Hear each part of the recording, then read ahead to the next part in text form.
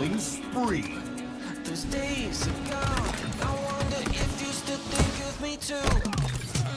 Double kill.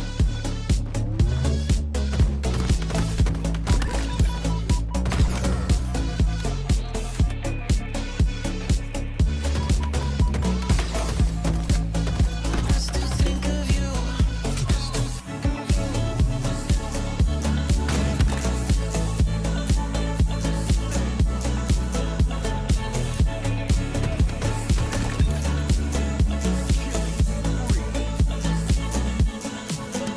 Roller coaster feeling, season change, let it go.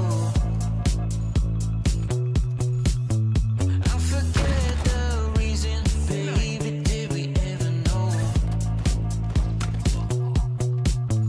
I've been calling these skies a rock shaped by the rain. And when you look at the stars, do you ever say my name? I still think of you, stuck on me like an old tattoo. I still think of you. Those days are gone. I wonder if you still think of me too. I still think of you.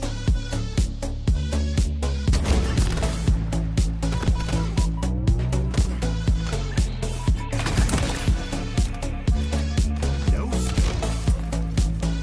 I still think of you.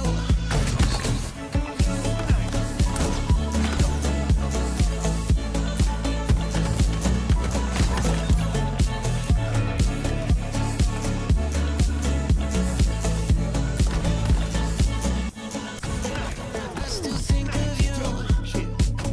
Stuck on me like an old tattoo. No scope. I still think of you. Those days are gone. I wonder if you still think of me too.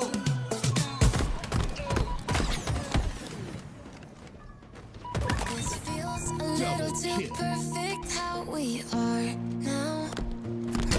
You think I throw a little caution, but I don't want this to change. Been waiting too long for a moment like this. Said that you only been off with me.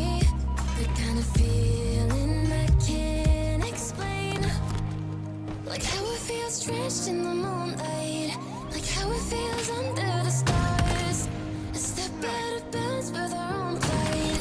A push towards the peace in the hearts. If it rains down on us, Double kill. drown out the noise. And I'll trust the mirror, mirror on the wall. Is it fair to watch me fall? Broken up in pieces. Can you see me bleeding? Mirror, mirror, tell me please, if these broken memories are enough to break free. Will it fix us slowly?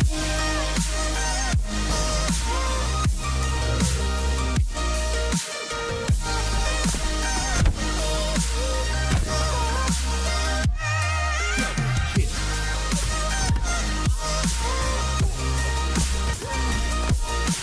Double kill.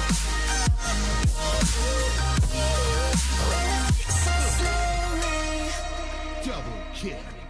Each day I'm moving along with what fits Double best kill. for Killing spree. taking me forward and back. Yet all I know still leads right through to the start of the end where the past can't chase us. You should stay for a while, disregard all the miles. If it's you and I will be okay. Like how it feels drenched in the moonlight. Like how it feels under the stars. A step out of bounds with our own pride. A push towards the peace in the hearts. If it rains down all on us, drown out the noise. And I'll trust the mirror, mirror on the wall. Is it fair to watch me fall? Broken up in pieces. Can you see me bleeding? Double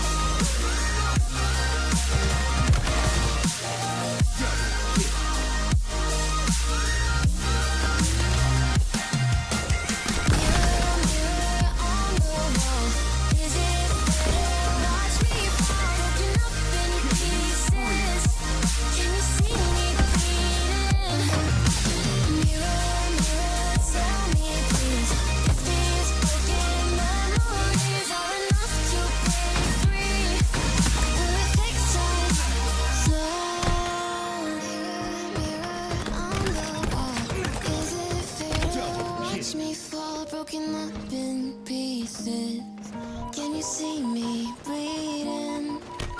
Mirror, mirror, tell me please if these broken memories are enough to break free.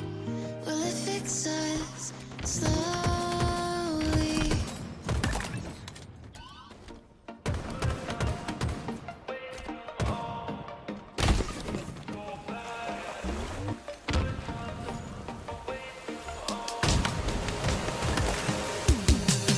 I've been in the good times already. You can see it on my face. I know. No more racing. We got it. We can reach it. We got it. And you know I'm feeling good like that. So what you gonna do? And I can't stop thinking about you. But what you gonna do? And you know I'm feeling good like that. So what you gonna do? And I can't stop thinking about you. What you gonna do? What you gonna do?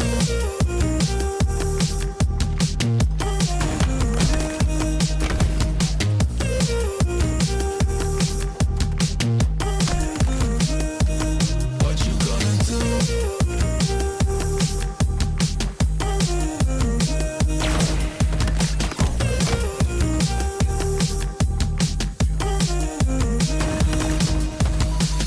I've been in the good times already.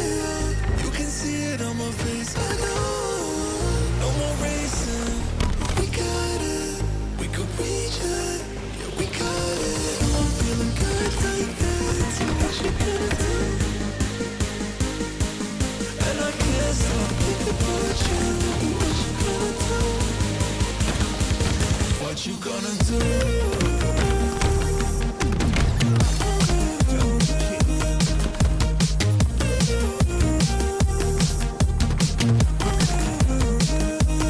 What you gonna do?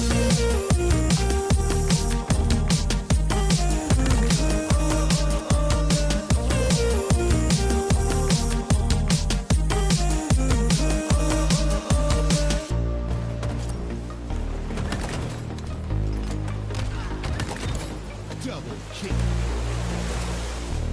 Perfect.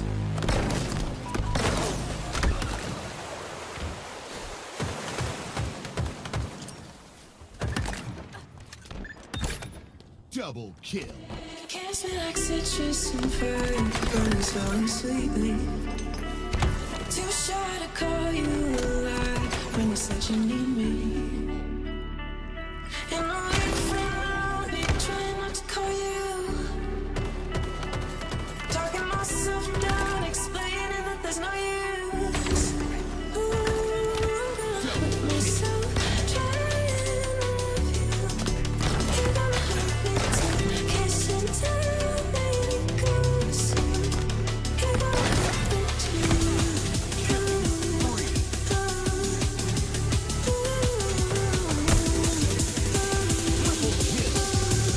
me too. You're gonna hurt me too. You're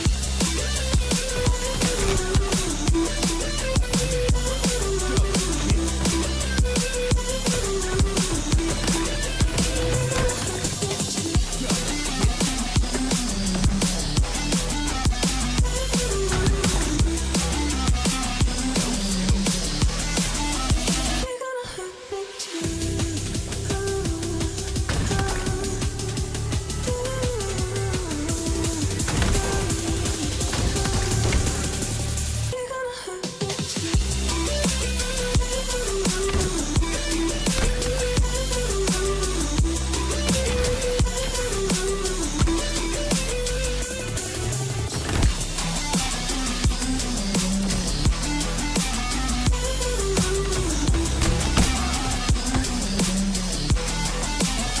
I feel like I've got subset eyes that can so pathetic.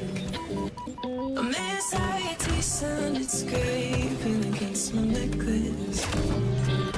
And then I found out me trying not to call you. Talking myself down, explaining that there's no use. Ooh, myself trying to love you. You're gonna hurt me too, kiss and tell me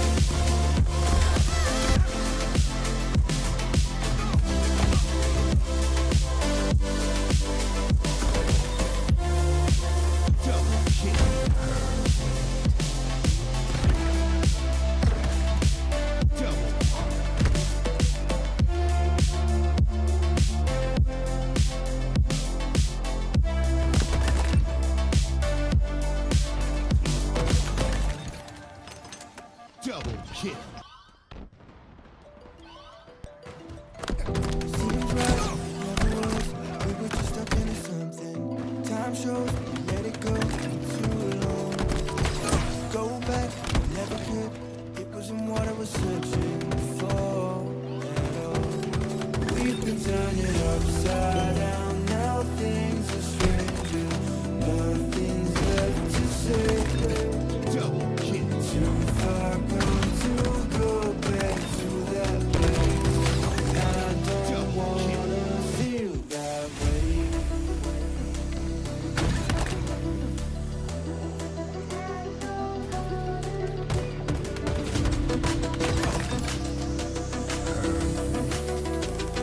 I don't wanna feel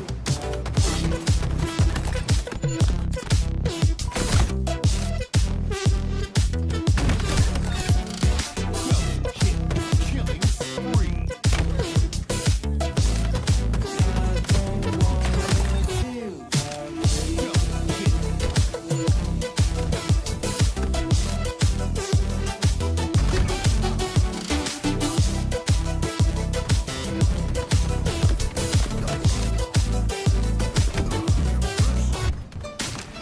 Seems right, it never was. We were just stuck in a circle. Double kill. Time shows, we let it go for too long.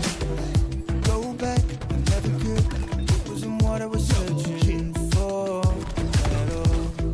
We've been turning upside down. Now things are strangers. Nothing's left to say. Too far gone to go back to that place. I don't wanna feel that way. Killing spree. Killing spree. Feel that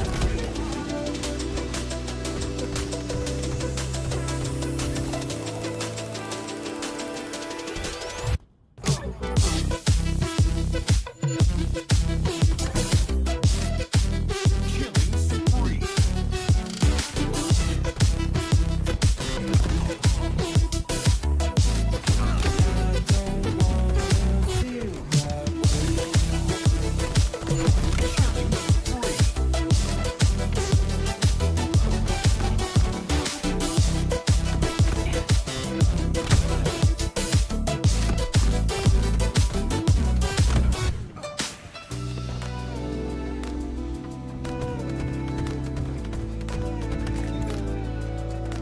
Killing spree.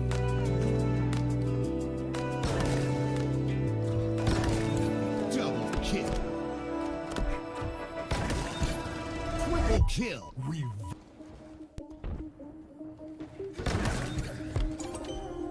Killing spree. Are we in too deep?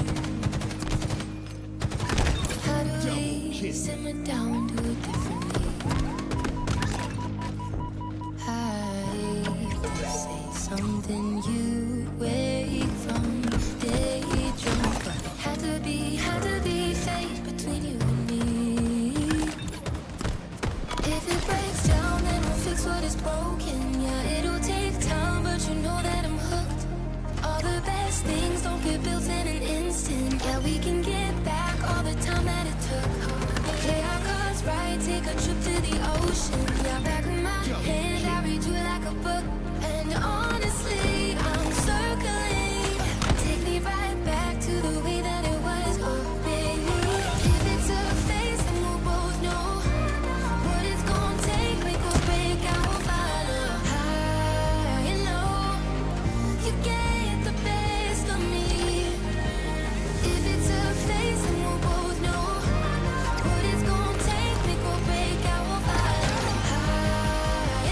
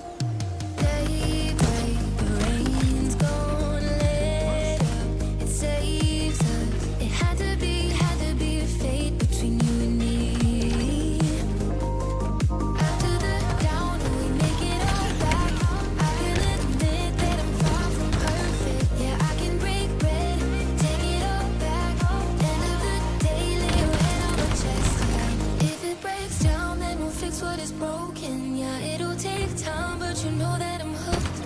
All the best things don't get built in an instant. Yeah, we can get back all the time that it took. Play our cards right, take a trip to the ocean. Yeah, back in my hand, I read you like a book. And honestly, I'm circling. Take me right back to the way that it was, oh baby.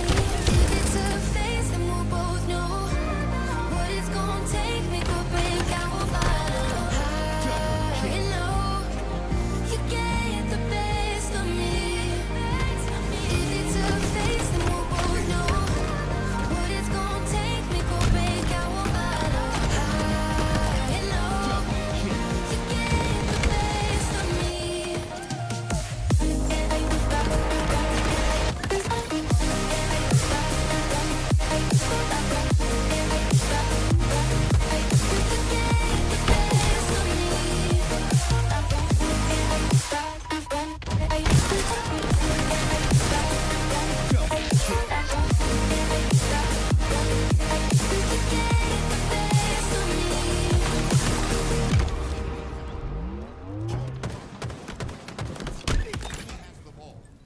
Killing spree.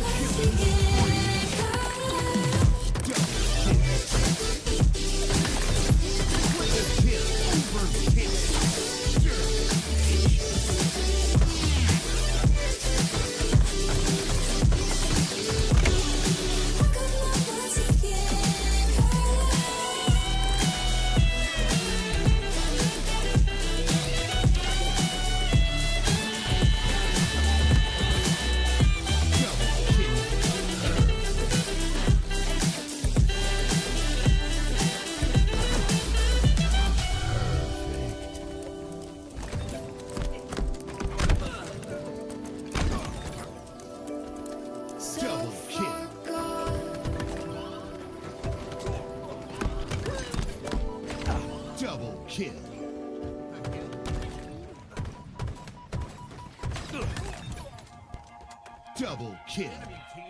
Came from a broken home. I've seen so Double many kill. people Killing go. spree. Learn to make it on my own. It's easier for me to be alone. So how are you? Keep cutting through. Claiming you're not like the other guys. And only if I could give you a chance. Show me that you mean it. We'll feel some type of way.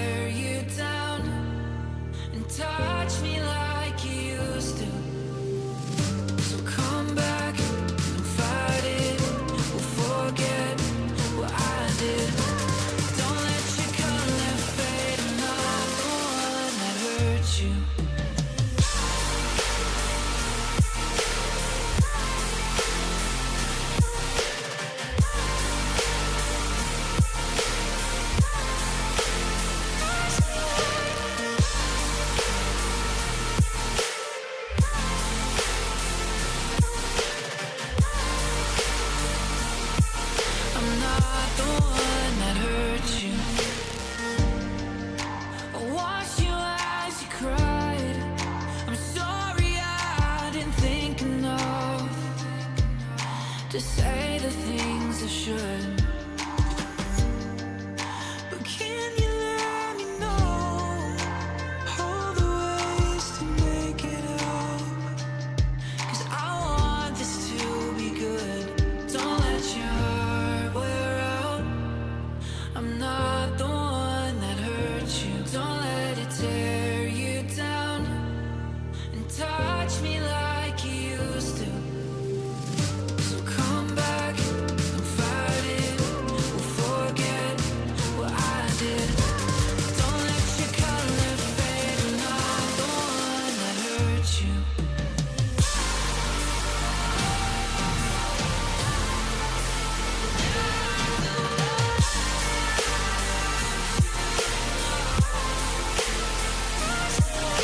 Trust me, I know that we got our problems, but baby, don't forget I'm not your past.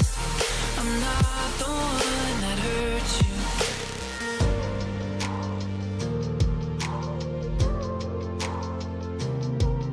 I'm not your past. I'm not the one that hurt you.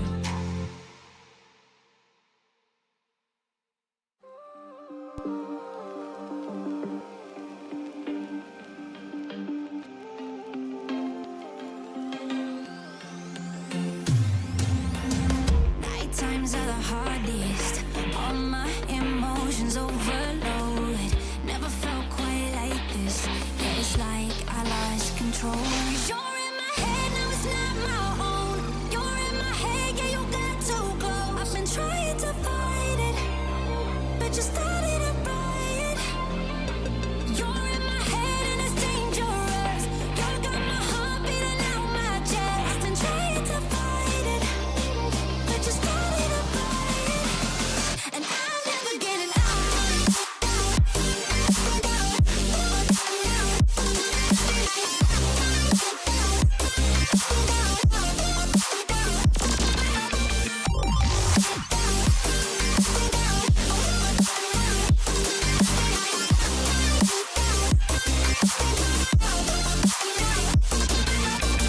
Brainwave short circuit when all I do is think of you. My veins are electric. What am I supposed to do? 'Cause you're in my head, now it's not my own. You're in my head, yeah, you got too close. I've been trying to fight it, but you started a riot. You're in my head and it's dangerous. You got my heart beating out my chest. I've been trying to fight it, but you started a riot, and I'm never getting out.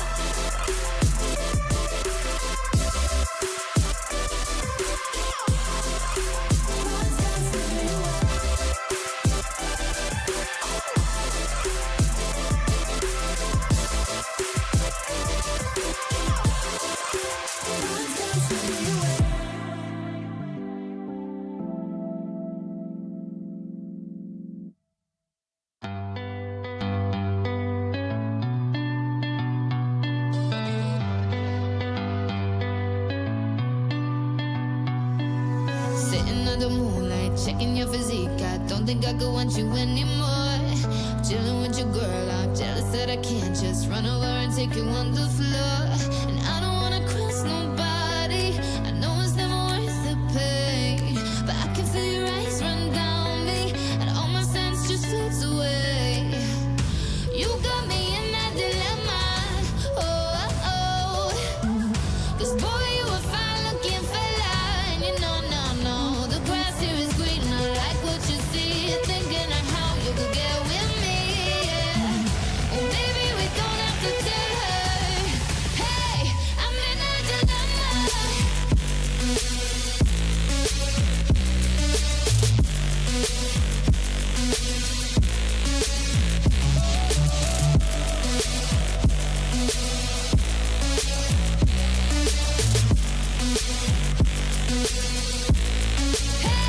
I'm in a dilemma. Because I want you, but I don't do wrong. I'm in a dilemma. You've been looking over here for far too long, yeah. The more I look in your wicked eyes, the more you're leaving me hypnotized. No, I'm in a dilemma.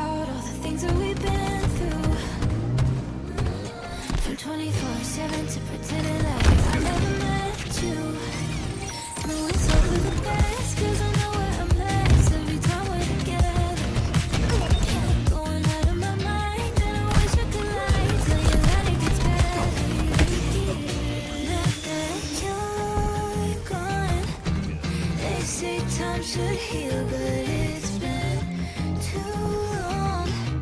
Couple months where I can't seem to move on.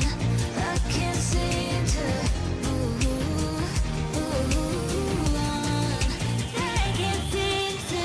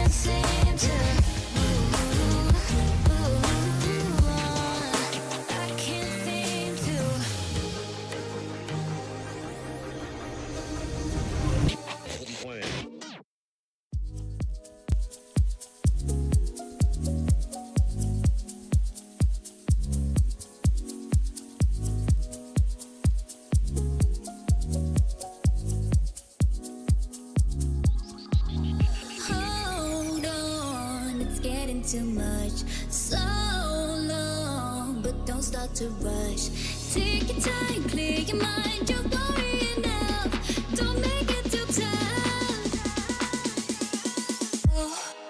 We made it. We made it, yeah. We made it. We made it. We made it. We made it, yeah. We made it. We made it.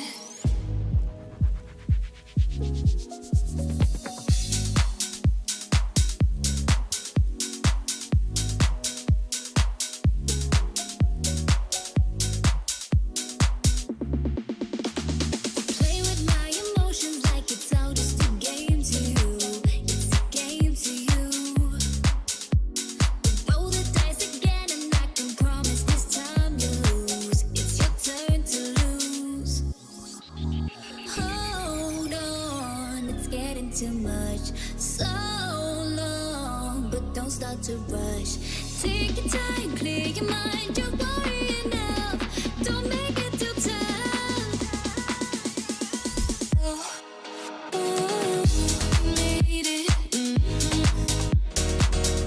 We made it, yeah. We made it. We made it. We made it. We made it, yeah. We made it. We made it.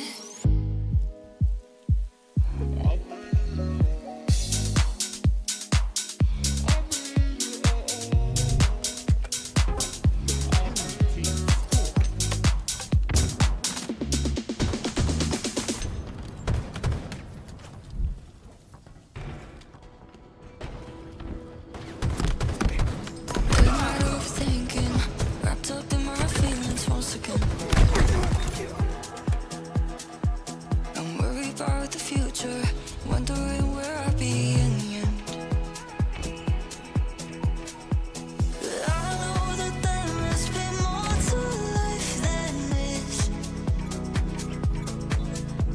I know I'm not perfect, but sometimes I just wish.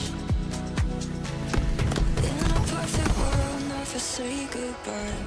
Your heart will never break, and you won't realize anything you want with no compromise. In a perfect world, but a perfect world wouldn't be mine.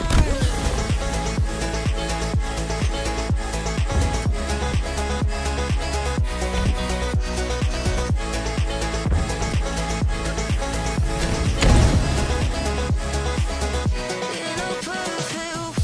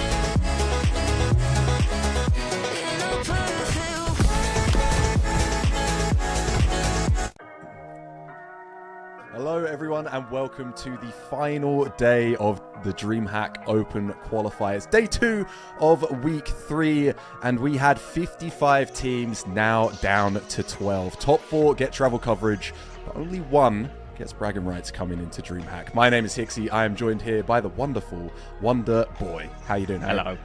Yeah, doing good. You threw a lot of numbers at me there, but I think I just about got the gist. Basically, for anyone who needs to know, if you place top 4 in this tournament this weekend, you get travel coverage. You get that money, that big pot of money that's made available to you to then fly out and compete at the Dreamhack Open. So we're looking at the winners of the winners semi-finals. They'll guarantee themselves top 3. Here are your winners semis matchups still to come.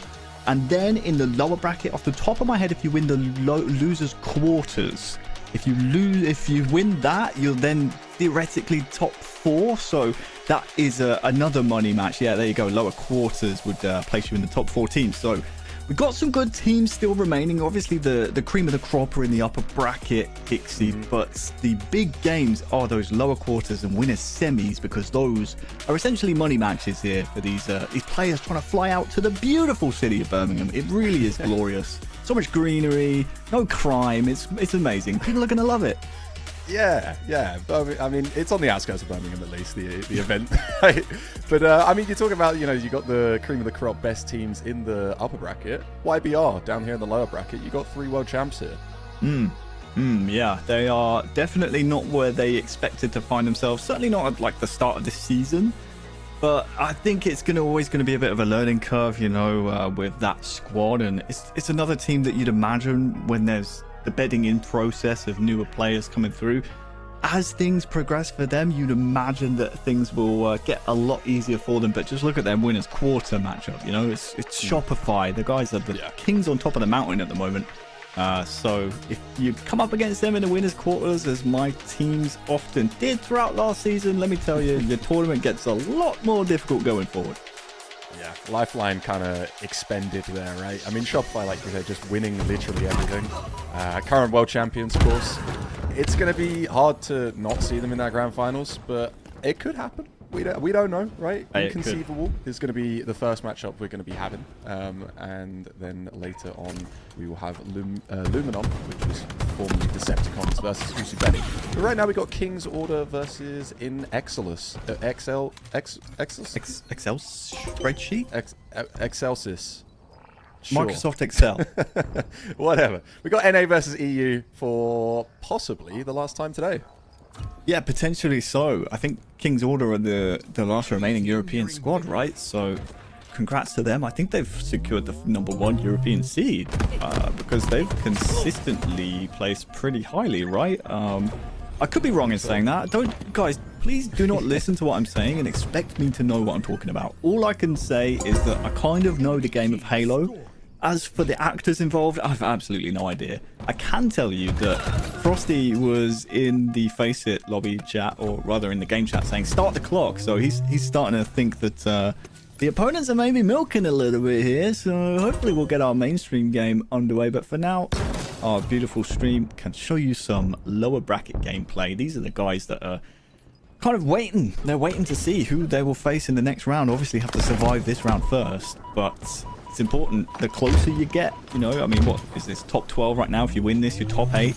If you win that, you're top 6, and then you're 1 game away from potentially flying out to Birmingham. So very important you win every game and you put every single best foot forward. I don't know how many feet you've got, but sometimes I just start saying things 16 and I've got no idea where they're going. Well, I mean, King's Order are trying to claw back a pretty heavy deficit so far, 236 to 153. Nice shot from Scarcity, though.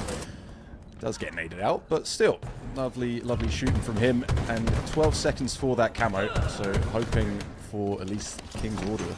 So if they can pick that up, maybe they can continue trying to scoop up some more points, currently with an AV hold, as Finners will reset that one. Will fall. Looking like I need to stop trying names, man. Netroxin. Okay, cool. We got it now. Netroxin. But 3 actually dead, 4 in XL, which is, I'm just going to shorten it to that. Yep. And already trying to get the triple cap for King's Order. So definitely just trying to come in guns blazing. Ooh, do they know, though, that in XL have spawned pipes? It looks like based on the kill feed they do. So yeah, despite the score being, I mean, this was when it flipped control. It was something like 236 to like, I mean, less than 150. So this is a really good run of scoring by King's Order.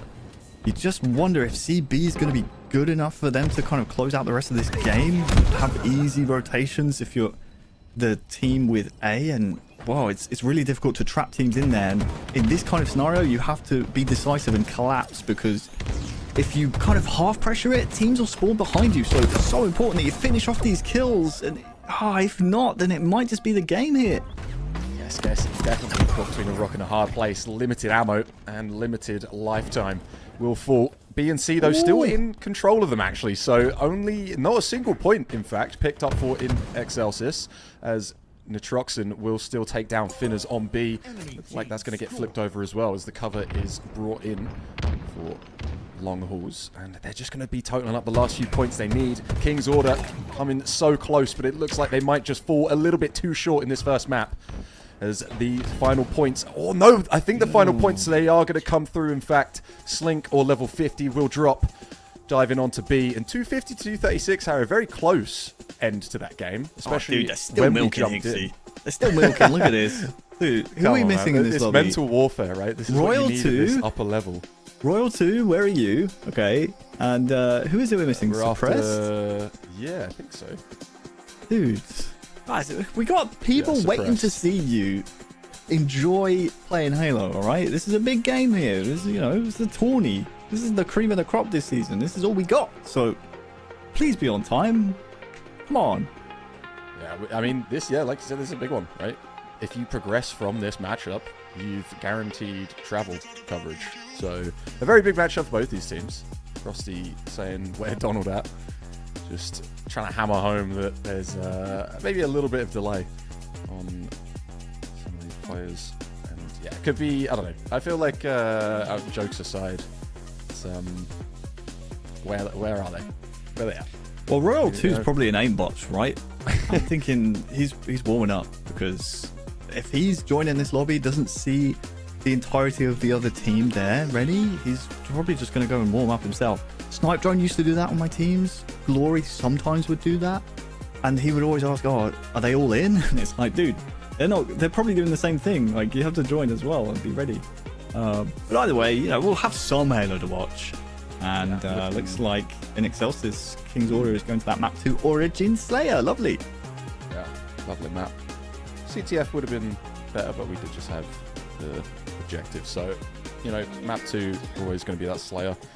And I think we'll just keep our eyes on that for now. It's actually in. There you go. Just while Suppressed and Royal 2 get whatever they need sorted, we'll jump back on board with the boys on King's Order. Finn is actually going to switch to Nitroxen now over by a Pyramid.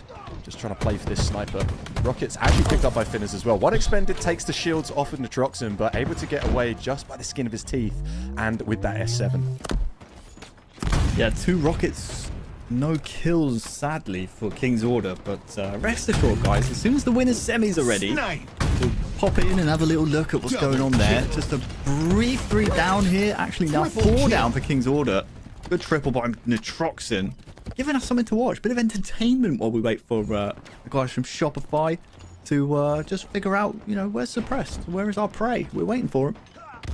Nitroxen with 4 bullets to work with. Oh, I don't think that was actually a team shot, but it looked very, very close, at least from observer view. Nice no-scope comes out. Slink as well, just trying to get some extra damage down.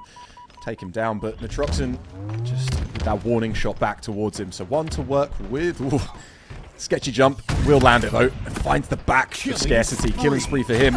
Able to actually, no, not get away. Slink will find him. Just a little bit pushed up further than he expected. And a 5-1 for him. As King's Order now, with both power weapons expended, going to need to use bandits only to make this one happen. 8 to 11 so far. I tell you what, it's not a bad innings when you have, what, 8 bullets of S7 to work with. You convert those into 5 kills before finally being taken down. That's about as good as you can ask for, especially on this map where you're so easily pressured. Now, the big question is, with rockets up in about 40 seconds time, King's Order, they don't really have a base to their name. That's why they're fighting over here towards blue, and almost saves his own bacon there.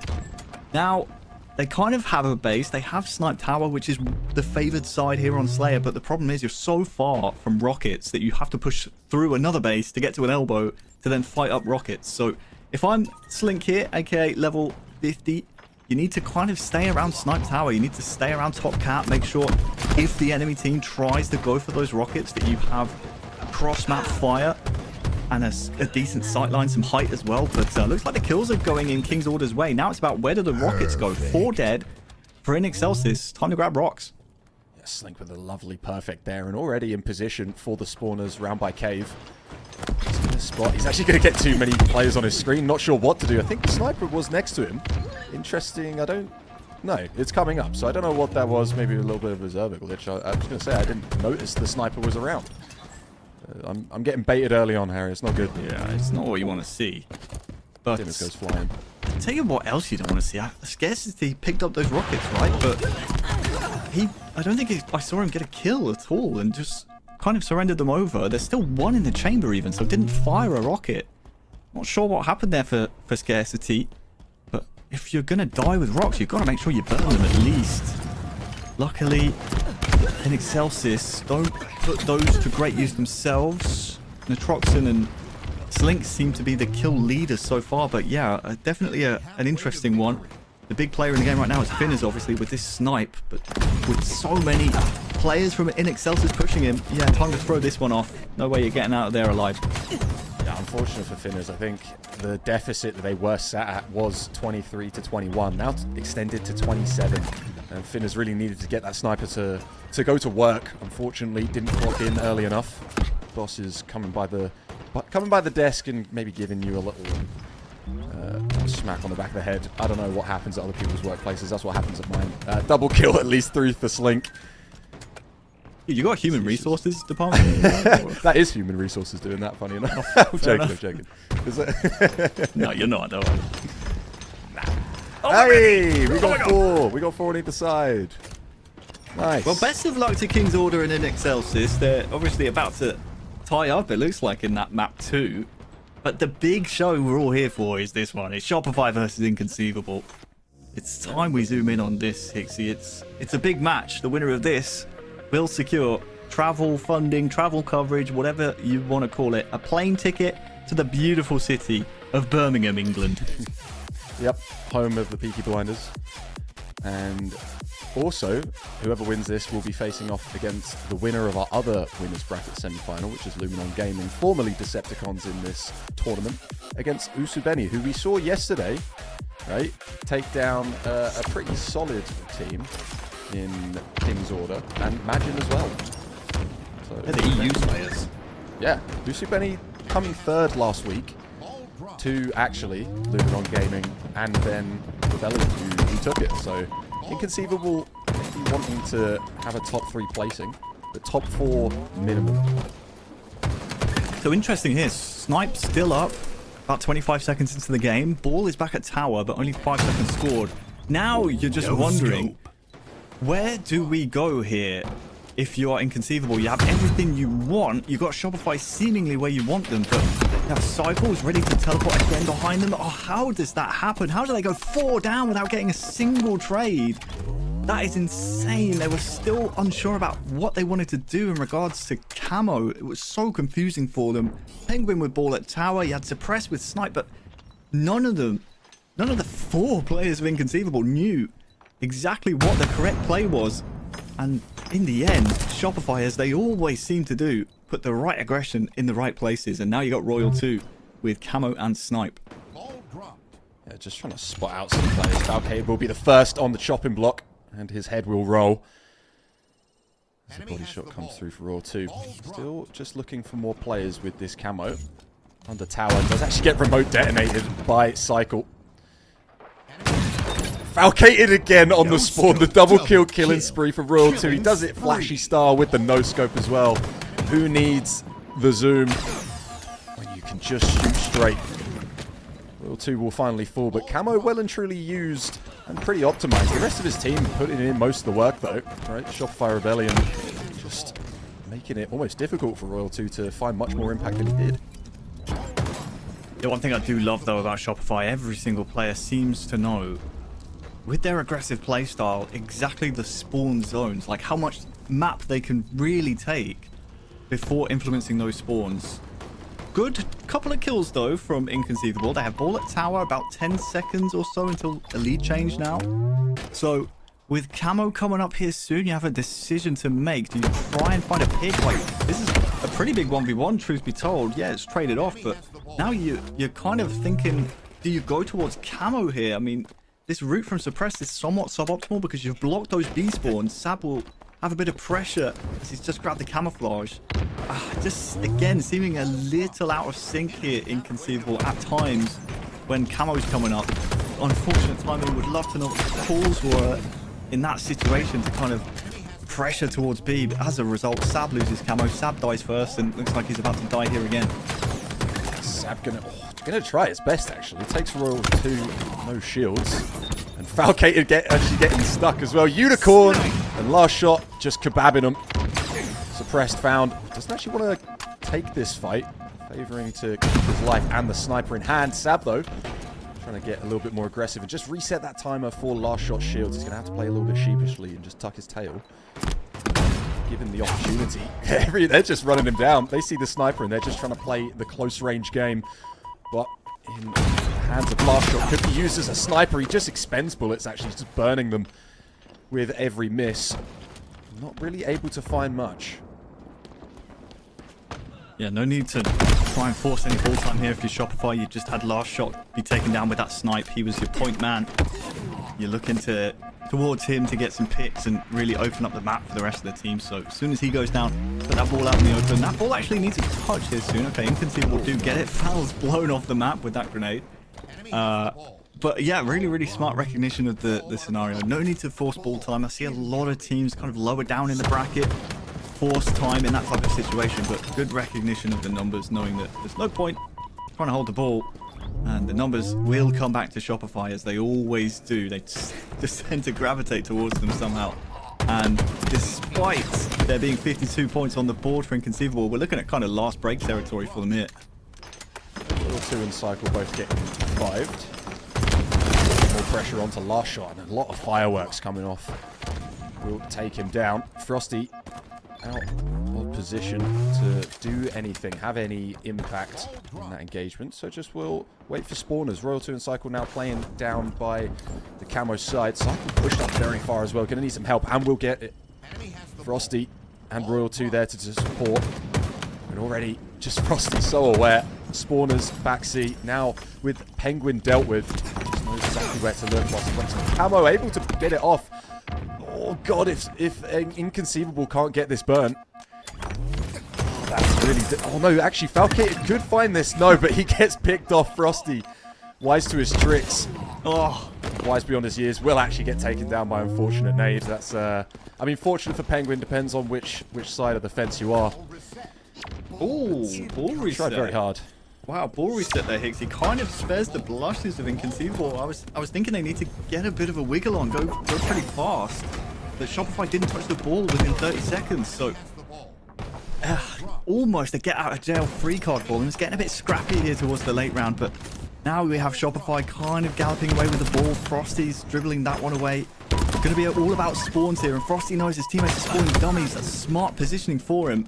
And now we're in a bit of a 50-50. If I'm Inconceivable, I think about going around here. I think about maybe trying to hit behind from C, go across top mid, grab that snipe on the way through. But they're winning the gunfights here, Hicksy. Only Royal 2 left alive. Royal 2 leading the charge on Slays, but trying his best and can't compete. Too many players in front of him. Snipe picked up by Inconceivable as well as Bull. So potential for a solid hold. Falcated actually does get spotted out. Cycle choosing to take the shots as well. And will get the trade onto Sab. Thought he might have tried to slip through and just use that knowledge of Falcated's position to allow his team to help out. Falcated actually still up as well, picking up that sniper. Does have the repulsor to work with as well. So any flying nades that come through, he can just get rid of, but does actually get stuck. Too focused on getting the kill onto Royal 2 will be his demise. Beautiful trade there from Royal 2. There's Only 6 points required, and looks like they're just going to go for it. Frosty just holding on to this. It's now or never for Sab, and he's not able to get anything done. First round going in favor of Shopify Rebellion. A crazy break and a nice little hold just to close it out. Yeah, nice idea there from Sab, though. Nice idea. You don't really want to try and just sprint in, try and take down the ball carrier. No point. You're always going to lose that 2v1. Just apply some pressure and hope your teammate can find the angle and do enough pressure himself to take a player down. And sometimes those situations can work in your favor. Was that a collapse? No, I'm not sure. I'm not really sure what just happened there. I'll have to slow that one down. But camo 10 seconds looks to me as if could be somewhat of a 50-50 scrap for this. Shopify perhaps favored. It's all really down to what Sab can do here bottom mid. Frosty Sense looking like M&K. That's those flicks are kind of nuts. Unfortunately, none of them landing. 2 bullets to work with for last shot. 1 chambered. Will. Oh, I thought that was a sniper. Yeah, what happened there, Higgsy? Break that one down. I'm not sure if I can. I don't even know if you can. That's a interesting one. Looks like a shot to the shin turns. We'll slow that one down as well. Turns very little in damage, but you know, whatever. A body shot, I guess, doesn't count everywhere. In that situation, we'll call it ping. But I'm pretty sure. Maybe observer glitch. Who knows? Who knows? Anyway, sniper, 1 bullet for Cycle to work with alongside the camo, and all his team collapsing into garage. The Sab spot out. Team shot actually as well. It's been a little bit sloppy in this first round. Or second round, excuse me, for Shopify, with the missed comms maybe repulsing up to top mid and then getting that TK. And just then getting shot by his team as well on Cycle. So camo will fall. 2 still trying to lead to the charge with that kill spree coming through. Dead to rights. Falcate is spotted out. Sab, unknown entity, will reveal himself, so Royalty flight. Yeah, problem preconceivable right now is they're losing first blood too often in these team pushes. Shopify so good at trading things off. That's better for them though. 3 kills without reply. And they're going to continue to chow here over towards dummies. I don't mind this by Penguin, because if you have players pushing over top towards C, you can pinch this kill on Royal 2. Spawn them B, make it more difficult, but looks like Penguin's got on the call to just back down. Foul and Suppressed, I believe that was, trying to push towards B.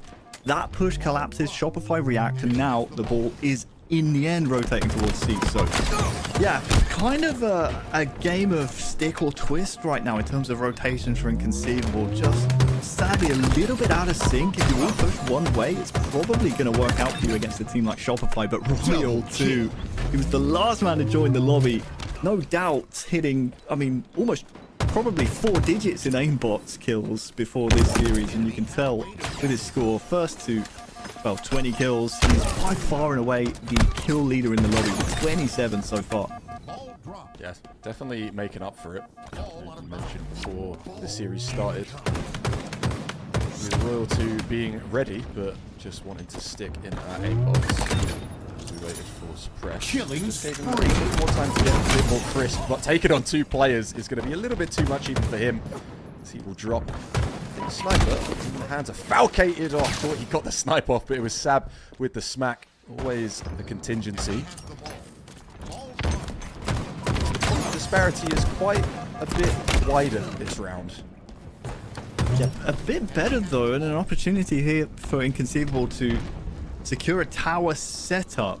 They're obviously worried about mud, but we saw their Shopify just pushing a little bit out of sync. That's pretty much where the majority of your holds, the majority of your time is going to come from. When Shopify try and go a little bit too early, they mistime things. Frosty wanted to try and pressure a lane and make things difficult for Inconceivable. But when you do take that player out of the equation, the rest of Shopify need to stop, and they will continue to pressure every lane. And most of the time it works out for them just because of raw skill. But if you can punish that, no doubt that will be where the majority of Inconceivable's success will come from, in this map. But as they always do, Shopify's pressure is just never ending. They pressure every lane, they pressure it all the time. And well, if this ball doesn't reset, it could be a nice tower hold for Shopify after what was a great break following some relentless aggression. Some very forward positions as well. Cycle just tucked in.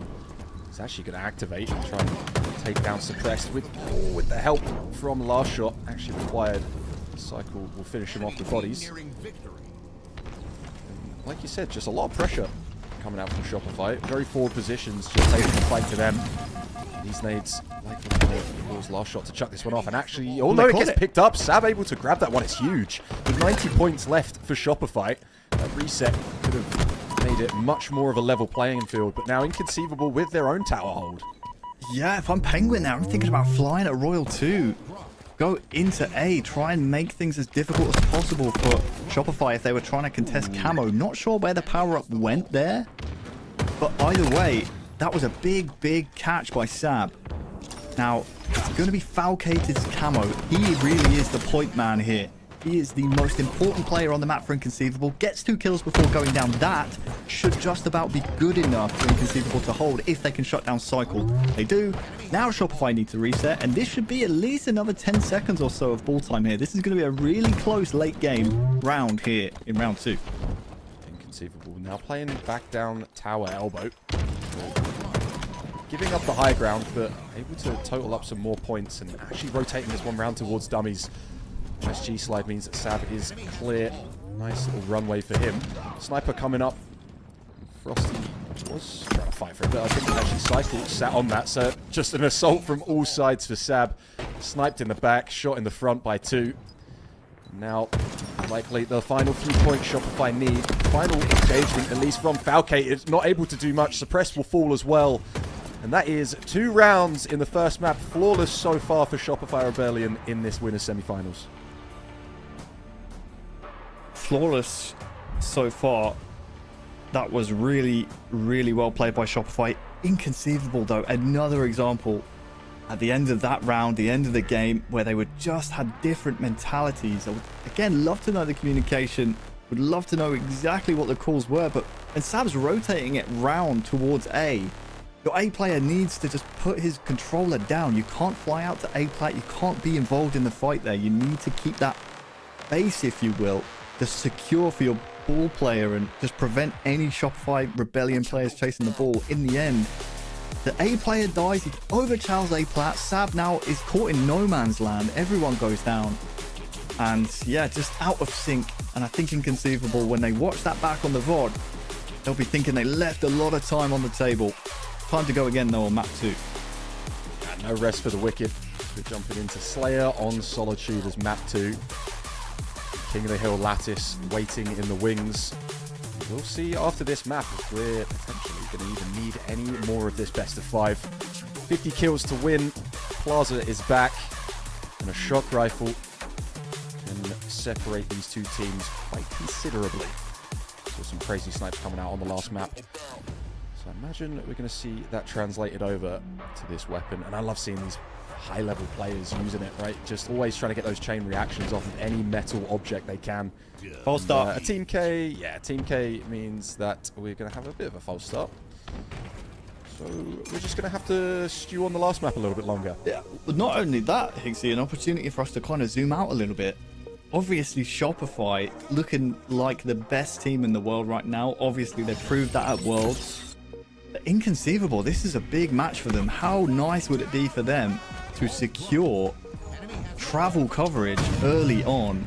That would have been very, very, very nice. Obviously, still have the opportunity to. It's only map 2 in this series. Elsewhere, you can see King's Order actually have come back in the series. They're now on series points with a couple of games in hand there against InExcelsis. So EU's team, well, their last hope still march on so far.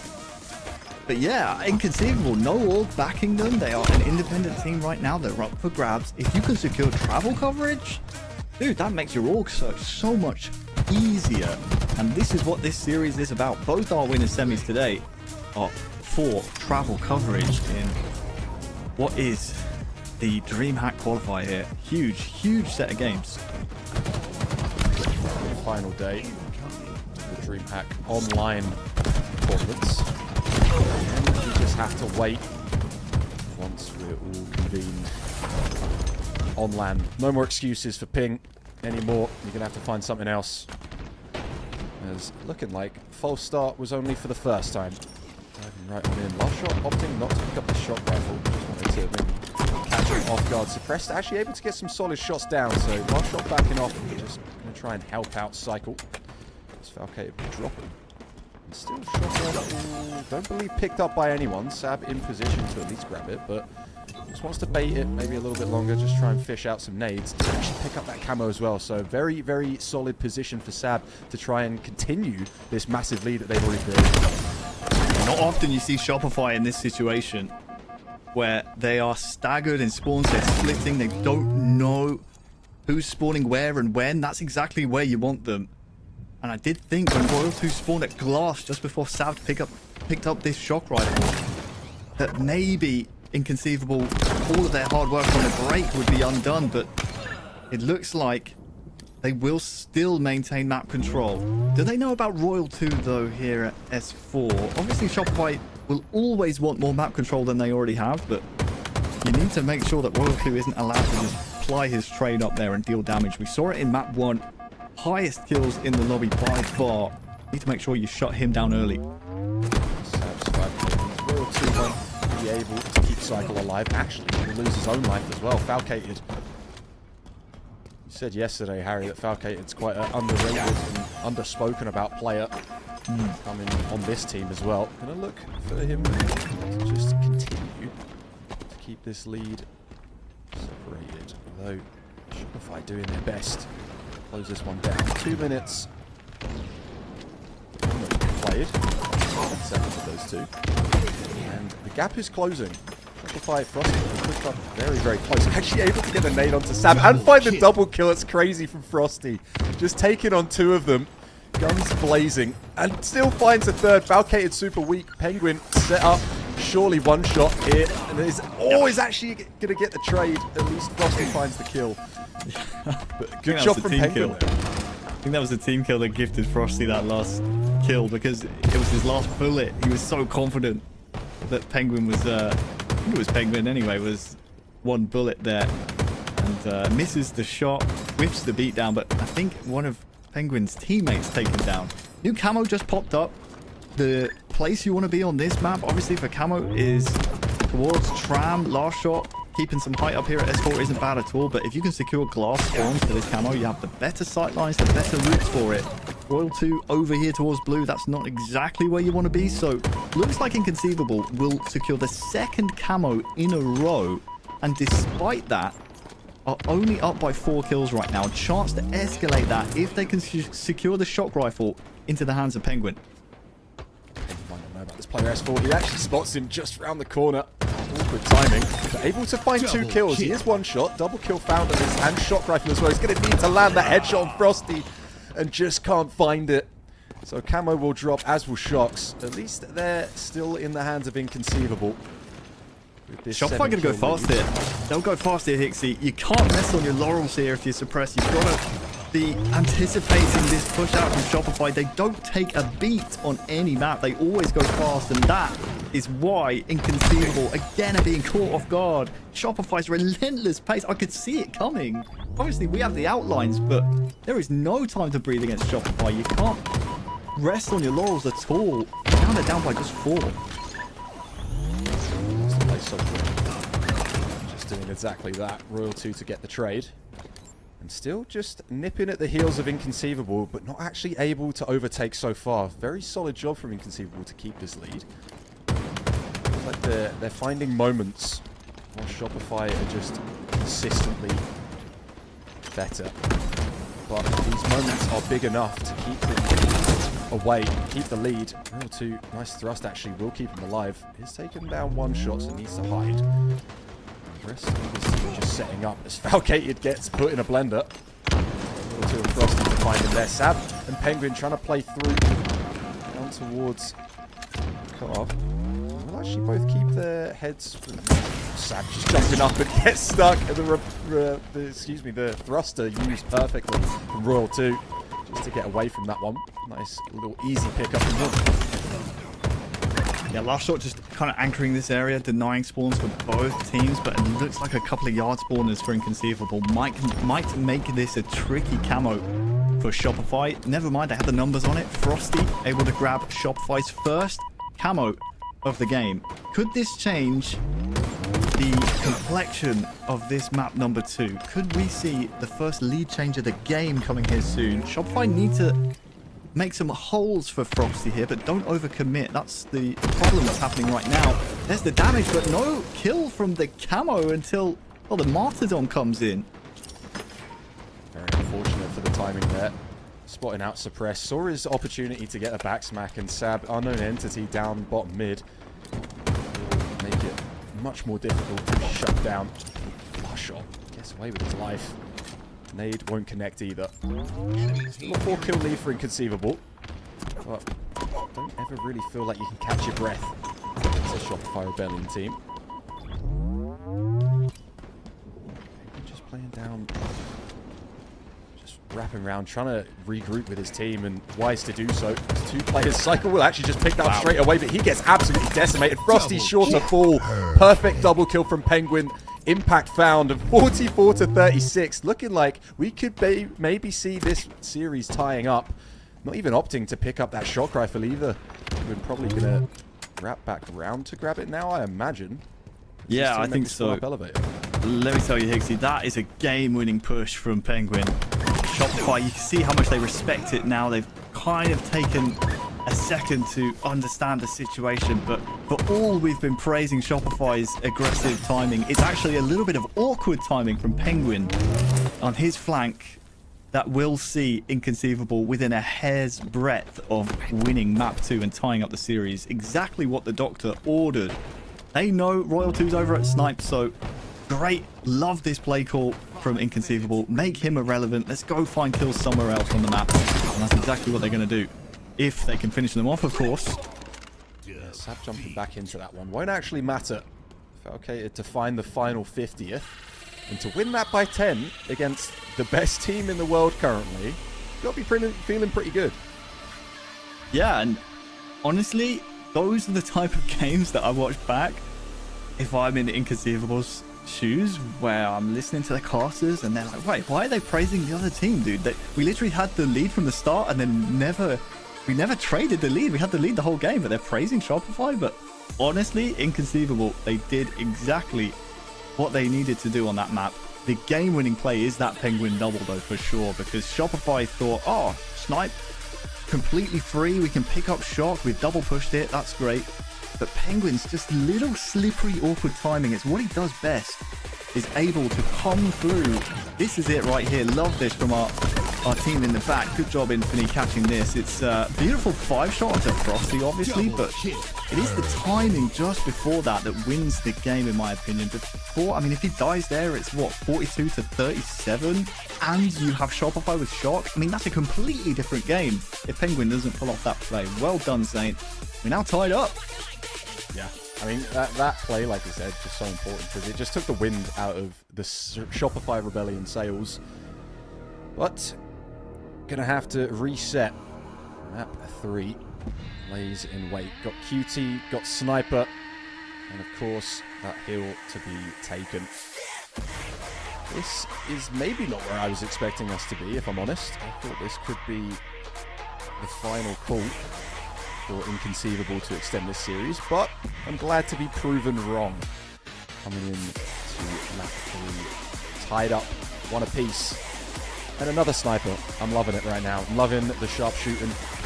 Forward with last shot to see what he can do on the openers. Just watching for anyone to cross. No one actually visible. Suppressed to show his face first. Falcated, caught. That jump gonna betray him. Alright, you've proven you can take a map off of Shopify. But now this is kind of a different beast. This is a different flavor of map, a different pace, different game type as well. You have to prove that you can outfox them on this map and mode. So far, only one player on Inconceivable has managed to get a kill to their name. So, ooh, does Frosty know about this spawn? Suppress spawning just there. This could be a big kill if they can finish him off. He will just about get away. That is a let-off for Frosty. He needs to be a little bit more aware of those blue spawns there, but just about got away with it.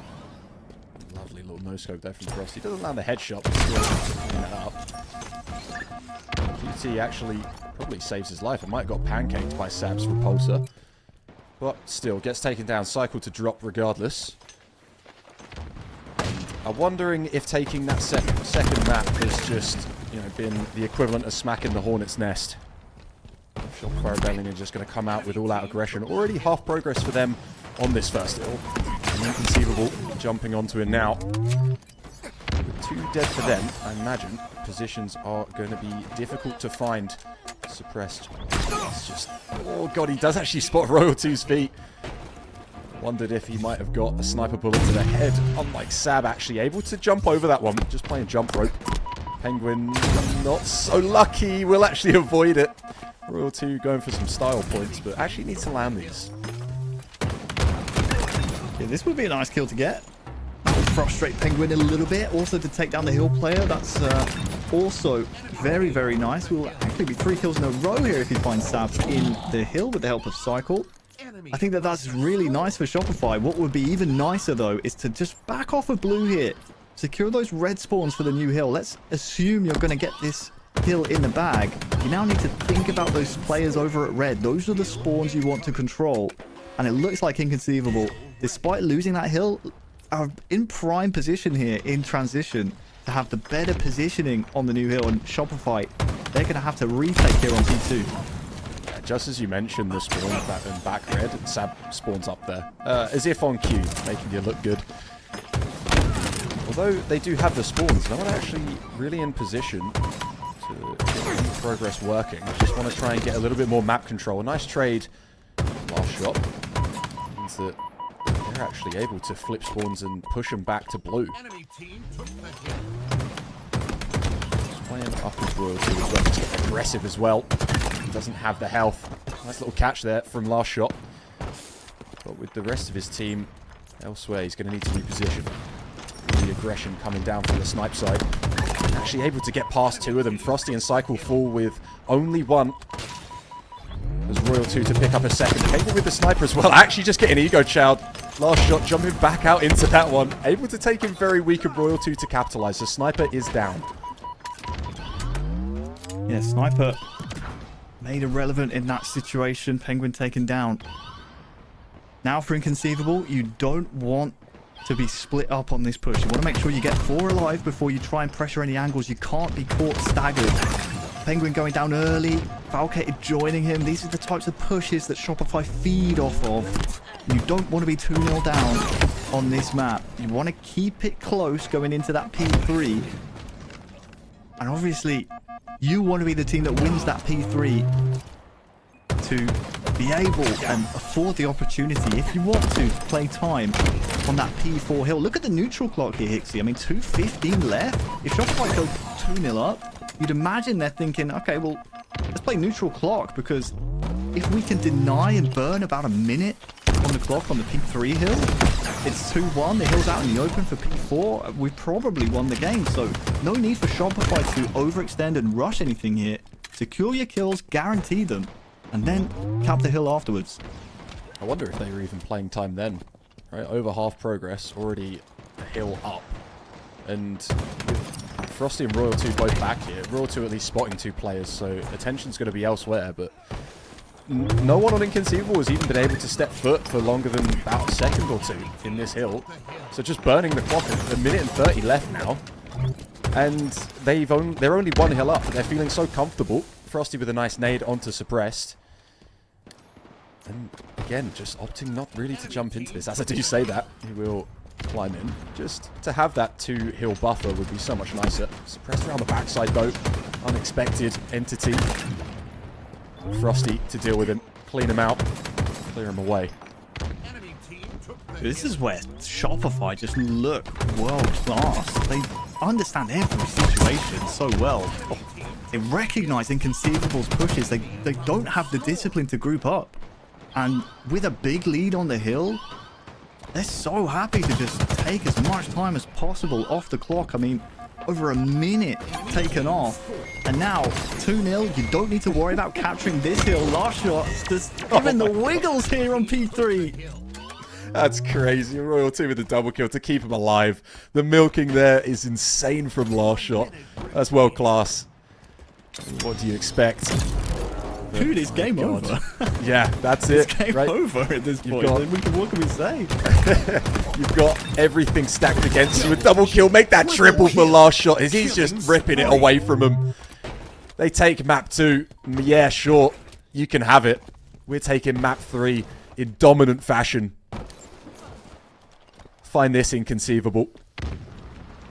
Just the way you're losing this one. 30 seconds left to play now, and Slayer is the name of the game for Shopify. No one in position from Inconceivable to even get close. I think Falcade might be the closest, but again, Royal 2 just playing with his food.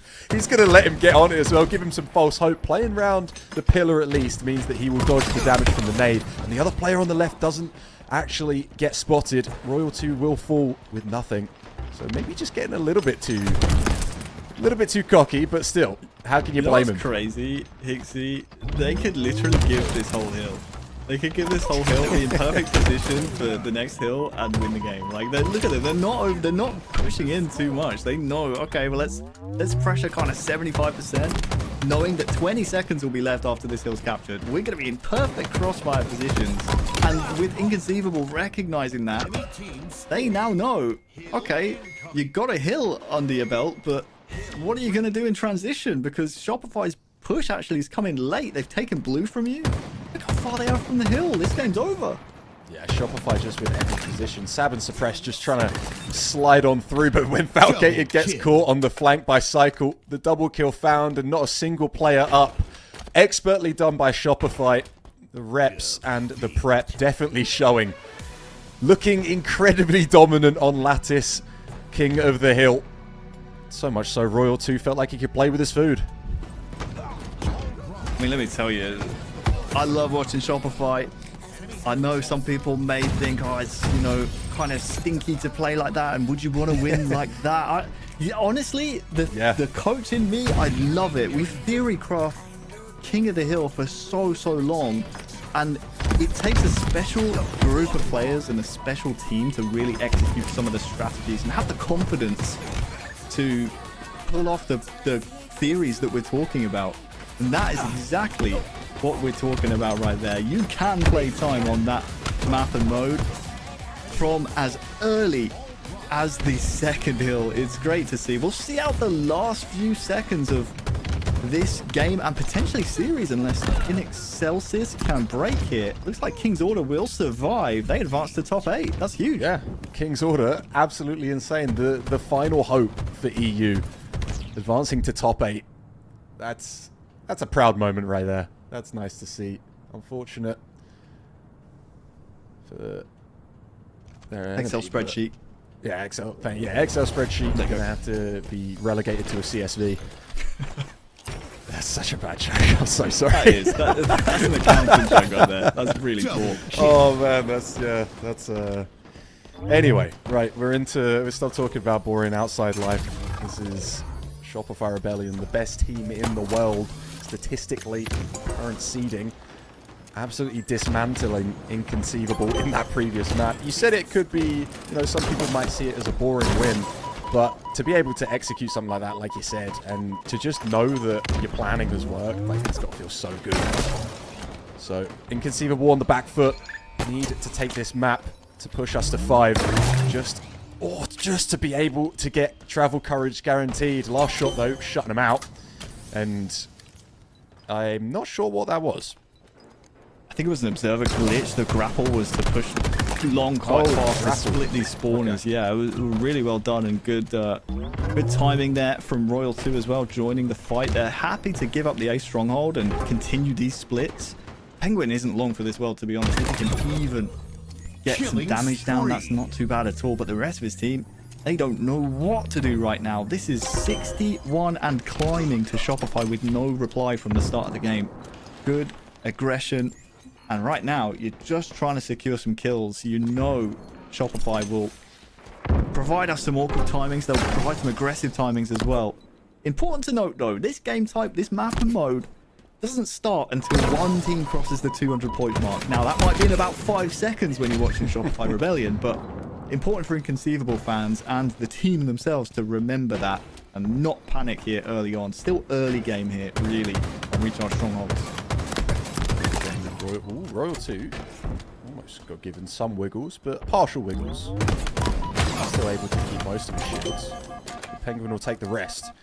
Cap not actually going to take any effect at all as Penguin sat up on A, but now will definitely find its effect. Inconceivable already just getting wrapped around. Royal 2 with the... Oh, God! Crazy nade from him. Takes load of damage off of those two players of Sab and Falcated. Able to get one and the other cleaned up.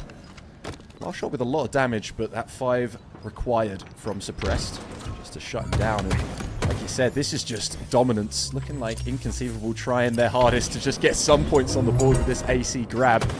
Very unorthodox, but finally points on the board. Yeah, they won't be scoring for much longer though.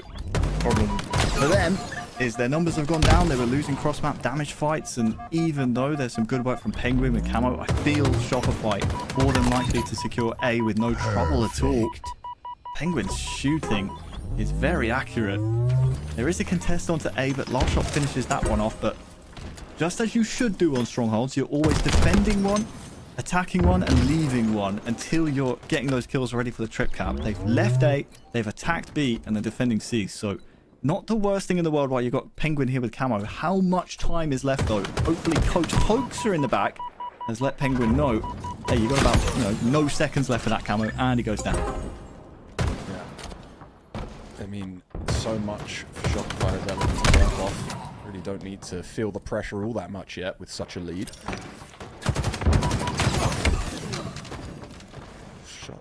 Frosty, not actually able to get that trade. Sab with the perfect. VR, Suppressed with the beatdown, finds another. Just trying to get one back, but doesn't actually expect Penguin to be there. Assumed that he would have wrapped round. Oof. Will actually pay the price for it. Hey, this is the ugly side of Shopify. This is the ugly side. If you push in and you try and make things happen in different lanes at different times, the enemy team can pick you off one by one, and that has allowed Inconceivable to push into C through tower, and now they're trip capping. They can leave B here. They don't need to continue the trip cap. No need to risk your life here. No one can trade that damage from Cycle. And again, for all of Shopify's aggression, it looks great when it works. This is kind of what it looks like when it doesn't. Frosty, though, with a big play here in Turbine. Now, can you finish off B? And what's going to happen over at A? Will Suppress try and deny? Doesn't look like it. They're going to have to break here. So, were it not for that great double from Frosty and Turbine, we're probably looking at a completely different scenario there for Shopify. That was kind of dangerous. 2 dead apiece. Shopify totaling up points. Shock Rifle goes crazy. A wild shot from Frosty. Still 2 to work with though. And unfortunately, Penguin's going to find the first. Body shot will take him down. Sab potentially the receiver of the second. Just doesn't know it yet. He will actually fall, able to get away from that one. Royal 2 with a trade down bottom means Frosty's going to get that camo. I was going to say no questions asked, but nades will come flying out. Actually, I don't think anyone really expecting him to grab it. So Penguin, whilst on B, team actually able to get the shots down. I mean, the eyesight for these players is just crazy. Well, not only that, you also have last shot going down at gold, so no camo here. You got Royal 2 kind of out in the open at gold stairs. Dude, if they don't get back and defend C, this could be a trip cap for Inconceivable. Need to make sure the numbers are in the right place here for Shopify. Cycle recognizing that, and the best defense is honestly strong offense. That's trying to give the wiggles, but I don't think Cycle will survive. And now, well, things get very messy indeed. I think Shopify kind of thrive off of that chaos though. Royal 2 with a perfect onto Penguin. That should secure A and B. And just like that, we're now going to see Shopify break and back to an A-B hold.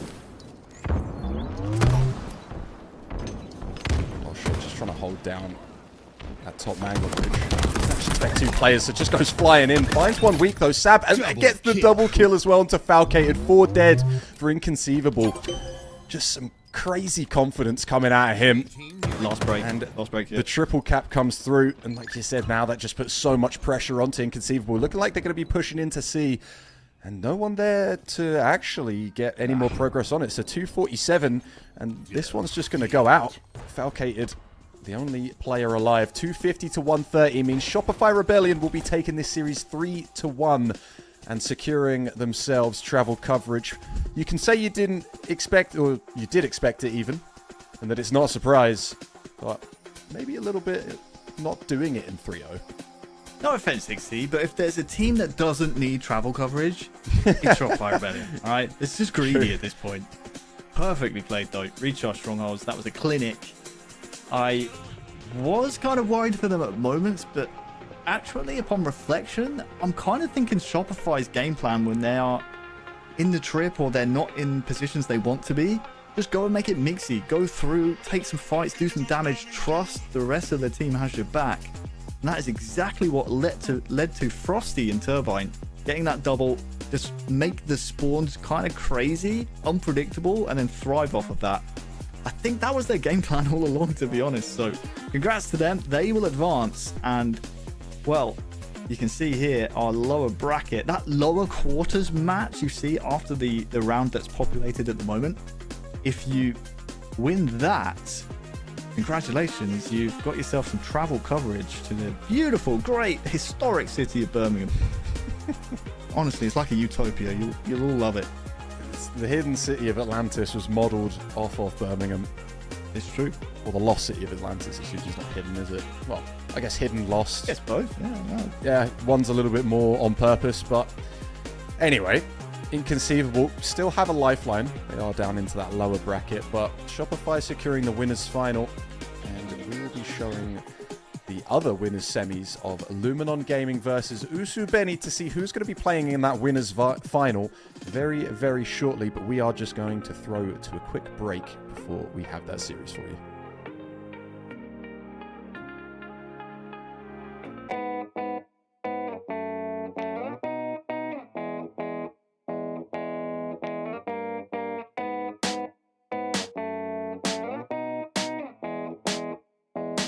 Can't get my head on my shoulders. It's like I'm losing myself. I still see your shadow on the wall, like I'm living in hell. Touchdown in a new place, trying to escape your poison. And I hate that I miss a mistake. I'm tired of your ghosts, but I don't wanna run away.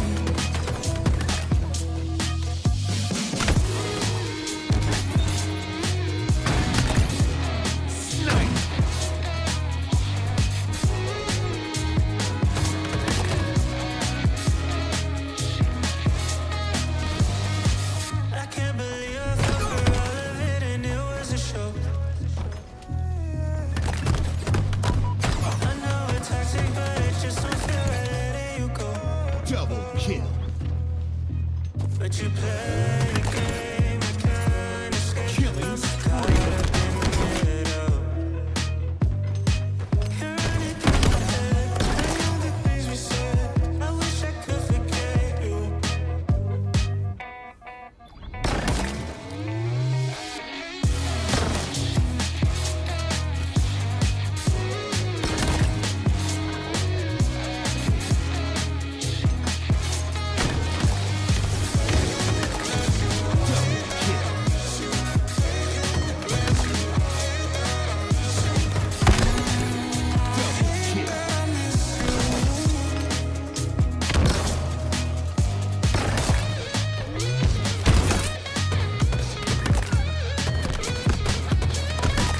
Double kill.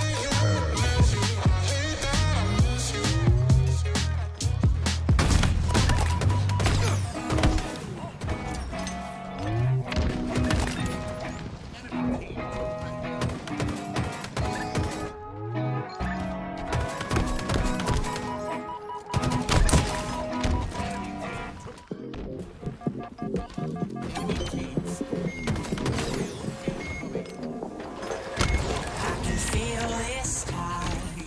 Choke my neck and I just wonder why. Double kill. Triple I'm kill. wearing the suit Killing I'd spree. never buy. A suit I'd never buy. Cufflinks on my wrist. I can't act surprised when the shovels hit dirt in the earth. Did they start to cry? Killing spree.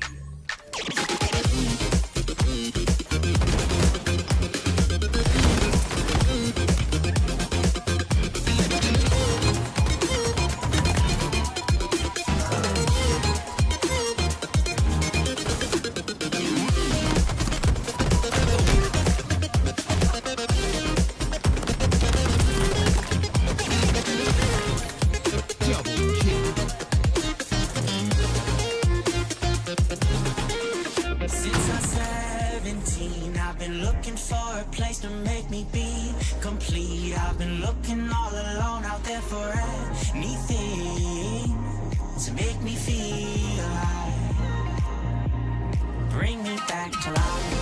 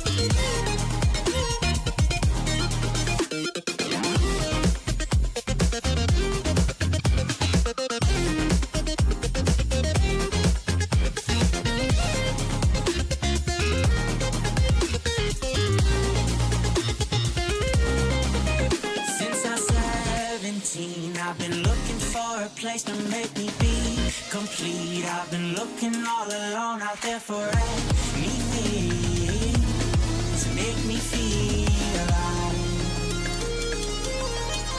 Bring me back to life.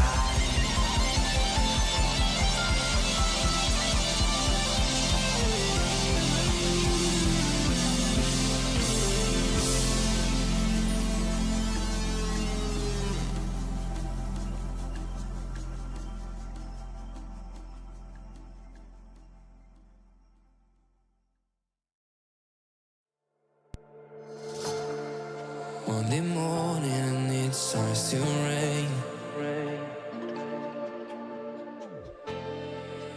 and I'm thinking about what we've been through. It's getting cold and light starts to fade,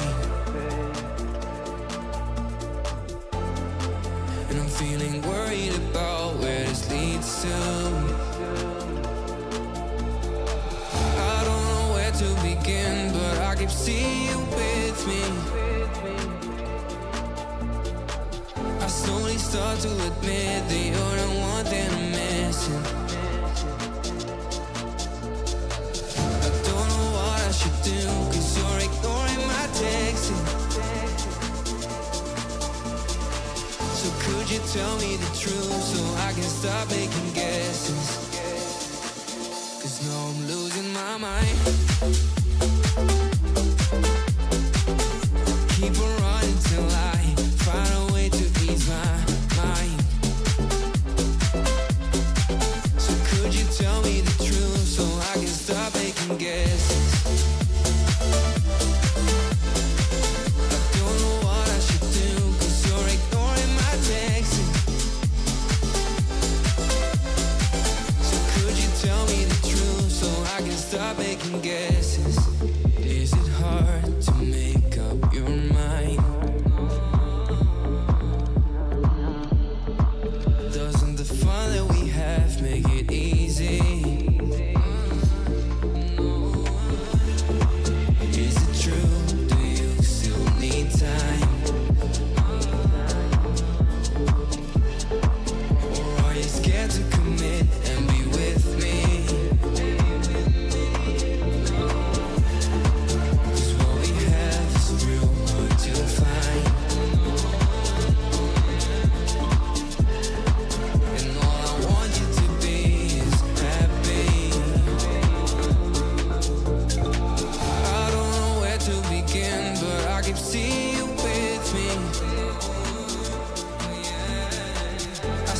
Start to admit that you're the one that I'm missing.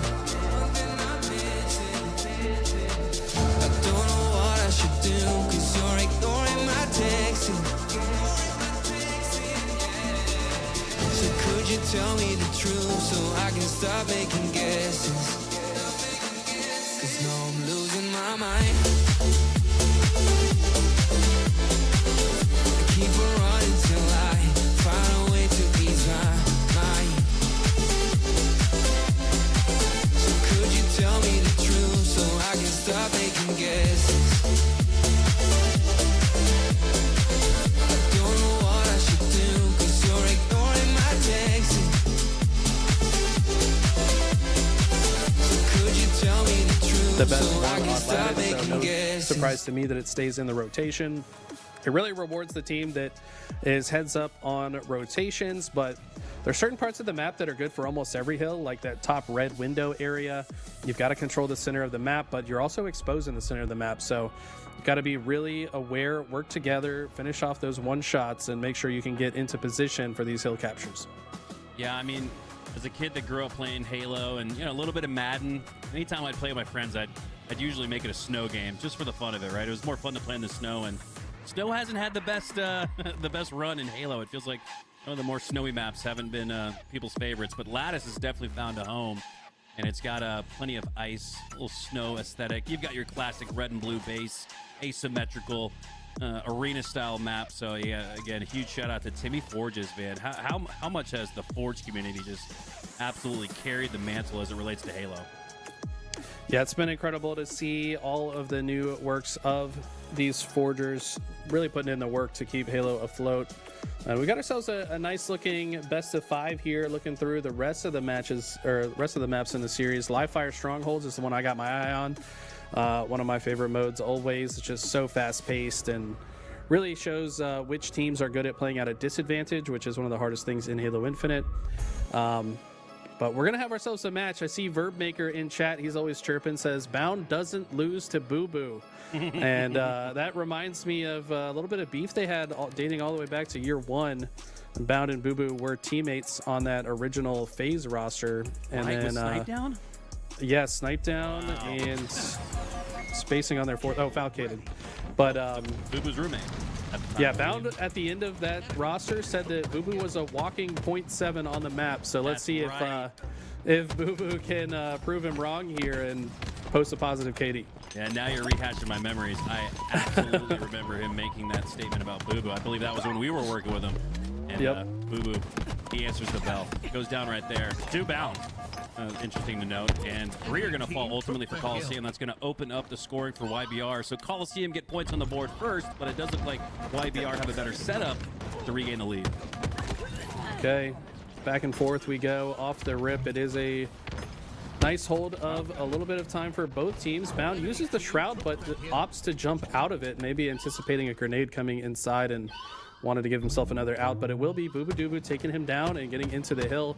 With YBR spawning very far away, there should be a solid chunk of time here for Coliseum. Alien in chat says, well, if Boo Boo's a walking .7, then Bound is a sprinting .7. Oh, that's somebody pinned that. I am a mod. Let me pin that. That's a good one. The power that you wield, Eli, is strong and forthcoming. All right, here we go. Bound. The trash talk at an all-time high. You love to see that. Watching Boo Boo Doo Boo from a third-person point of view. He takes down his opposition, but Boo Boo goes down shortly after. So too does his rival, Bound. On board, trades out ult. Hits a trade all across the scene. It's Druck versus Sirion in a 1v1 for the map. Sirion takes to the sky and catches Soul Snipe off guard. He's going to actually get that sniper out of his hands despite being weak. Love the use of the repulse in that fashion. And then a quick scope onto onboard. Didn't need the headshot. But Sirion proven why a team like YBR believes in his ability. I mean, we're talking about a guy that his highest placing is what, top 12 or something on that common roster, but getting a chance with the big leagues, and he's showing that he deserves to be here. Yeah, absolutely. Enemy team took the 3 will go hill. down for YBR. YBR with a momentary advantage as this first hill is approaching the end. Soul Snipe might have just secured it with that Slay on Bound. Huge kill there. Also has the QT active, which means he can use it to get to safety. Will port back. No, Sirion will cut him down before the translocation is finished. And it looks like this should be the first point going to YBR at what was a very contested hill. Now the Coliseum's got to start thinking about next. And a very convincing slay from Soul Snipe, but despite that, would look like a potential dagger. Coliseum do not score first. Instead, it's YBR.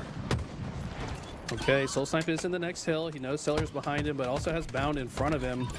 And beautiful shots, long range, does not miss a bullet, says Jeff Steitzer. Eco fighting for his life on the ice side, but he's going to be taken down as well. So Coliseum looking very good. This is an exposed hill, especially to the sight lines that YBR are spawning on. So we'll have to see if they can get this player out of the hill and maybe break the setup.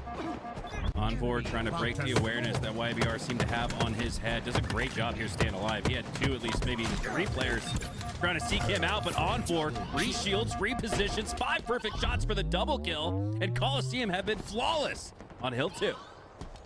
Also, I misspoke in the intro. I said that Sab was the fourth. Of course, it's Envor, who ended up after some roster mania just 2 days ago, ended up on this roster. So he's proven that he is a valuable asset to this team. Strong start to the game, 8 and 5, 5 assists as well, and making some plays that helped him get on the board.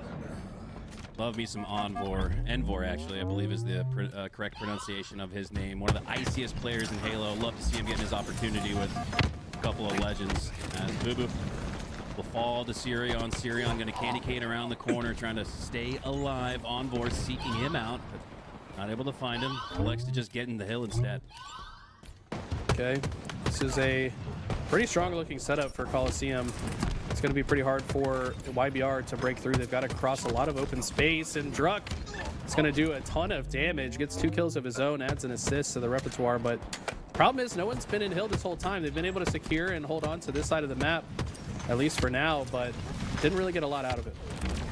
Yeah, not a lot out of it at all. Enemy team took As the hill. Coliseum, momentary lead on this one, about 25% to their name, 10-15% for YBR as Druck's pushing in aggressively. He's only got 1 bit of shield left to work with, utilizing the pillar to stay alive.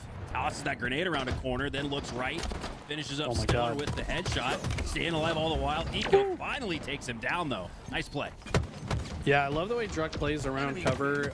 You can really tell he's abusing his audio cues to know, like, you have to have surround sound on your headphones so you can hear the footsteps of the opponent on the other side of the wall to know how to juke and dodge around him. I feel like Druck is so good at that, was able to maintain his life for so long.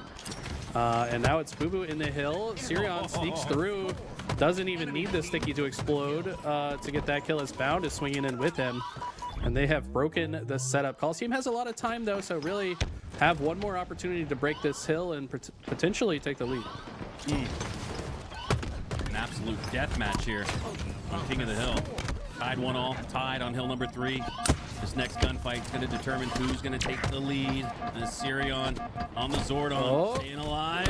Little tricky dive and dance, and Envor ultimately wins it. Will he win the hill as well? Needs to do a little bit more work. Bound goes down to 1 HP, thrust his way to safety. Envor all the while will take that. Take hill time. Bound comes back. Is it within time? No, it's not. Envor secures the lead. Bound was in such a difficult spot right there. Got taken down to no shields early. Knew that he kind of had to contest the hill, but also couldn't. So great job there from Envor and Soul Snipe to hold down these blue spawns as well for the next hill. It's so important to spawn here close I mean, honestly, this is a hill where I wouldn't be surprised if Coliseum opts to try to burn some time off the clock. When you've got the lead during a very difficult to capture hill, that is a play you can make. But for now, with so much map presence, they said, why not just get some hill time for now? They might decide to step out later. Envor got the foldable chair, looking comfortable inside the hill. Finally takes a shot that'll push him off his mark with the snipe as well. Team took the hill. I like this rotation though. You completely flip the map with the sniper. You're gonna have some unsuspecting headshots coming. And now they're gonna know where he is though. Envor does have the ability to clean up on his Sirion with a body shot. He does just that for the double. So clean, barely exposed long enough to not get shot by the other players as well. Stellar finds the trade, but the damage has been done. Envor clearing out the blue side with some massive plays, and Coliseum back in the hill. I do want to say in the chat, someone wants to know what YBR stands for. I believe it's Yellow Brick Road. This is a team name that Stellar and Eco have used before. Have no idea what the origin is, so if somebody knows the lore, let me know. Oh, I thought it was Young Battle Rifle. As Coliseum inside the hill, needing just a couple more seconds, but it's neutral for now. They're going to step out and thwart the push here from YBR. YBR not with much time on the board, and I think it's a good time to rotate to next. 3-1 Coliseum. Go up on top. APG has a different thing for YBR. I don't think that's what it Enemy is, team took Brad, the if I'm being honest with you, but could be. Who knows? Soul Snipe, seeing what he can do on this half of the map. The hill has rotated all the way back to cargo, so another one that you kind of want to hold this blue side once again. It is important to kind of have both for this hill. But for now, it is a huge lead for Coliseum, and with this time continuing to burn off the clock, they really have their work cut out for them. Hey, you read my mind, Eli. That was the next thing I wanted to bring up, was how the time is going to become a factor, because the longer the hill stands in gray neutral, the more time that Eclipse is off the clock, and already less than 2 minutes to go, down by 2. That's usually the mark you want to be at, about 45 to a minute needed to secure points. And that clock just keeps continuing to dwindle. And if Stellar can stay alive, that would be huge, because he was the last Spartan standing. But still, all the while, that clock is already dipped into the 117 territory. Yeah, this is where Coliseum definitely going to just play for time. They have no reason to set foot in the hill. Even if they give this one up, they'll probably burn enough time off the clock in the process that it'll be difficult for YBR to capture another. So really putting YBR in a position where they've got to play perfect Halo. They've got to maintain presence in the hill. If Stellar can get his hands on this sniper rifle, things could actually get pretty ugly here for Coliseum. Yeah, about 20-30 seconds left before the game state just really starts to roll in favor of Coliseum. But Stellar has the snipe in his hands. His team has 80% on the board, and hey, better late than never. But now Stellar, the last player alive, and it's a team wipe. All 4 fall. And the question I have is, will Coliseum step in the hill? No, they're going to play for time the rest of the way. Yeah, no reason at all to do so. If you can just make life difficult for YBR, you can win the game by the clock. You got to be careful with this strategy sometimes, though, because YBR are the type of team they can get into control, as Sirion has the new sniper, and he's taken a few faces. Found's already in the new hill. They have not burned much time off of this clock. They're right within that 45-second to 1 minute window where they can come back and tie this up and send us to a sudden death. Hill number 7 is Sirion pushing in towards the hill. Druck, unsuspecting shots go into his back, down to low HP. Envor cleans up on his Stellar. Gonna be a tough fight to win here against 2. Sirion and Eco, but the grenade toss, oh, tilts the tide in his favor. Oh, Envor, how did he turn that into 2? Massive double kill. Any kill you get in this position is so valuable for Coliseum. Now look at the positions they hold, just trying to make it very difficult for YBR to get out of their spawn. They've got to cross this whole map. Truck has a sightline on the open space they need to cross. And Boo Boo with some great shots with the sidekick. Going to take them down as well. With 10 seconds to go, this is looking very grim for YBR. Yeah, that's over. Stellar, even if he gets a double, even a triple maybe, there's just not enough time and space left for him to get in that hill, as YBR will fall and Coliseum take game 1. Impressive showing. These guys have been scrimming quite a bit. I think they've got a little more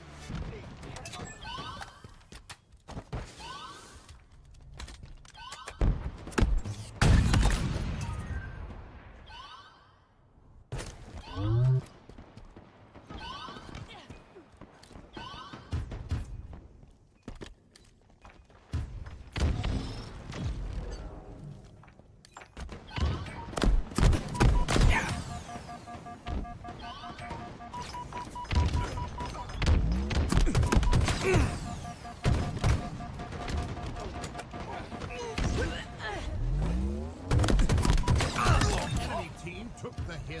Reversal.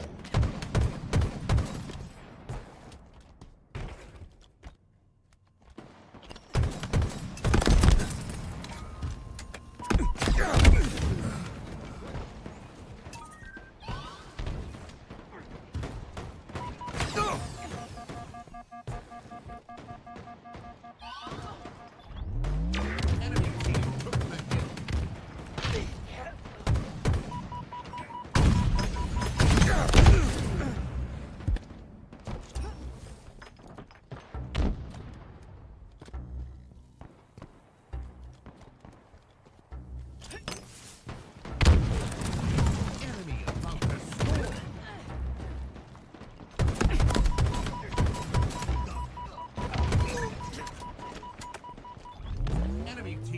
the hill. Enemy about to score.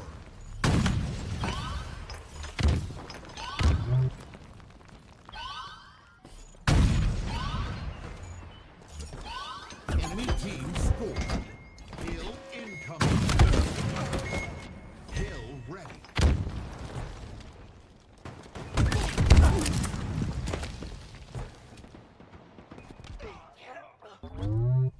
Enemy team took the hill.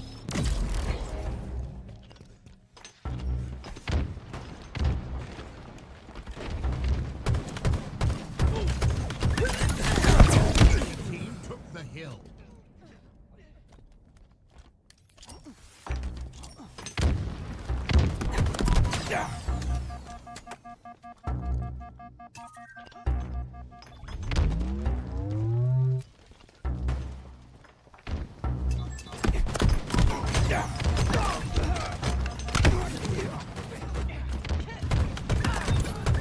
Double kill, triple kill.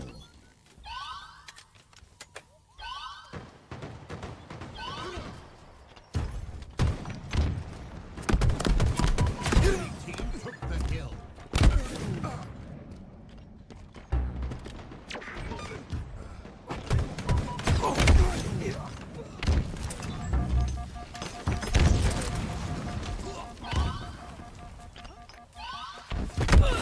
Enemy team took the hill. Enemy about to score.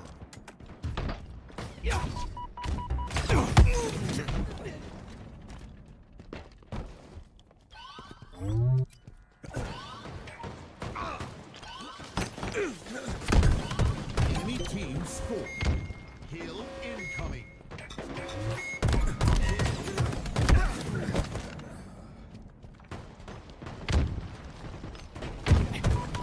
Enemy team took the hill.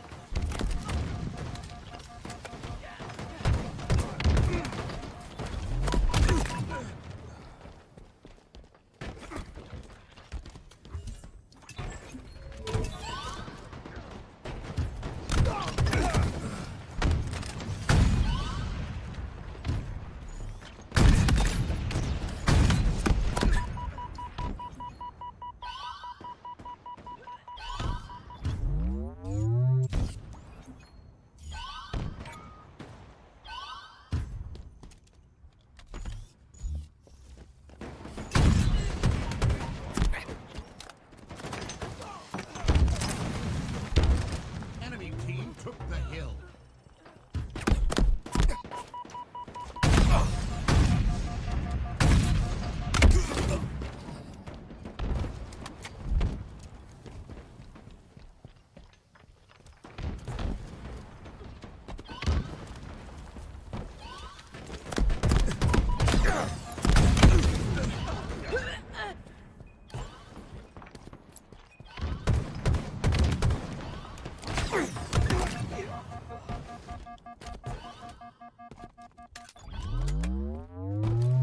Enemy about to score.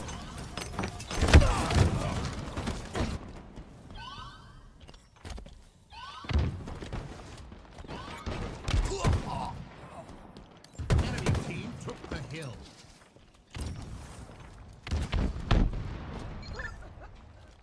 Enemy team scored. Hill incoming.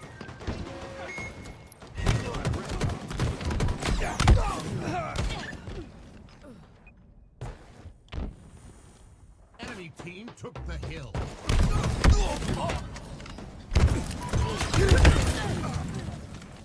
Enemy team took the hill.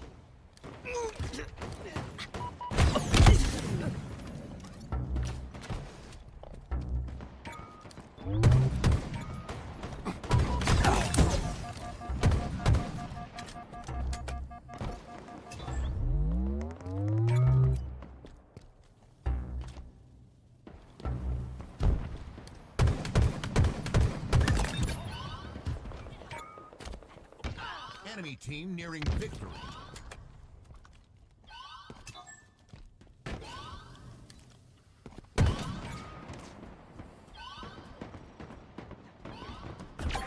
Defeat.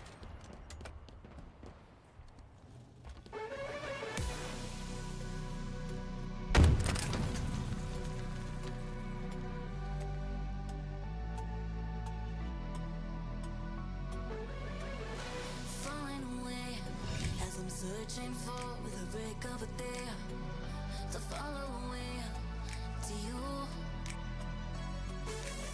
'Cause at the end of the day, I ain't looking for no reason to change. 'Cause everything is good for you. Baby, I can see you. We're gonna shout it out to the sky.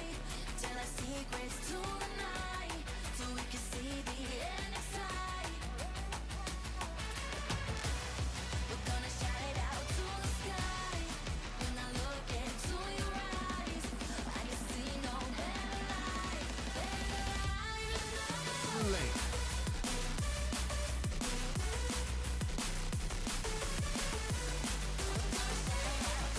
Hello everyone, welcome back. Apologies for the delay, but we are back with the Dreamhack Open Qualifier Week 3, Day 2. The final day, the final rundown. We have the winners semi-final number 2 coming up for you guys. It is Luminon Gaming versus Usu Benny. My name is Hixie. I'm joined here by Wonder Boy. And Hello. we are about ready to get this one down. Yeah, it's been an extended delay. For some reason, players didn't realize that they needed to record or stream, and they weren't ready watching the other semi-final because everyone was warming up, playing matchmaking, whatever it is. But now everything's been ironed out. We have everyone we need to in the lobby. They're loading into the game shortly, so that is all we need to know. We saw them populate in the lobby. We can start to preview this match a little bit. Same map layout as it will always be in both winners semi-finals, Livefire Ball Game 1, and then obviously as we go on throughout the series, maps and modes change, but it's all about starting strong here, Hixie. Livefire Ball, such a tricky map to get right, and I always hated seeing this as a map 1 in a series. I'd like to see this kind of more towards the latter end of the series, but can be a good litmus test about how your series is going to go on. If you can start things off really strongly, no doubt you'll be on the front foot going into the rest of the series here, so look out for that between these two. Yeah, for sure. I mean, we also have a pretty spicy matchup for this one. We have the Week 1 and Week 2 second place in Luminon Gaming under the moniker of Decepticons coming against Week 2's third place in Usu Benny. So, Usu Benny may be wanting to get a little bit of revenge against Luminon and push them down into that lower bracket. Yeah, both of these squads, sorry to interrupt, I would imagine both of these would be sure locked for travel coverage, right? I mean, the four teams we've seen across both winners semis, I mean, they're kind of our top 4 teams after the first 2 cups. We're expecting on paper those 4 to be securing travel coverage. So if any of those 4 are not included in the final 4, we've had a bit of a false start here. It would be a big shock. It would be a big surprise. So definitely think similar to our previous series, right? The team without the organization, that's Usu Benny, probably need this a bit more, and that might just come across in their gameplay and their game plan. Yeah, for sure. And if we're just going to look over to the lower bracket whilst we wait for the false start to be rectified, we have the last hope for Europe in this tournament, so far at least for the online play, in King's Order versus Noob. We've got Suspense Finners, level 50 /Slink, and Scarcity against that movement. It was at the worst time for me to read those. Lior, Drift, Rorsch, I guess, Rorsch, and Magico. Apologies for any butcherings of names, but King's Order just a couple slays behind. Just a fair few, trailing a little bit, not only in the map but also in the series. One map to do. They're always tricky in these online competitions when you come up against a LATAM team as a European team. I mean, some of the most awkward lag you will face in an online situation, because East is like okay, Central is okay, but I mean, I say okay, you know, it's not ideal, but when you go up against a LATAM team, probably pinging Central, I mean, both sets of players are on kind of around 80 to 100 ping, but in different areas of the world, if that makes sense. It almost doubles the ping, so really, really difficult for King's Order to come out of this one. Not solely down to ping, of course, but because Noobs are such strong players. They are international veterans. They've been to majors. They've placed well. They've provided upsets here or there. So yeah, might just be a bridge too far for King's Order. We'll keep an eye on that in the background, but that would be a game for top 6. So win that series and you are 1 series away, theoretically, from securing travel coverage. Yeah, and it's not just Europe's last hope, it's also Mexico's as well, or that LATAM region. Yep. So facing off against each other in that lower bracket, only one can prevail. And out of both of these two teams, they do have the lower bracket to fall back on, but imagine neither of them really wants to be forced down there. Breaking shot with 2 will only find 2 as Descendant will drop him. Playing just for this camo setup, Trippy actually to find Piggy. Lacking in the ammo department, able to find 2. Jackson falling as well is crazy from Trippy. Nice work there, nets in the camo. Yeah, things will settle down a bit now. Obviously, Luminon winning the opening break. Camo in their hands, ball possession as well. Now, the onus here is going to be onto Usubeni. What can you provide in terms of a first pick? How can you break and disrupt the setup and the game plan of Luminon? The first port of call for sure is taking down Trippy. They've done so. Now can they not be traded off? Because if you're able to get more uncontested picks, then you can start to pressure Descendant with the ball. But the problem is Precision is finding a essentially free kill there. Big 1v1 here against Jackson. He wins that as well.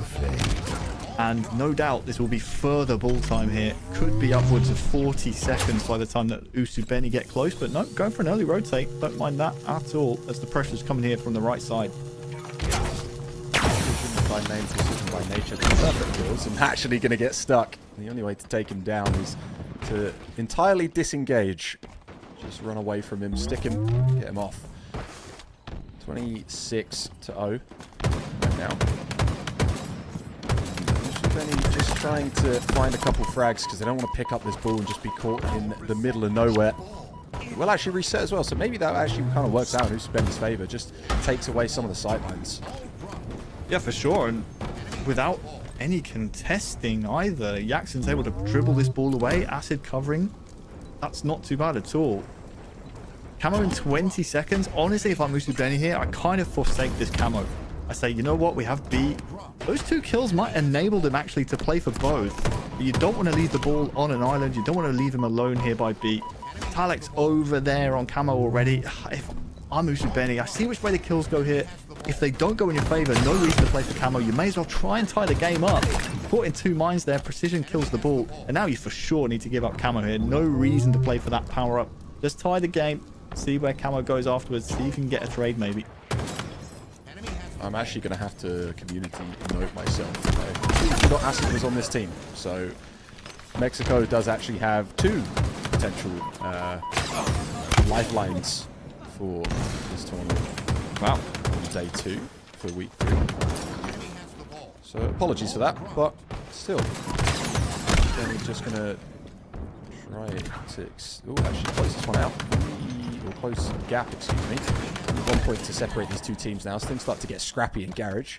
Precision last alive as that ball's going to be rotated down through those tunnels. Sniper rings off as well, so a lot of info for Precision and wisely backs off.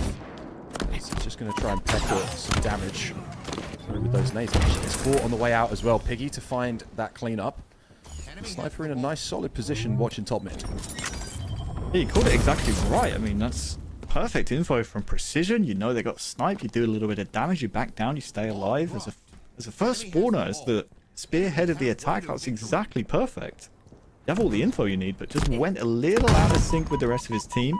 Got caught, didn't anticipate the despawner, and look at the lead that this has resulted in by Usubeni. Don't forget, Luminon were the benefactors of the opening break of the game. Got 26 points.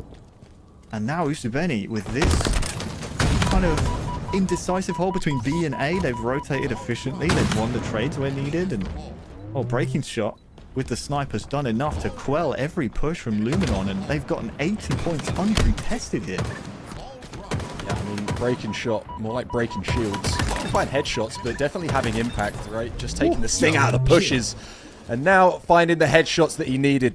Double kill for him. Trippy first spawner, but all 4 dead for Luminon. Yeah. And that's Easy, round. crazy plays from breaking shot. Yeah, that's going to be round. Those 80 points that they picked up from, albeit body shots with the sniper, was enough to secure them this round, unless there can be something crazy. But no, Torlik shut down, and a nice little back smack for Jackson with the ball. I don't believe actually counts, so it doesn't really matter. You get the round, but Crazy shots from Breaking Shot. Just if you can, you know, raise it up a little bit, find those headshots. We could have had some crazy highlights, but still winning the round nonetheless. Can be happy with that. Yeah, that's kind of insane, honestly. When I think back to the early parts of the round, Precision back tower, he obviously wins that Piv. Knows the pressures coming from Nest. I mean, at 26-0, you're anticipating Precision to hold the ball a little bit longer, and his teammates should kind of meet the fight over towards Nest. But from that point, Usubeni scored 100-0, the difference in that first round. Luminon with a bit of a breakdown there, if I'm honest. But regardless, first camo of round 2 just popped. We'll see which way that one goes. I think it's in the chest of Breaking Shot here. And now, can we see history repeat itself? Luminon with the opening hold, albeit a really soft hold. And now they've broken. Let's see if they can do it 2 rounds in a row where they just see out the rest of the round. I was just about to question where that sniper had gotten its way off to, and it's found 1 bullet in the head position, and the weapon in the hands of Breaking Shot once again. Double kill 3 for him, 2 shots, 2 kills, and 1 more bullet to work with. 3 repulsors now picked up as well. He's got all the goodies to work. The problem is here, Hixie, sorry to just jump in, I don't think they anticipated the squad spawn at B. The pressure's going to come really early, and Breaking Shot's so far away from his team's hold. Luckily, there's a rotate, and he's, well, listened well enough to clean up these kills. Has he? Oh, no. Oh, had an opportunity to make amends there, but yeah, that's a good break from Luminon. I think it was Descendant last alive at B, and he finishes off that kill. Oh, dude, the squad spawn at B was huge. It was really unfortunate from Breaking Shot, not actually able to keep his teammate alive at Sandbag, and then also gets stuck in the trade. Kind of rough, but you're just going to have to try and push it out your head. 20 points for Luminon now as the push already coming through. Breaking Shot trying to make amends. We'll find one, but forward. Jackson with the nice play ball before he falls as well. 4 dead for Usubeni, but the ball played means that Luminon not able to fully capitalize. However, they are able to get the hold nonetheless. Descendant really far up. Very high push from him. Will only find one. Gets the perfect onto Piggy. It does get traded out. So to take the sting out of the push for Usubeni at least and leave them 1 player low. But with 2 dead for Luminon, no wonder that ball's going to get played. They're kind of weird though, right? Because I'm not sure why you would play the ball there. I mean, maybe thought he had a timing. Maybe wanted to play with Precision's damage. He was contesting camo. I have to go back and see. I'm not sure what the call is. Maybe they just weren't happy with their spawns.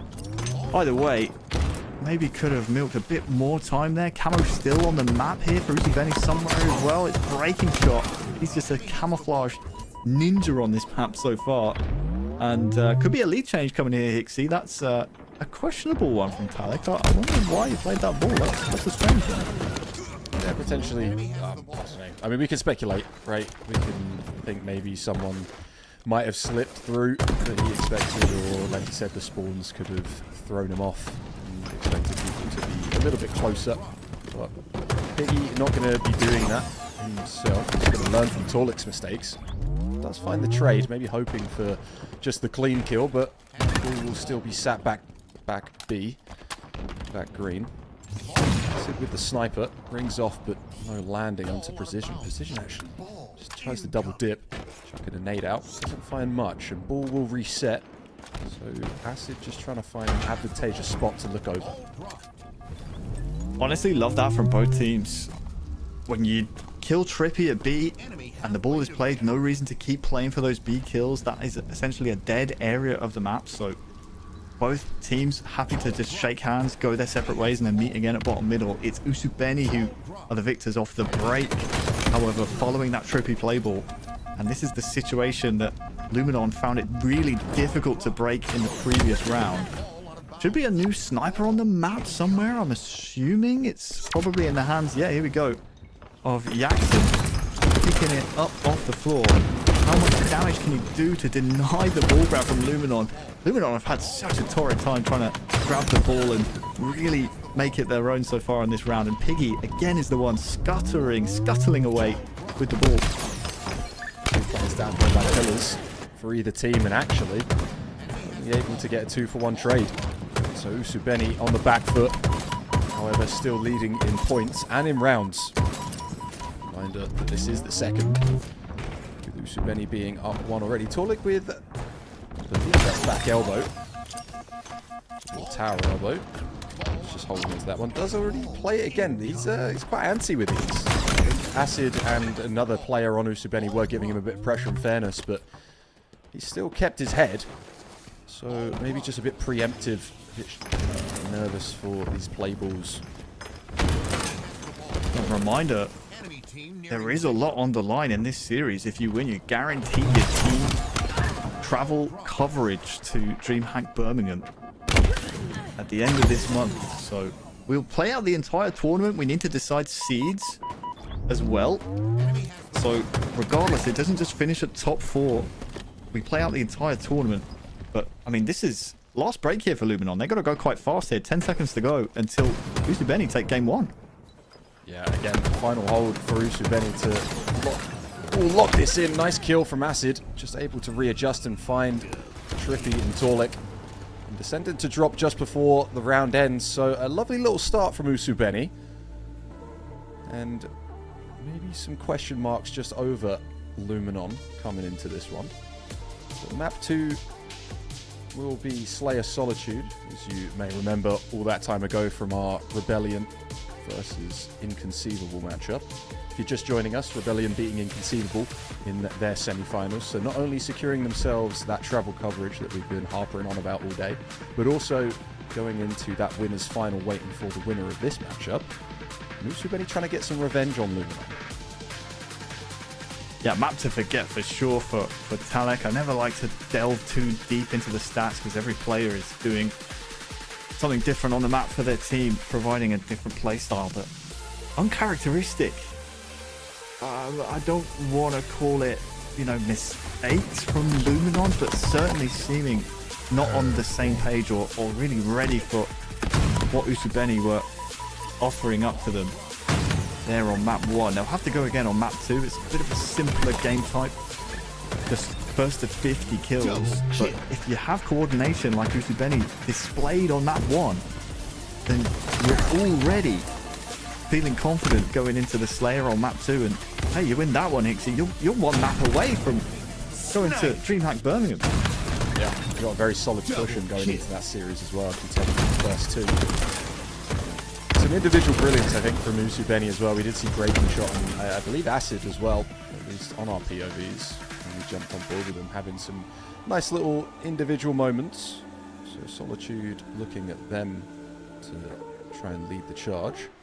And Luminon hoping that they can figure out whatever went wrong in the previous, and like you said, maybe a little bit more of a simpler game mode to play. Just try and make this one a little bit more competitive. The rounds weren't entirely blowouts. So Luminon hoping they can have a little bit more to say in this one. Torlik just up top glass and already Breaking Shot with the camo again. Continuing as he means to go on from the previous.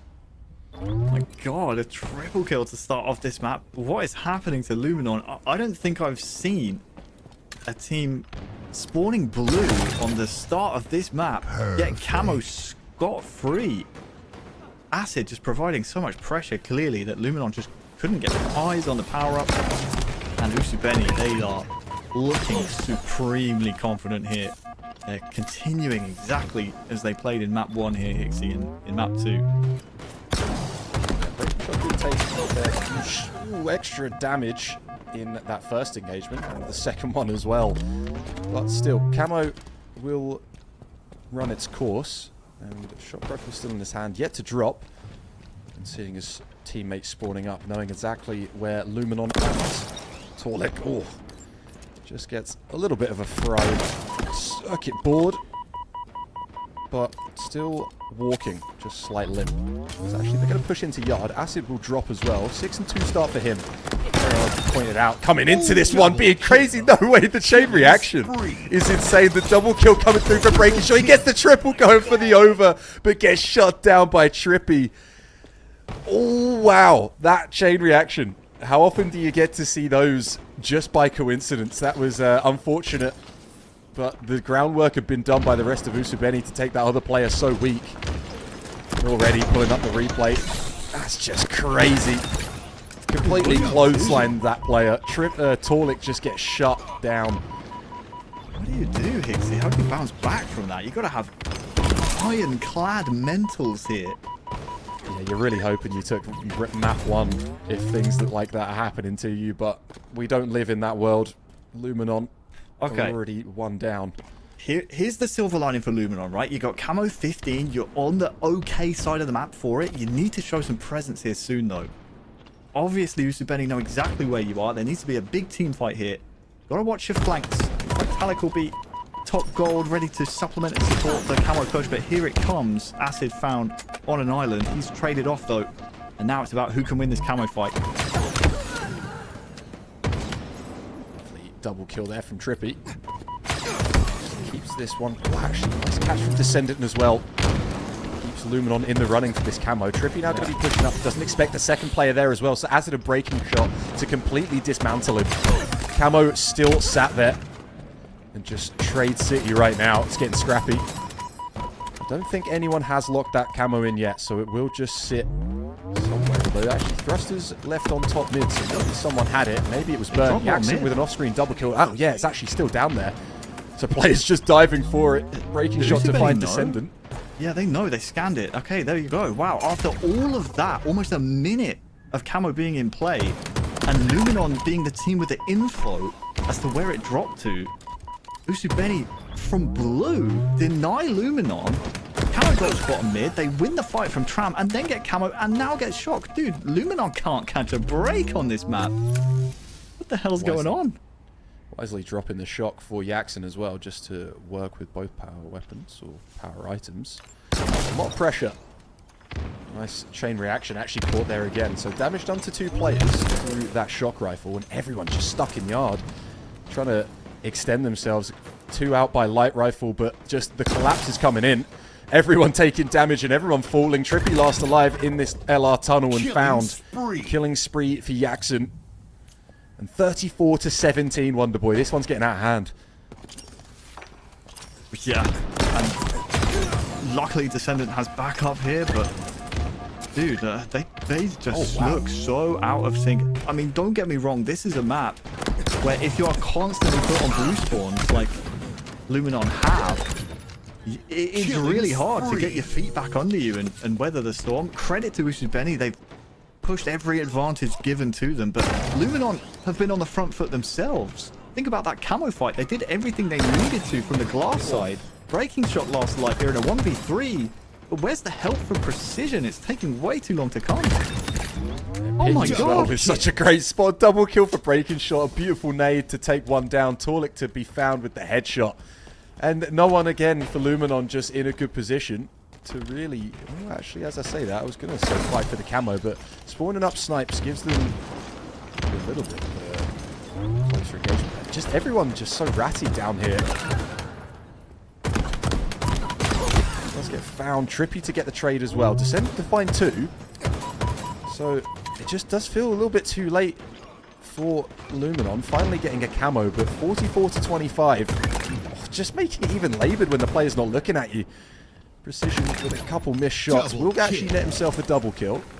Piggy just trying to get away. And this camo player still known to be around here, but unknown exactly where. Will get shut down by Acid. He'll take one with him. But you're going to need a little bit more than that when they're only 3 away. That's crazy trade. Yeah, you're not wrong. That is a beautiful trade. It is just a map to forget here for Luminon. Formality. Before Usubeni go up on 3 series points to come. And barring a reverse sweep, it looks like... I mean, they're already punching in their passport information to the flight calculator, baby. Looks like they'll be heading to Birmingham International Airport. Unless they have connecting flights. I don't think you connect in Heathrow or somewhere else, right? Surely they'll go to Manchester. I would have thought so, yeah. I mean, Usubeni have heard all the nice words you said about Birmingham in this stream, and they're just desperate to see it for themselves. 18 and 6 for breaking shot. I think half of those 60 came from that one chain reaction shot, right? I mean, that was insane. Yeah, insane highlight. Again, we got to give it to Usubeni. Individual brilliance and the teamwork just to back it all up. Just so much going right for Usubeni, and maybe questions of what's going wrong for Luminon. It feels like they're kind of shells of themselves at the moment. Yeah, don't get me wrong. I mean, looking at the score there, what, 9-1? Even here, 13-4, right? It's a beautiful shot. There's nothing you can do about the chain reaction. There's no way you can anticipate that. But even here, 22-11, this camo is what loses them the game. They know camo's down bottom mid. They have 2 of Usubeni dead. Sure, it's a 2v2, but like, how do Usubeni flip spawns and grab that camo in that situation? The game is lost from that point on. That was Luminon's camo. They should never have allowed Usubeni to deny the camo grab from blue. And I think they knew from that point on. Now, there's no way for us to come back in the game. It's even at 11-2, I think we saw the score. Even worse than that. It's not insurmountable on this map. But what's worrying for me is, first of all, breaking shot in that replay there definitely should have been dead. Lack of communication. But what's even more worrying is we saw Luminon on the front foot, dude. They had opportunities, but it fell apart for them so often. They look completely out of sync here. Need to just have 5 minutes away from the monitor, you know, have a glass of water, whatever it is, re-up and go again. Map 3 is coming soon. You have to make amends here if you're Luminon. Otherwise, your winner's bracket run is coming to quite a swift end. Yeah, and Luminon really do have nothing left in this winner's bracket if they drop this one. This is their lifeline, and it's Lattice King the Hill.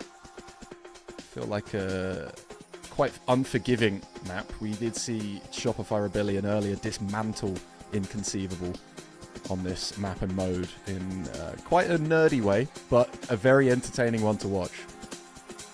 Yeah, I loved it. Like I said, it's always on the table, right? It's always on the table. You can play time. You can win in 2 different ways in King of the Hill. And it's the team that are on the same page that always recognize that that's an option. It comes with confidence, though, and complete trust. And we're not seeing that trust from Luminon so far in this series. Still time for them to steady the ship, though. And you can see one of our lower quarters matches is populated already. Inconceivable versus Noobs. That match is for travel coverage, Hixie. Whoever wins that will be heading to Birmingham. Yeah, and King's Order dropping means that EU no longer has a team left for today. But Noobs continuing alongside Acid on Usubeni to keep the MX dream alive. YBR looking to close this one out in 4 against Coliseum to secure their lower quarters position. And like you said, lowers semis secures travel coverage. So all of these teams licking their lips, feeling like it's incredibly close. They can smell the pie on the windowsill, just can't see it yet. And I mean, King of the Hill Lattice, this is where we find ourselves for what could be the final map of this series. If it can be a clean sweep from Usubeni, or if Luminon can extend the series and give us a little bit more to talk about in this final winners semi-finals. Hey, let me tell you, Hixie, it's never over till it's over. I remember it must have been year 3 when we were into the breach. We were 2-0 down in series against Quadrant. It was King of the Hill live fire. I think we were 3 hills to 1 down. And I said to the boys, like, look, we can win the series from this point. It's not over yet. And we hit the regain. We tied the game. We won the 7th hill to win 4-3. And then we completed the reverse sweep. It's never over till it's over. You just need to hit a colossal regain here. It's so hard to do, but it's not impossible. Yeah, it's looking like we did just lose. I believe it was Piggy. So, going to try and get that sorted out as quick as possible.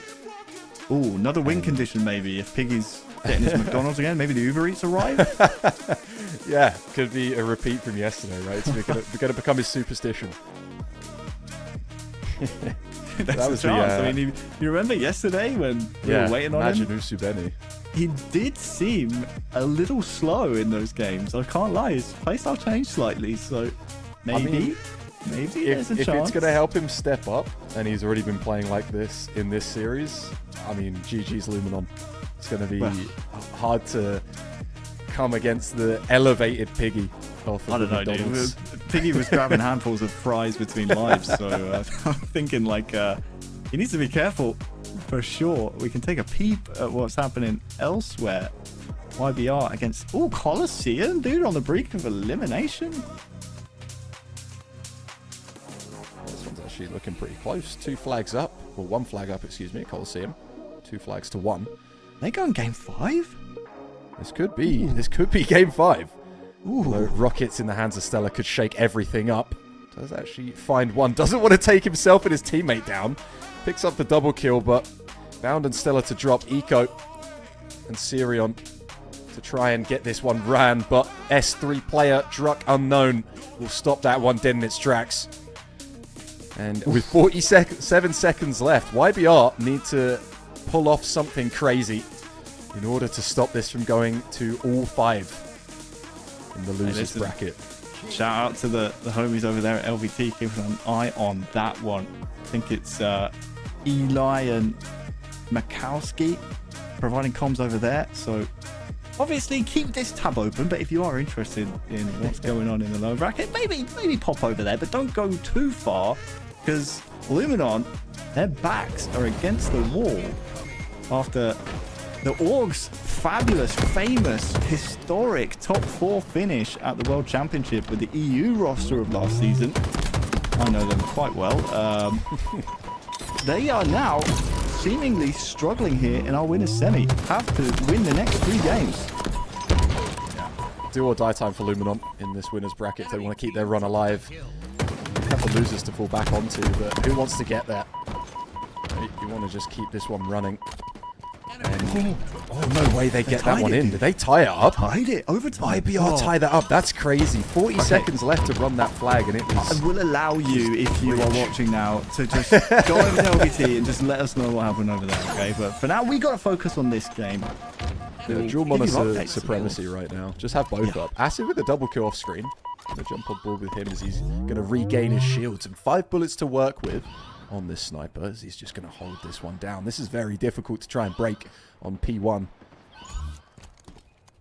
Yeah, but Torlik actually wrapping round. And also Unknown as well. Torlik finally making himself aware, and Acid just gonna try and burn some of these sniper bullets. Will only be able to get away with 2, and Descendant makes himself known with a nice double kill. Not only that, he's ogre twitching, dude. Oh, it might be over for Usubeni at this point. Oh, no. It's like the Carlo Ancelotti eyebrow. When Descendant starts ogre twitching, he may have just called series. He's locking in. He signed his soul away to the devil in order to secure this series in 3-0. Might remind you as well, this is going to be a bit of an upset. Usubeni coming in as the 3rd seed from last week, and Luminon coming in as 2nd. So Usubeni pushing them down. Could be some crazy scenes, although Luminon actually with a really good rebuttal, looking like they're going to be able to take this first hill. Yeah, looking way better from Luminon.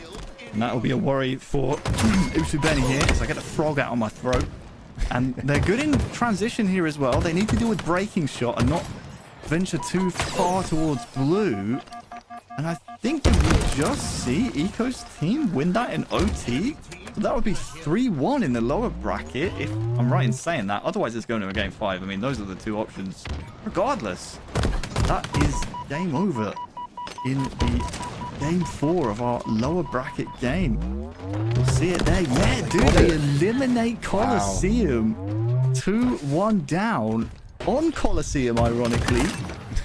That's insane. He's still ogre twitching, dude. He's ascending right now. Yeah, he's on another plane. On the ethereal plane. I mean, that's really unfortunate. That's heartbreaking, right? To see YBR just absolutely steal that one away and don't even give them the option of going to that map 5. I think they're going to be wiping sweat off their brow a little bit, but their run stays alive in the lower bracket. And Luminon trying to keep theirs alive in the winners, looking a little bit more robust coming into this one. As I say that though, Torlik last alive. We'll find a breaking shot.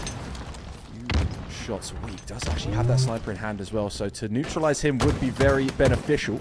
One shot will ring out, but again, Torlik just needs to be so careful. He's actually able to stay alive and find the accent. Ranking shot will drop as well, so sniper's been neutralized. Just need to get a little bit more control of the map and then take the hill, because both teams are incredibly close to securing this hill. Yeah, close in numbers, close in positioning. Important you don't get distracted here. Which way will the coin flip spawns go? In fact, actually, it was 4 down for Luminon, and they're spawning at blue, so this should, in theory, be a tying hill. I doubt Luminon will commit too many resources for this one. Oh, they actually are able to put some pressure on the hill, but it won't make too much of a difference. And that is the tying hill. But with all the resources into Benny put into securing that hill, they're far away in transition. That will allow some free time here for Luminon. Although Luminon have Trippy coming up here soon. So watch out for Trippy here in the back soon. Coming from red, he's actually dealing the damage we're seeing on breaking shot here. But I don't think the rest of the Luminon players could stay alive long enough for Trippy to be relevant. So now Trippy has to rewrap, he has to stay alive. And a good break and subsequent hold seemingly by Usubeni after capturing the P2 hill. This breaking shot to just play a little bit more aggressive. As he does get taken no shields, so we'll have to zip away. Knows Torlik is round here and actually does get the help from Piggy. Acid to find another onto precision, and another one found for Piggy. Double kill for him. And Trippy left last alive, just scratching his head, wondering where the rest of his team have gone. That push amounts to nothing. And more progress for Usubeni. Looking like one final push for Luminon, even if they want to go for this. Looks like too little too late. No one actually here to shut it down at all. 2 hills back to back for Usubeni mean they take the lead. Okay, let's see how much time is ticked off here. 3:20 was left on the clock after Usubeni captured that last hill. I'm surprised to see Luminon keep trying to break this low side of the map, although Trippy does clean up in the end.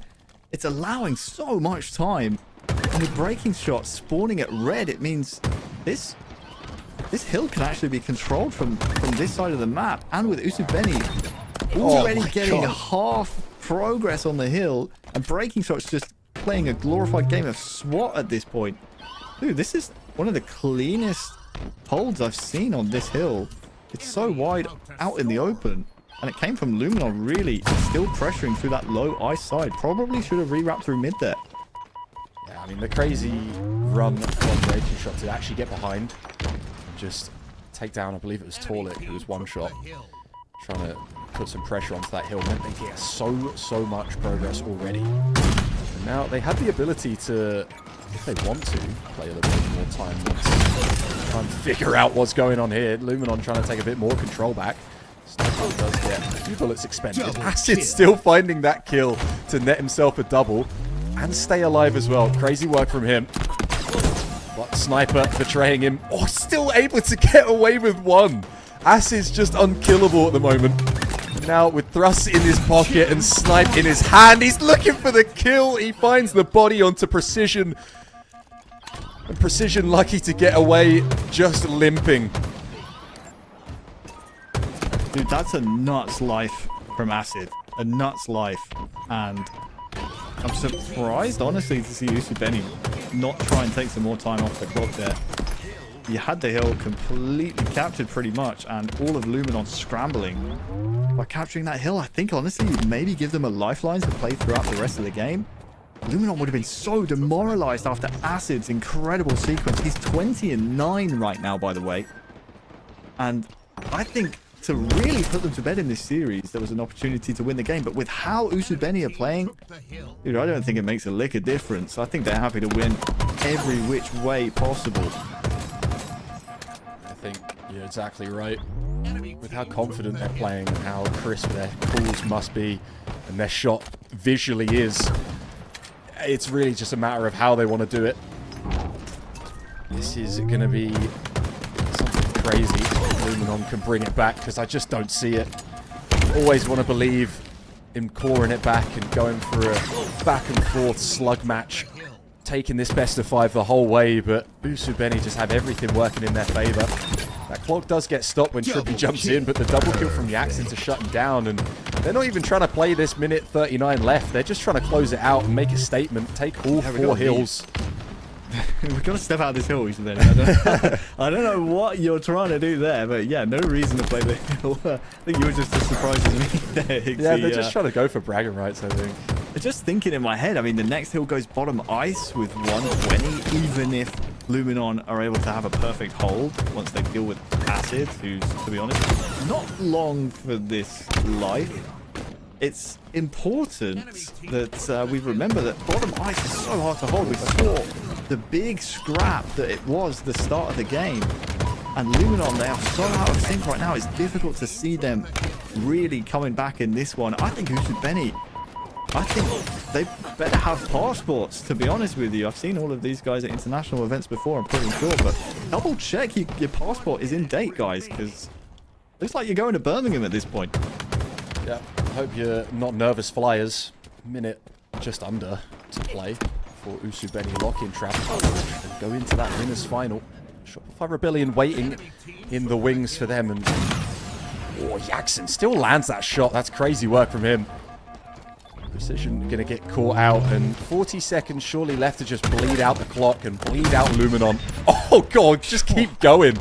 Jackson holding forward. Never wanting to slow down. It just feels like Luminon have constantly been chasing Usubeni's tails at the beginning of the series, maybe feeling just a little bit lackluster and a little bit confused in what each other want to do. We saw a bit of life at the beginning of this map, but Usubeni quick to just steal that away. And now just looking at the dying lights, the dying players of Luminon. Usubeni with 2 alive, Luminon with 2 alive as well, but still just looking so difficult for Luminon to find anything because it's just carnage. An insane stat I'm about to read to you. Even though Luminon don't get this hill, Usubeni have been so on point that Breaking Shot entering this game 3 was dropping a 2.1 series KD. And Piggy, Acid, Breaking Shot, Jackson, congratulations. We'll be seeing you at Dreamhack Birmingham at the end of the month. You have secured travel coverage. The NA Mexico mixed squad have done it. The American Fusion able to lock that one in. Luminon getting pushed down to that lower bracket in a 3-0 fashion from Usubeni. 3rd place knocking down 2nd. They are coming for that crown. And who better to face off against in that winners final than the king themselves? The Shopify versus Usubeni in that winners final. Something crazy about to come, but unfortunate for Luminon that they dropped down to that losers bracket, but they still have an opportunity. Did see YBR just crush Colosseum in a little bit of a, I don't even know, dramatic, upsetting fashion, I guess. I mean, crazy for them, right? But if you're Colosseum, you're going to be a little bit downtrodden to be so close to take it to map 5 and then just get one more flag run from YBR to take it to overtime and then take that single flag. So YBR versus Luminon Gaming is going to be going on down, but I mean, just this series just felt like Usubeni would have been cheated if they didn't get it. Yeah, I mean, what, the first couple of minutes of the match, it looked like, oh, Luminon are warming up, they're back. But then we saw a couple of great lives from Breaking Shot. I mean, this hill in transition, this is a tough transition to pull off, but a life from Acid that would have frustrated Luminon to no end inside of blue. Just really put, I think it put Luminon in such a state of mind where they don't kill him here. Precision, look how much health Acid has left. Dude, he's 1 bullet away from death. 17 and 9 at that point, gets another kill. Chow's Precision puts him in a really difficult position on the map. And at that point, I've been in that type of situation. Your team is screaming, kill Acid. Acid's still alive, dude. We didn't kill him. It's frustrating, man. It brings the morale down. Any momentum Luminon had on map 3 completely sucked away by the man who just dropped an incredible scoreline, incredible stats in map 3, and deserved his team fully to tickets to Birmingham. I mean, just insane play from Acid. Really changed the swing of that tie, and yeah, one of the best plays and best sequences, best lives I've seen in a King of the Hill game. It doesn't look crazy flashy, but it changes the complexion of the situation, and Luminon, they were crushed in that moment. Yeah, I mean, Usubeni in that series just looking like an unstoppable force, but Shopify Rebellion waiting in that winner's final, a bit of an immovable object. We will have Shopify versus Usubeni in the winner's bracket final right after this break.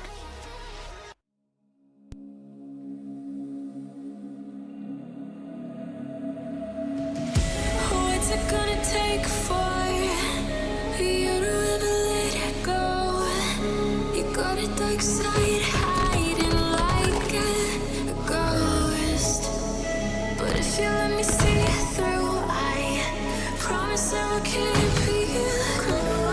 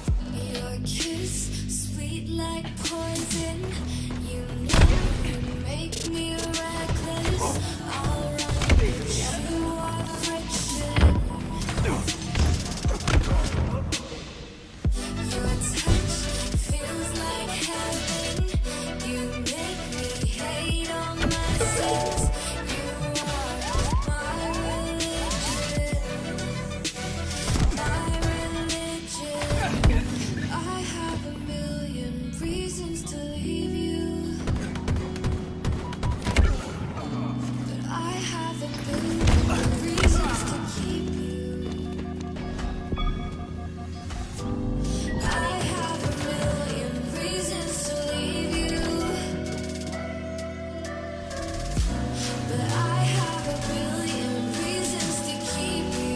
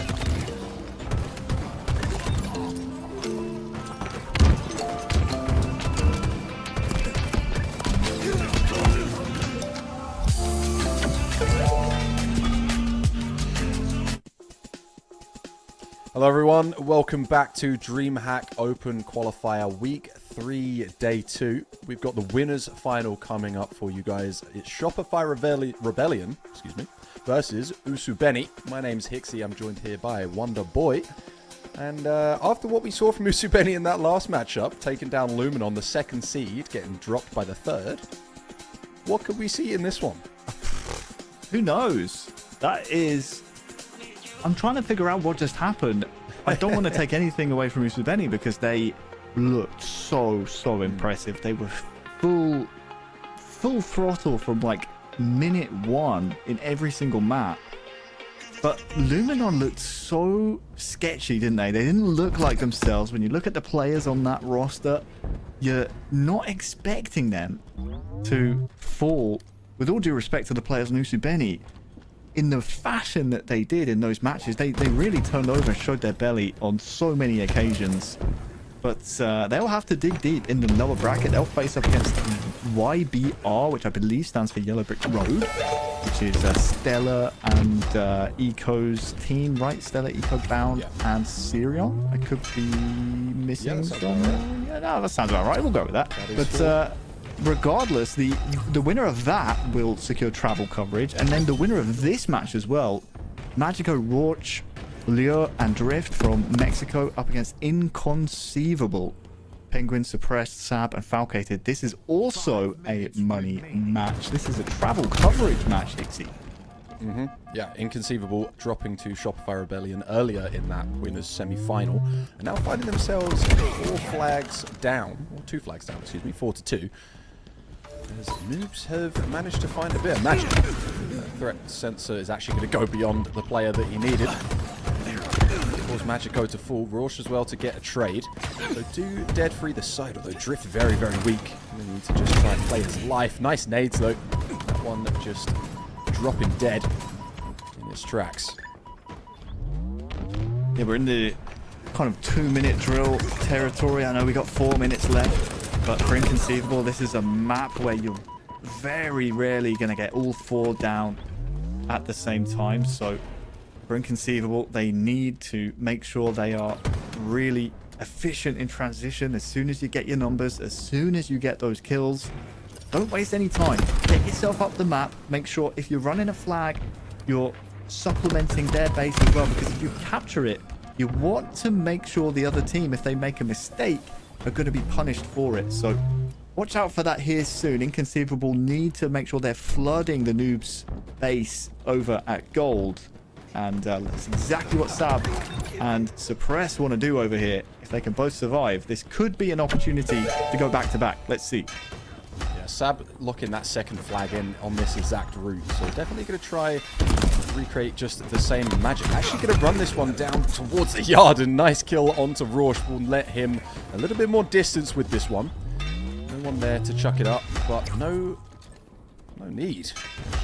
2 dead for noobs means that they're only going to be 1 away, and Inconceivable maybe feeling themselves a little bit. Sab certainly, after locking those last 2 in. 23 to 14 for Suppress as well. Pretty solid stat line for him.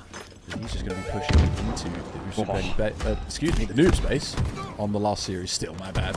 Pushing into the noob space and finding a killing spree as well is kind of crazy. This flag going to be run against Sab, the man to do it. Will get dropped though. That's 6 in a row now for Suppress, and it's exactly what I called for. Despite him coming back to the halfway line, knew he had to get back to the enemy base as soon as possible, and it's exactly what the doctor ordered. He is on 7 kills in a row right now, Suppressed, all from him and Sab pushing car together, pushing that enemy base, and he's just pitched up a tent over there. That's 8 in a row now for Suppressed. If he can survive, he's finally taken down, but he has been the difference. Perfect call and recognition of the situation from Suppressed, and I think he may have just secured his team this game 1 if Inconceivable can stop the noobs push, but I don't think it's gonna be as easy as that for Inconceivable here, as noobs, they seem to have done enough to return this flag. Yeah, it does feel like a little bit too late, but I guess stopping the last one from going in does still have its impact. The fact that Inconceivable were able to tie this one up, they definitely know they're on stream. They've decided to lock in and close out what was a 4-1 deficit. Now tie us up. Penguin was shooting hard at top mid. Continues to do so. Just trying to work his way out of his base. Actually, that nice nade from Valkyrie means that Penguin could take this fight, but Magico gets the better of him. Wrapping through utility, now trying to take the space to the base, but Sab just gets the unfortunate timing for Magico and Sab to catch him with his pants down. Just trying to live up. Oh, I don't think Magico anticipated Sab spawning back base there, and to be honest with you, I wasn't imagining that either. There was no pressure on P side. Fridge was wide open. I don't think Magico thought in a million years we would see a spawner back there that wasn't switched on enough, and those are the little mistakes at this level where you're not preempting someone spawning P door side of the back base that can cost you. That should have been a clean run, or at least some good pressure. But well done to Sab, I believe it was, spawning back there. He can't control where he spawns, but he can control what he does from the respawn. Did enough to stop that run, and with noobs 3 down, this could be the game. Yeah, and flag being run as well. Not even wanting to see tied game and see overtime. 20 seconds, doesn't matter. Penguin surely going to lock this one in. Magico last alive and not in a position to stop it. A crazy run for Inconceivable in that first map. Able to take map 1, Aqua CTF, from 4-1, now 5-4 in their favor. Donnie, the Megalodon, coming through 32-18, I think he finished that match, and you can tell how much that man loves being a main slayer. As soon as he saw Sab running into Car, I mean, you can go back and watch on the VOD, that's exactly the moment that the game changed, where he and Sab were able to double up and make sure that he just pitched the tent on the noob side of the map. All he had to do was listen to the rest of his team, listen to Falcated, listen to Penguin calling out where they're spawning, and just slay all day. An 8-kill spree put clear separation between his team and his enemies, noobs, going into map number 2, and that will be a heartbreaker for noobs to really stomach. 4-2 on Aqua Flag with what, 5 minutes left, 4 minutes left. You're expected to win from that scenario. Yeah, it's 100% win condition, but maybe 99.9%, and that 0.1 was found by Inconceivable. Moving into map 2 is going to be Vacancy Slayer. Newest map in the pool. I have to... I was going to say we'll have to catch up with how they're going, but we might be jumping in with them into this one, because we're actually losing players in the Shopify Usabeni game. Did last shot break the lobby? He was just spamming like start game, and then I think everyone's game just kind of DC'd there. So we might get a little chance to look at Vacancy Slayer in map 2. Don't get the overlay twisted. I believe it's inconceivable up 1-0 in that series. Our featured match, of course, the winners final, Shopify against Usabeni, but well, you can see the lobby is just taking its time, and we will see exactly when we start that game, the winners final commencing. Conceivable. Gonna play early for those sewers. Snade actually for Lior, just to take down Suppress. So 2 dead for either side. And tied up now in the score. Falcated with a nice stick onto Lior. Dorsch has the Shroud screen to work with, and actually he's going to need it. 2 players for Inconceivable. Just try and pepper him with nades, and actually able to connect. Nice find onto Lior there. Or Dorsch, excuse me.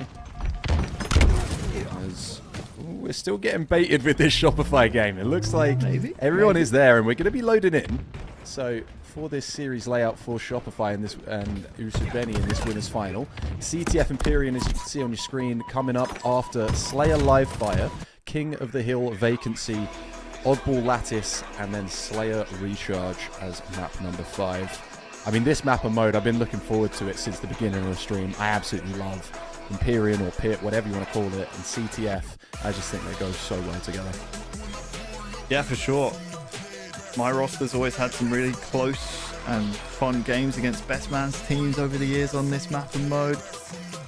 I won't lie, I'm pretty sure we won the last encounter against Shopify on this game. I can't remember which event it was. It was definitely on the main stage though.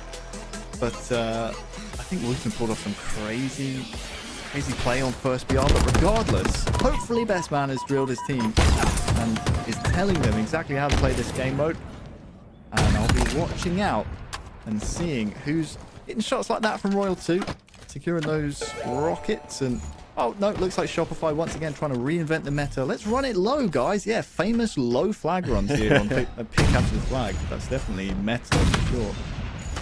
Yeah, I mean, a team to really test out some new theories and try something else. I mean, you've got rockets and sniper in one man's hands, and now he's fully out of ammo with players in front of him. So, you know, unorthodox strategies coming out right now, but the flag is still being run and 4 dead for Usabeni. So you might call it weird, but they're running a second one. Hey, listen, if the situation calls for it, why not go for it? Shopify clearly deciding that with Royal 2 with rockets and snipe and sword, that's the win condition. That's what you need. Obviously helps that Cycle is S2 with OS as well. The low side clearly fortified, so why not try and run the flag that way? But this will be confusing for Usabeni. They won't be used to this. They won't be anticipating this. And Royal 2 is just playing slow, far away on that high side, just letting players through, and that will allow last shot to overextend here on the other side. This is honestly kind of fundamental to Shopify's game plan on every single map. Play every lane and play it at 1,000 miles an hour. And sometimes it works, sometimes it doesn't, but so far Usabeni don't seem to have an answer for it. Last shot. He finds more impact as well. Piggy found there. Last shot has been near-death experiencing pretty much this entire life. Not entirely sure how Usabeni have allowed him to stay alive, but maybe it's been more of Shopify keeping him afloat. Just finding another kill as well. Last shot 7 and 2. Just continues to find some crazy impact, and he does that lovely wall kick that I did see down long hauls, and almost spat out my dinner when I was watching back the VOD from, I believe it was week 1 Sunday. Dude, you know what's crazy, Hixie, is that Shopify favoring OS over rockets. They did this off the start as well. They sent almost no one for rocks. Royal 2's going to try and contest, but I do wonder what the call is there from Shopify. They have the capability and the positioning to play both, but deciding that they would rather play OS is very fun. Very fun indeed. Both snipes, of course, on the low side of the map, so Maybe that's why Shopify like to play both towers, just knowing that they'll spawn closer to theirs. If they can pressure Usubeni's tower, then they will have both power weapons. That's exactly what Frosty's doing right now. Last shot and cycle coming through green will make things very difficult for whoever on Usubeni wants to pick up that snipe. Taking down Frosty, that was huge. You know who's going to be scrapping that one up. If the weapon pad were to open its welcoming arms. But Frosty dealt with, so the sniper on either side. Roll 2 just picks up the second 2. No rockets to work with this time, but it doesn't matter. Finds a double kill. Instant response from Jackson, though. Very, very important to find that body onto Cycle as well. Get him to tuck tail. And a bit of lead to the back of the head. So Jackson trying to hold the back line. With Piggy falling, he's got questions about Needler. And you can see how Jackson's playing this, just so sure that Shopify will be pushing a lane aggressively. Will do enough to back down Cycle there as well. But now Jackson can start to push up, knowing he's cleared his own side. Oh, I just feel like Usubeni are uncomfortable playing on Shopify's terms here on this map. They're trying to find them head on. And yeah, last shot again is given too much freedom on that high side. You'd like to see Jackson just lock down a lane with that snipe, but wants to try and help his team on low side. Unsure exactly what Shopify are doing, and in the end, last shot's push is enough to disrupt the rhythm of Usubeni's snipe, and honestly, that is a way to win this match. Yeah, it did feel like Usubeni was maybe... Jackson was trying to do everything in that life.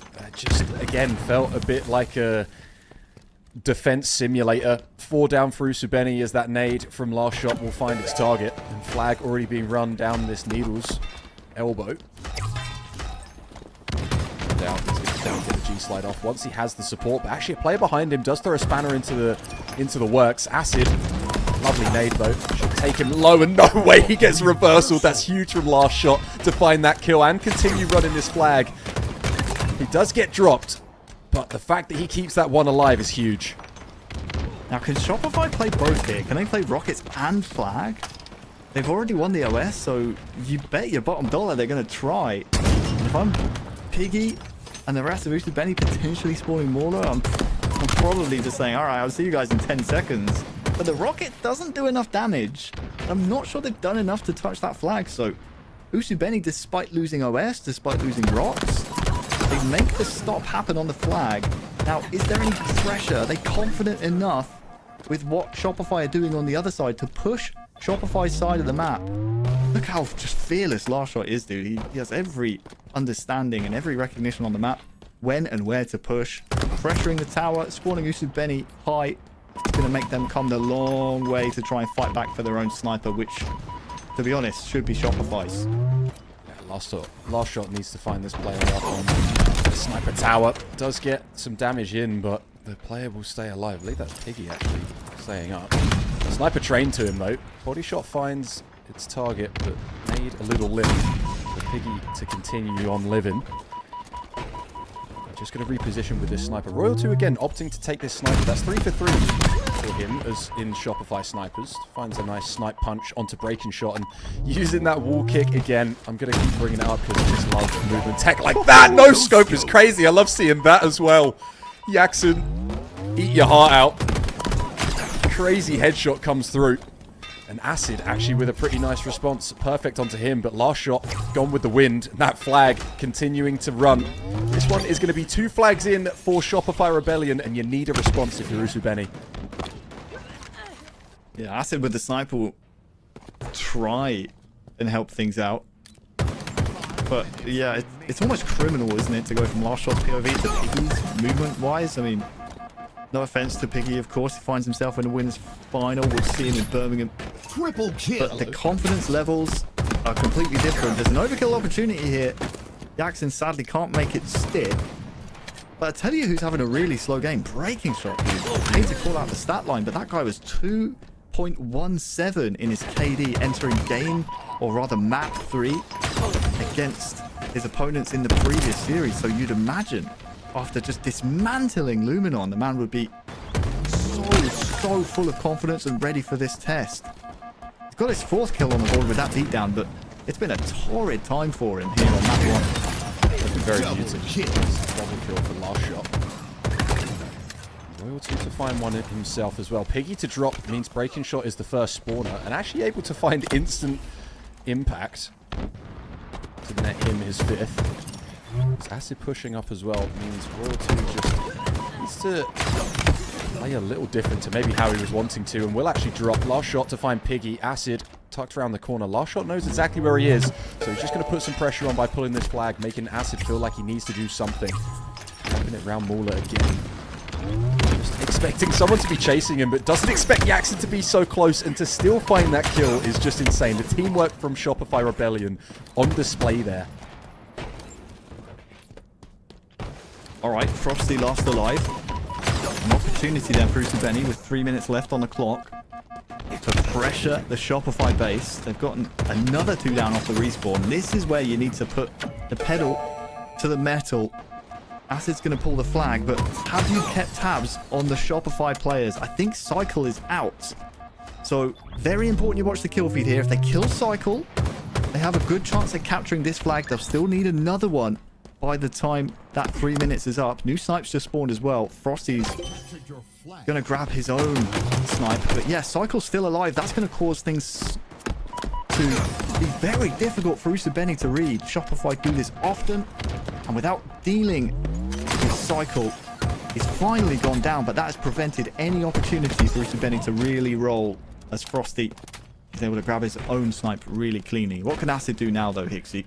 Yeah, Acid did find himself a double kill off screen whilst Piggy was just being such a nuisance, taking some of the resources from Shopify. I believe 2 players trying to deal with him back there. We did see this from him yesterday as well, albeit on a smaller map of Aquarius.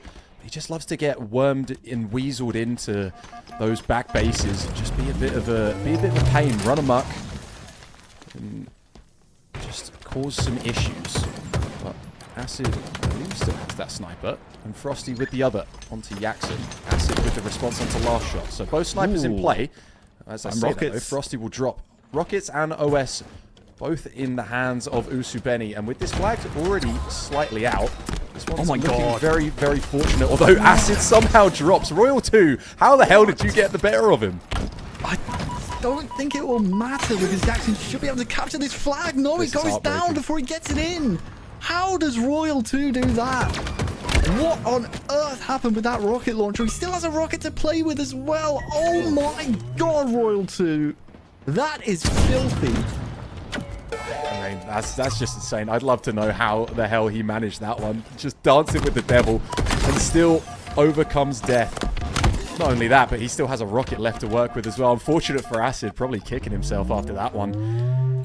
As everything was lined up, every star aligned for that pull to be converted from Usubeni.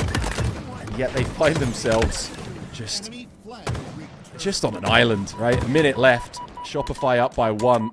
Could have had your rebuttal, Usubeni, but you choke. So what are you going to do now? You need to reset. And Piggy falling and the flag being pulled by last shot just doesn't really lend yourselves to having a good storyline in this one. Last shot will run this really, really fast. All Frosty needs to do here is just milk his life. This should be the game here.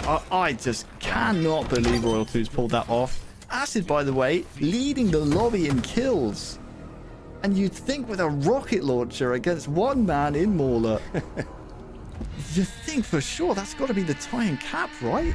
That had to be, yeah, 100% had to be a flag cap. It needed to be 2-all at that point. The fact they don't get it is criminal.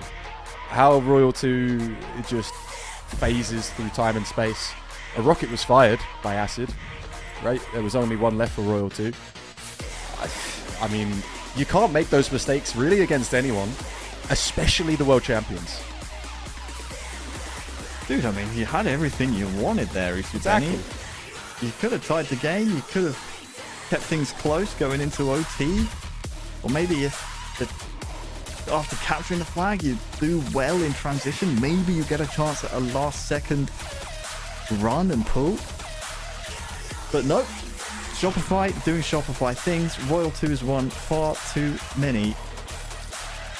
And let me tell you, he won that 1v1, grabbed the rockets, ran up the map, tapped the flag, or returned the flag, and then obviously Shopify capped the final flag. So That's the tale of pick capture the flag. Stuff like that should not happen, Hixie, but when Royal 2's on the map, yeah, anything can happen. Yeah. Usubeni, you're going to have to tighten your bolts and not let something like that slip again.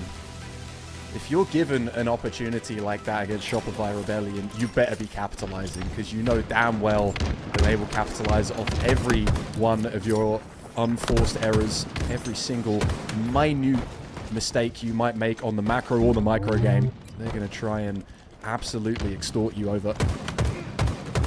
Last shot just, oh god, making use of mid being completely open, but gets shut down. Nice job from Piggy and Jackson to shut him down there. Cycle, beautiful perfect on the Piggy, just giving him some quick little wiggles to try and steer this shit back on. Straight up, I don't think Breaking Shot was anticipating the lunge to come all the way from Birmingham. That was kind of an insane lunge, so not sure what was going on there, but Last Shot definitely didn't predict that, and don't worry, neither did I.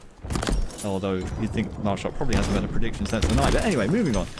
We will now move into a kind of a tricky situation, because Last Shot has camo snipe, and Usubeni, are they aware of it? They're 3 down, they're spawning B. Oh, dude, this could get ugly. This could get really ugly. Yeah, ugly quick, I think. It's just 10-7. Breaking Shot as well being spotted off spawn. It's so unfortunate. He doesn't have a choice of where he spawns, but he's going to pay the price for it. Royal 2 also just sending Jackson off into the drink. Repulsor and that sniper putting in work. Nice double kill from Last Shot. Looking for the triple. That's insane. Triple kill. What is that shot? One bullet, no bother. Puts that final shot in the sniper rifle to absolute work. He's after blood now. He smells it in the water. Piggy, though, gets caught out. Double kill for Frosty. This Breaking Shot and Piggy will drop. Whoa. Yeah, this is the worst way Usubeni could expect this map to start after how that last flag cap ran. What's insane is that, like, 10-7, you're spawning B. I'm thinking, oh, this could be a cricket score. They actually get the first 2 kills. They're both traded off, but, like, you make it mixy then. The spawns are kind of coin flippy. You don't know what's going to happen in the next phase. Somehow, Shopify and Last Shot just find the routes. They find exactly where the Usubeni push is going to come from. And he hits the shots. Let me tell you, man, Last Shot's probably the most entertaining POV to watch in Halo Infinite right now. He's just ridiculous. His aim is just so precise. It's crazy. He has such a high sensitivity as well. Regardless, while we're glazing, Piggy's got himself a camouflage, and with snipe up in 10 seconds, 60, if Usubeni can execute here, then you have camo snipe. You're what, down by, well, 9 kills now. You can chip away at that Shopify lead with that snipe. That's got to be the game plan here. Yeah, Piggy just trying to make something happen with this camo. Ooh, only 2 players around the corner. He wanted to forward a little bit. Looking like inconceivable. Going to be dropping noobs. That's them out. That was a 3-0 in that series. So noobs getting dropped, but so are bodies by Last Shot. Again, no way! He gets it again! You can't keep doing this, man. Triple kill for Last Shot. He's just in flow state. He's finding everything. No one can shut him down. Just keep going, son. My God. Surely Piggy. Just oh my God, no way he hits that. No one can stop him. He's just a bulldozer. This is insane. Dude, like, what are we watching right now? Is this... This has got to be against, like, terms of service, right? Like, there's no way this should be legal. Man, what is going on?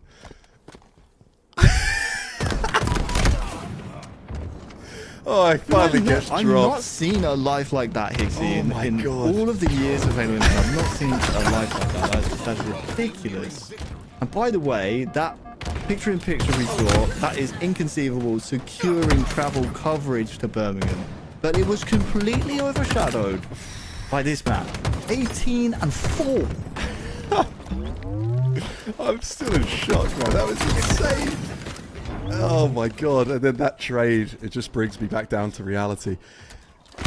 I mean, what even just happened? 44-29, and last shot leading the charge. He just wants this one done and dusted. Map 3, already get that thing cooking, get it lined up, get it nice and scrubbed and tidy for him. This is a winner's final. He's doing this in. This is a winner's final. Oh my god, it's just disgusting. Avert your eyes if you're under the age of 18. This is criminal from last shot. It just makes it look like a... I don't even know. I can't compare it to anything. It's incomparable and inconceivable. And the final kill gonna be picked up by the man himself. Last shot with the game of his life. And it's in a winner's final in an online tournament. That man is... He's a demon. His team is secured. He's one of the few salaried players in Halo Infinite right now. He's playing like he's broke. Dude, he's playing for his dinner. He's secured travel coverage already. Look at this man. Oh man. He's, this shot's a is piggy like after this. so precise. It's like, what do you do when there's a demon on the map like this? He is, and I mean this with all respect, the closest controller player POV that I've seen that looks like mouse and keyboard. Like, his aim is so precise, it's almost like he's playing without aim assist. Like, he just sees the game differently. Credit to, obviously, the rest of Shopify chipping in with kills as well, but like, one man took over that game. Yeah. Almost 2 kills away from just having half of what was required for the game mode. Absolutely insane. I mean, look, man, last shot, if he can be this accurate with such a high sensitivity, who the hell can compete against that, right? It's like the perfect position to be in. You're so precise with this level of this increased like height of sensitivity. You can just hit a 180 like this. Like how are you doing that so quickly on a controller? And then also landing that headshot as well. Man, this run, just give him a sniper the whole time. I just want to stay on his POV on this next the entire time. We're on vacancy. There's not a sniper, unfortunately, but there is a shock rifle, I believe. If I'm not mistaken, shock rifle top mid. No, you're right. Yeah, not as flashy, I don't think. It doesn't have the same satisfaction in my mind as an S7. But give it to last shot, and then last shot go kill. Well, we're into map 3. I'm not sure if Benny have a snowball's chance in hell of coming back in this series. And please, again, do not think I'm discrediting the players on Usubeni whatsoever. It's just when one player hits flow state like that, there's nothing you can do. It's not like map 1, the Royal 2 pulls off an impossible play versus a Rocket player. Because, like, at least in that situation, Usubeni were kind of in the map, right? But when we were watching those clips, I mean, it went from 12-9 the score to like 15-9, and that is such a psychological difference in terms of score and what you do on the map. So map 2, they were not in it, Usubeni. If they can get their legs under them and they can stop the rot, then maybe we have a chance going forward, but they need to shut down the 4 immaculate players of Shopify Rebellion first. They're only 4 world champions, and they're only demonstrating that exactly now. No, nothing big, no biggie. Just another Sunday. But, yeah, I mean, just getting that stick is crazy as well. And again, the sensitivity being so high, the fact that you just crank a 180 like that, land that onto Yaxon, and it just crushes Spirit a little bit more. Is what last shot gets paid. Is why even he gets paid the big bucks.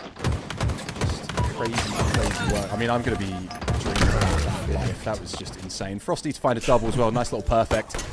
I'm going to be praying for moments like that in my games, man. That's quite possibly one of the best lives I think I've ever seen in Halo Infinite. For sure, the best game I've seen. Like, yes. In terms of a one-game performance, that is the best I think I've seen in a Slayer. I mean, Slayers are so hard to separate yourself in, and I remember big time plays in Halo 5, but like when Infinite comes into question, it gets a bit foggy, right? Because obviously we've had different metas, we've had different starting weapons, we've had different maps and modes, but like in a Slayer, I know it's map 2, not a map 5. But on Slayer, it's so hard to separate yourself when there's a lobby full of talent. That is why that was such an impressive one single game performance from Last Shot. But now though, Usubeni, they have stopped Shopify from looking like they were going to play clock from Hill 1. That would have been the most disrespectful thing I think I would have seen. But now they've tied the progress on this hill near enough, and it comes down to kind of a last break here for Shopify, 2v4. Let's see if they can pull it off. Yeah, Shopify really on their final leg for this hill. Frosty finding that one. Then Breaking Shot with the trade, and the double is huge actually. Breaking Shot to find those two.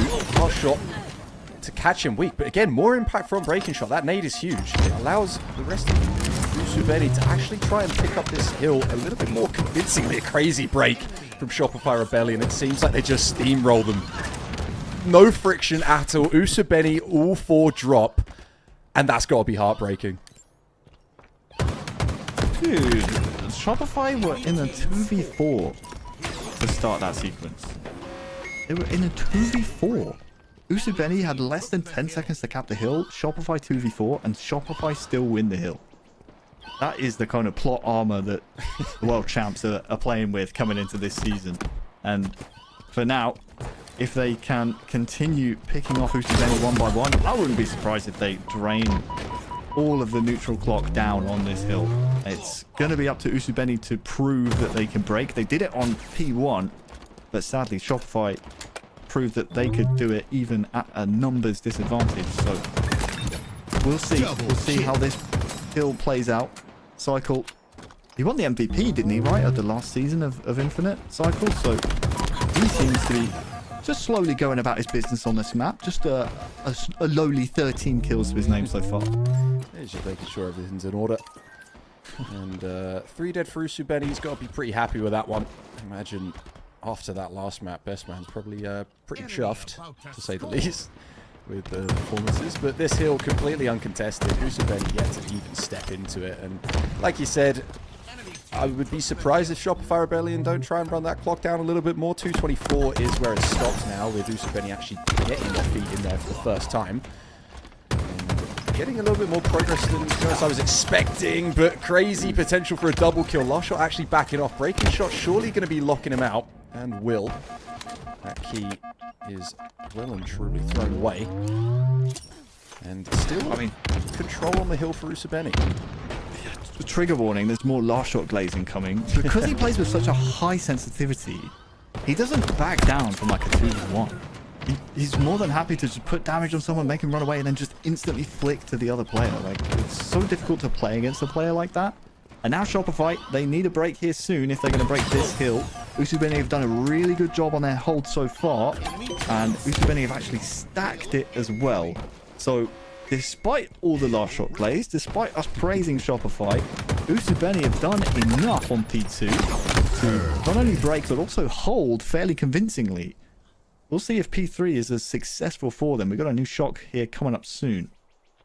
Oh, very solid work from them. Usubeni making good of that second hill. Brilliant Hill now activates. Only able to find one. Nice clean up from Last Shot again. Nades don't find their target, but Frosty will. Frosty now pushing in, the Iceman chasing down Acid, but Acid able to just whip himself away. We'll actually find that kill onto Frosty as well. So now Last Shot needs to use that sensitivity to look in 2 directions, but will finally be dropped. Cycle to just put down a little bit of pressure, but will get caught from behind. So again, a nice break from Usubeni. Yeah, and I'm going to be honest, this is most likely the last hill that we'll see on this map, in map 3. Neutral clock down to 130. Thinking about where the next hill goes, it goes towards Big Door, so it's important that you win this hill if you want to win this map. And it is a bit of a money hill as well. Not too many lanes you need to be concerned about. So that's why Shopify happy to take their time here. More than happy to make sure that Piggy is at bay and not able to defend Breaking Shot in there. And that looks to me to be a successful break so far by Shopify. Frosty and Royal to find one apiece. Actually, Frosty's traded. Cycle peek in there as well. Means last shot does actually have the support from Royal 2 with the shock rifle there. And surely he's not going to find this one as well. No, breaking shot will drop him. Shock rifle, I believe, did have something left in it, so only breaking shots pick this one up. Breaking shot still behind the enemy lines, actually. Not sure where he's managed to get off to. He's actually broken through. And now Cycle having to revisit this fight, but breaking shot not able to get Lightning to strike twice in the same spot.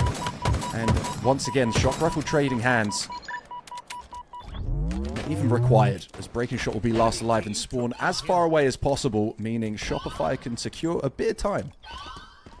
Yeah, and last break here for Usubeni. They only need about 7 or 8 seconds in the hill themselves, but as soon as you see objective nearing completion pop up, it means that that team controlling the hill are 10 seconds away from capping. So both teams pretty much tied on progress here, both needing about 7 seconds. So it will come down to this team fight. It's like breaking shot is going to be the man in the hill just to put pressure on Shopify, suck them towards the hill. Royal 2. Has he done enough? I don't think so. I think Breaking Shot has won the hill for his team.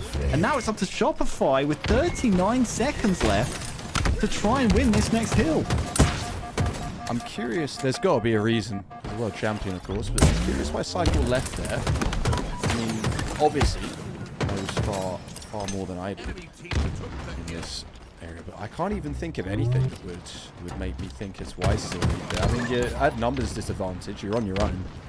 But no one really... Still, Usubeni actually surprising us here with a nice perfect from Yaxon as well.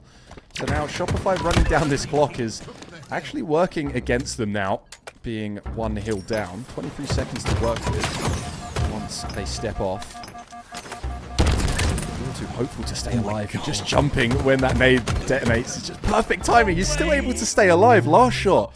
Guardian Angel.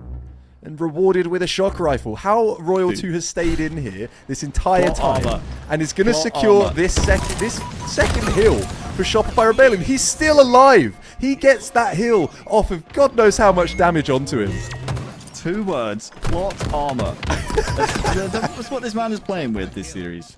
Think back to map 1 in Mauler against the rocket launcher. Dude somehow just survives. Just survives then. He's just a demolitions expert, isn't he? He's got like bomb-proof vests on his Spartan, clearly. Takes no damage from explosions, grenades, rockets, doesn't matter. And yeah, well done. Well done to Royal 2, once again the hero. Acid can't finish him off, and Shopify, well, they look to undo all of Usubeni's hard work. Is Cycle going to preempt all of Usubeni's spawning here, though? Doesn't want to overcommit himself, which is why he's backing down. Smart to do so. But now Usubeni, they were so close to winning this game, so close. And I honestly thought that P3 hill was going to be the last hill of the game. We've had 2 hills since then. And it's all about this P5 hill now. Surely this will be the last hill. Surely now. I'm not going to believe that I just saw Royal 2 try and kill someone with the grapple. It does do damage if you do connect with someone's body. And I believe I saw him shooting. Maybe it was the Shroud screen, actually. I think there is a grapple on this map. Oh, no, there might be.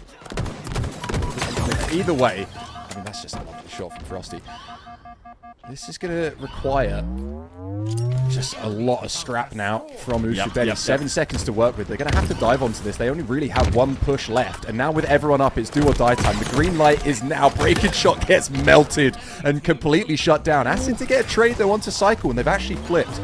As I say that, though, it looks like everyone will drop. And Shopify Rebellion securing that 3rd hill with 7 seconds to go. This is almost guaranteed. GG, Shopify. Well done. Well done. You won another one. Good job. That's only the winner's bracket, I know, but...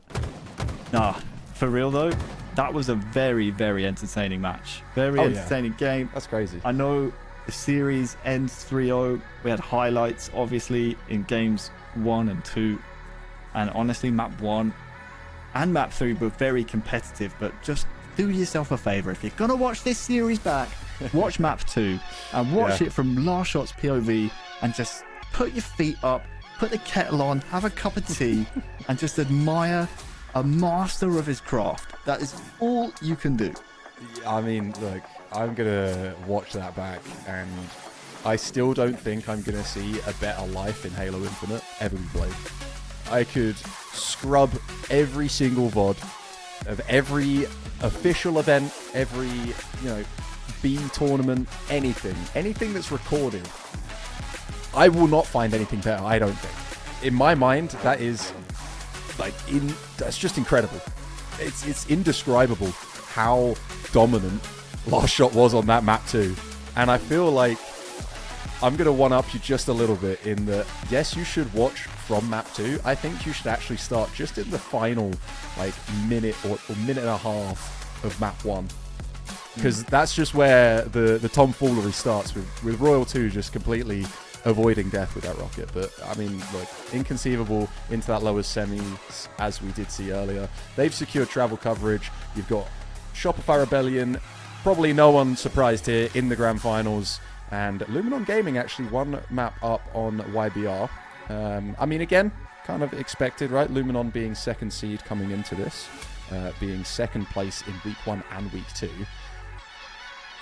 I mean, we're going to need to go to a break in a second just to sit in what we watched.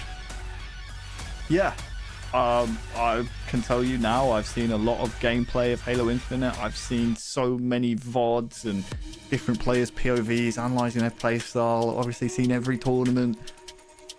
You're right, that's the single best gameplay from a player. That's the best POV you could watch of a match. It's just an absolute bulldozing performance. It comes from the team, obviously, calling out spawns, being in the right position, playing their own lane, but in terms of an individual needing to hit his shots and do so in such a stylistically impressive way, yeah, that's pick of the bunch for me. I cannot glaze it enough, Pixie.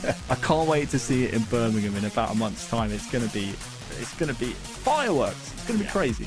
I mean, look, Last Shot not missing a single shot, using every shot, and now waiting for his tournament winning shot for today in that grand finals. But we are going to throw to a quick break as we have now completed the winners bracket.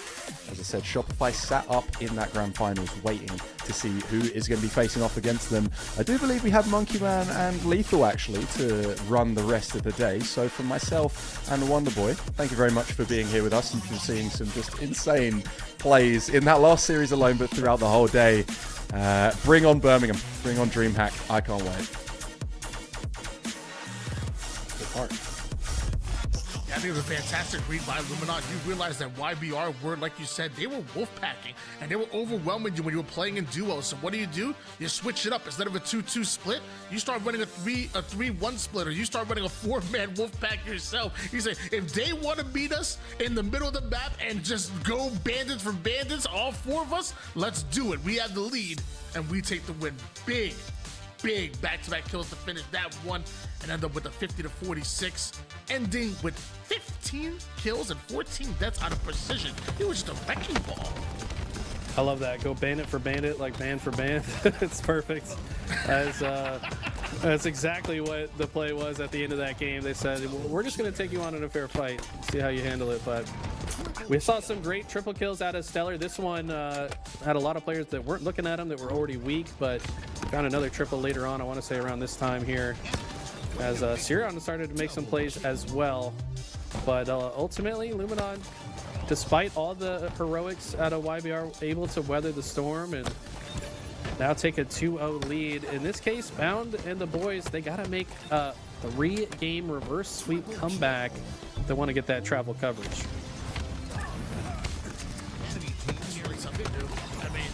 You're talking about Luminon Gaming. You got experience on the side. Obviously, when you talk about Trippy, and even Taller is quickly becoming a veteran. It feels like back in the Halo 5 days, we were talking about him being a young gunner, just like we talk about, Descendants and Precision of the world. But his experience is real, and he plays like a veteran as well. Then you have the very hungry and very capable Decision duo. Like, you have that perfect combination of experience and firepower, and I love what Luminon Gaming brings to the table. This is a squad that won't be blowing 2-0 leads very often. Stellar, if you want it, you gotta steal it just like that.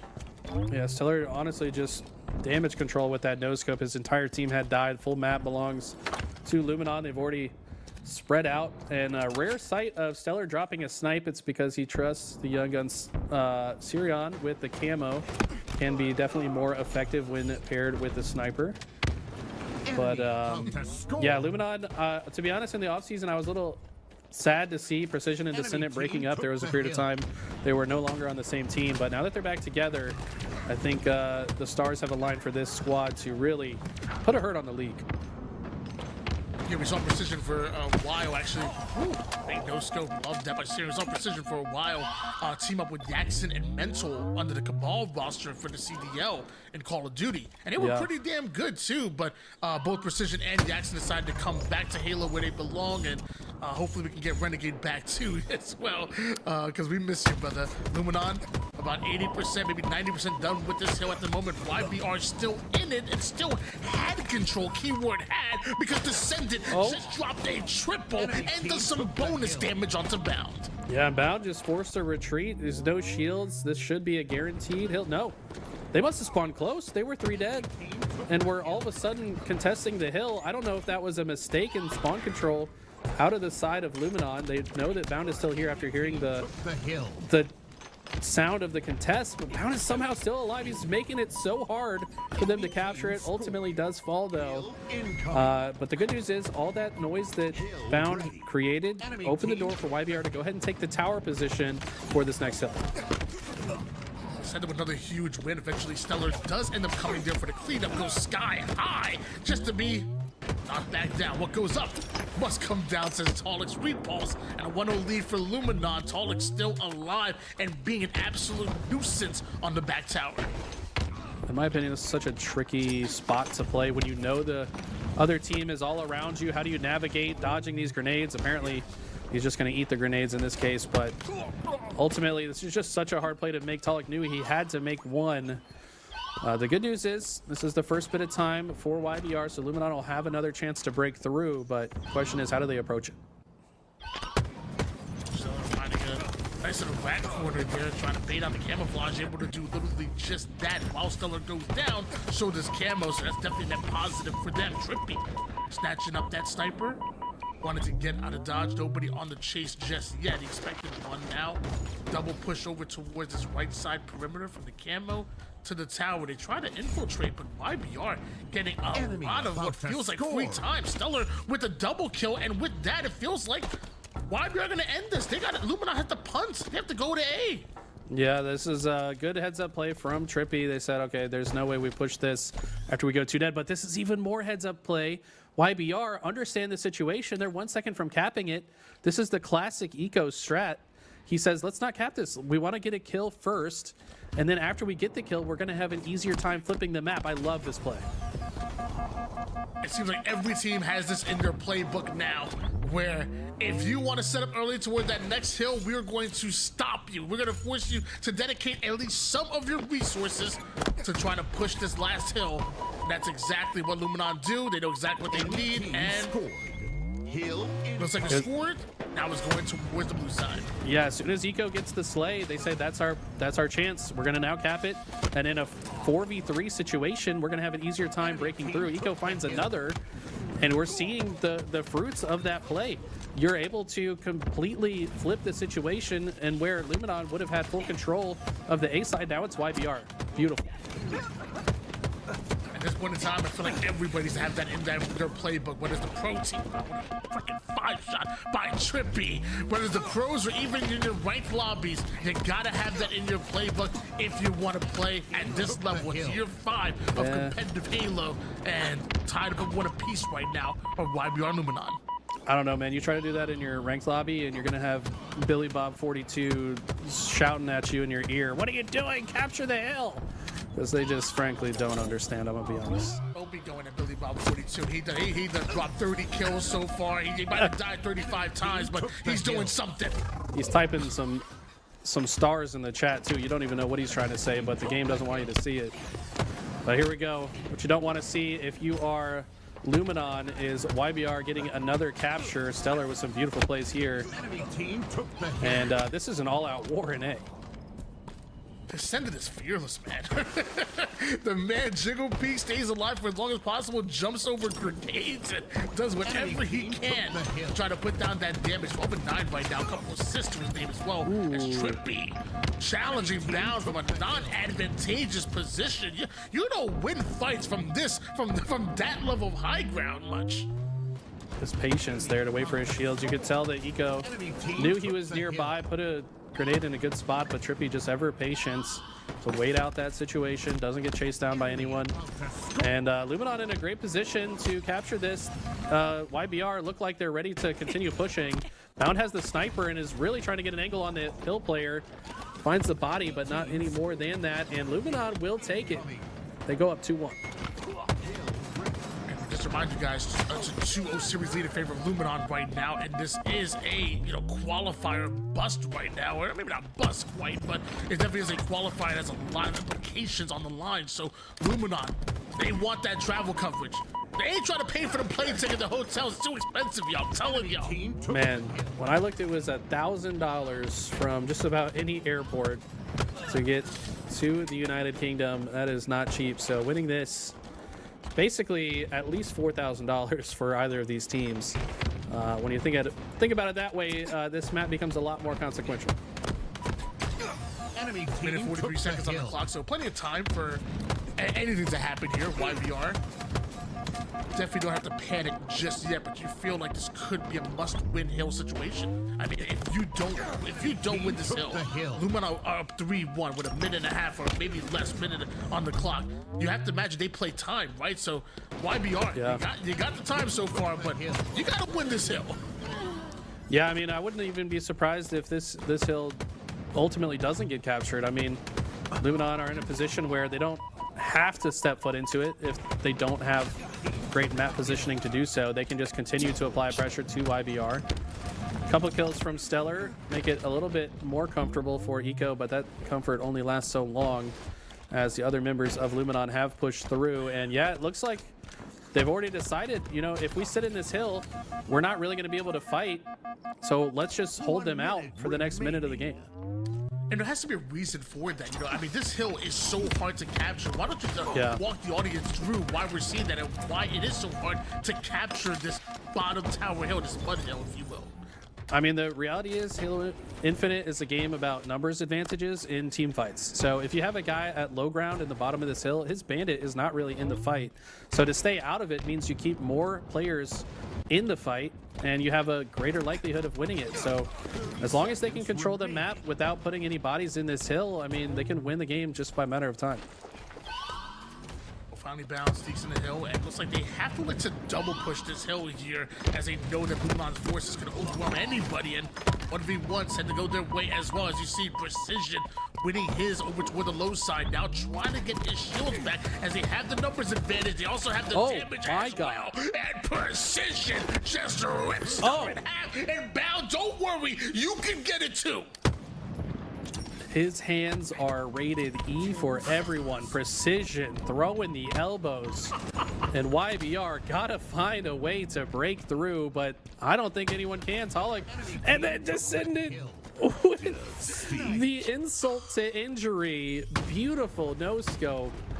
And the world champions are gonna have to find their own travel coverage to this tournament. Now that right there is how you qualify for your Dreamhack Birmingham event. That was a statement to end that one. Precision doesn't fear anybody, and neither does this Luminon Gaming roster right now.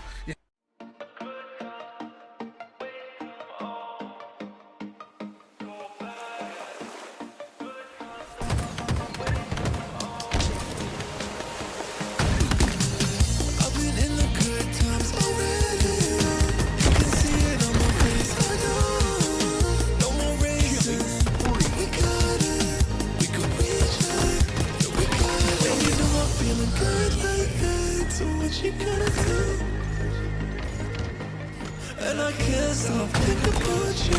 What you gonna do? And you know I'm feeling good like that. So what you gonna do? And I can't stop thinking about you. What you gonna do? What you gonna do?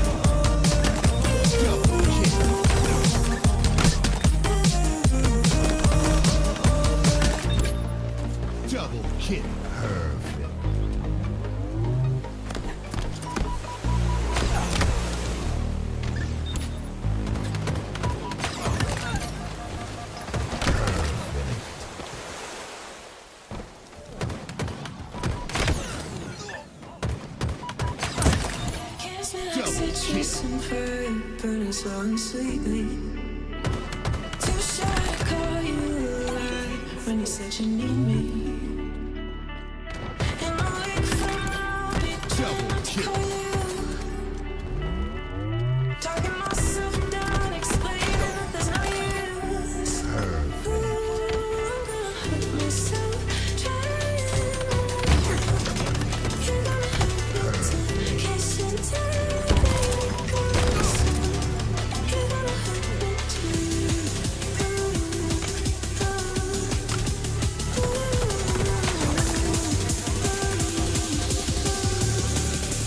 You're gonna hurt me too. You're gonna hurt me too.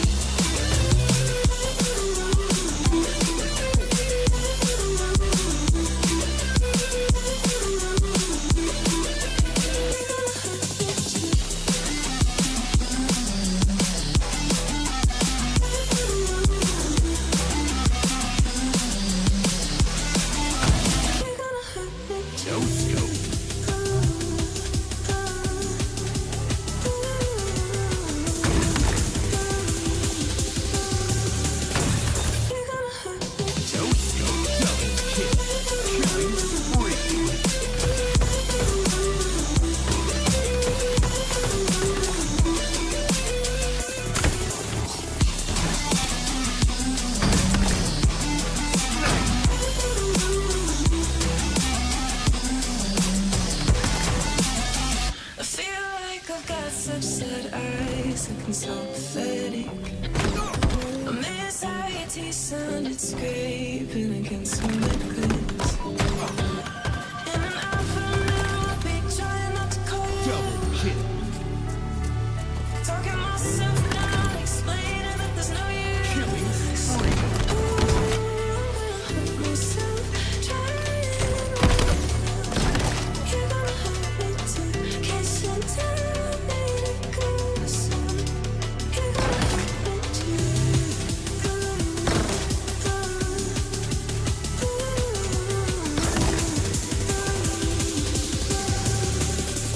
You're gonna hurt me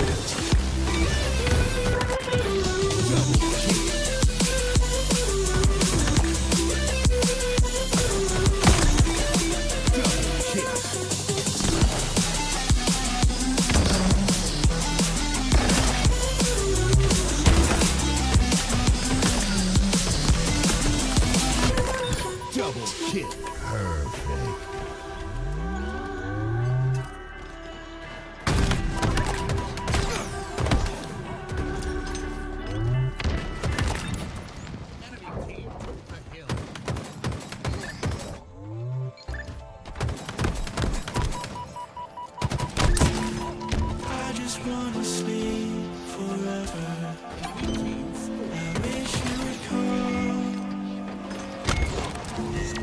Stuck inside a dream forever. Double kill, triple kill, killing spree. I don't wanna bring you down, so I lock myself away.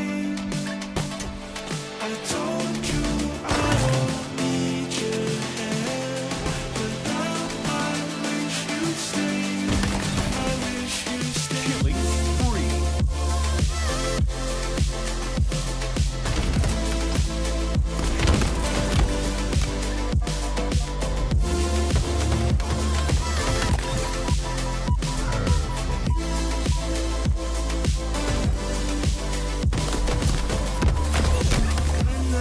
Voices get too loud.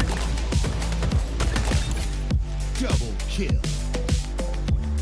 You know you're all I think about. Perfect. I don't wanna bring you down, so I lock myself away. I told you I don't need your help, but now I wish you'd stay.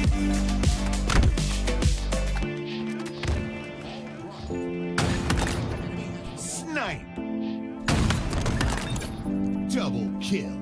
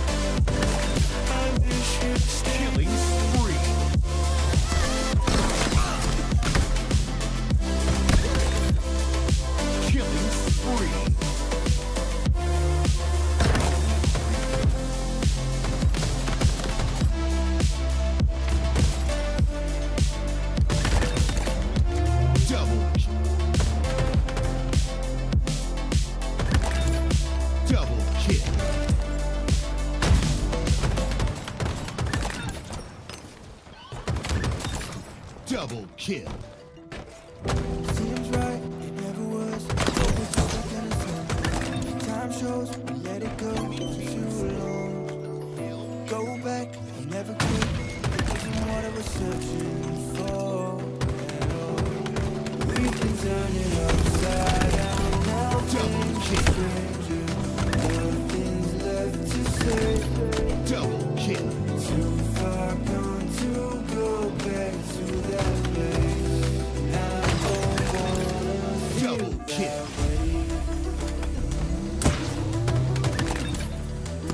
Killing spree.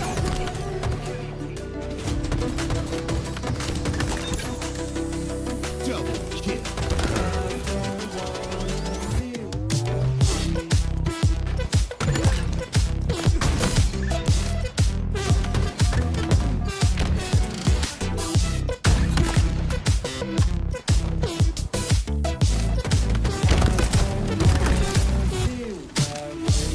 Killing spree.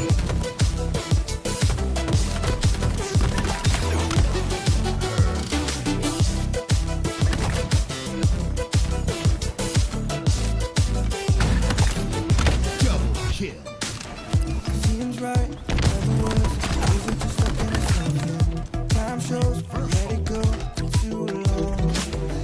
Go back, never could. Wasn't what I was searching for at all. We've been turning upside down. Now things are stranger. Nothing's left to say. Too far gone to go back to that place. I don't wanna feel that way. Double kill.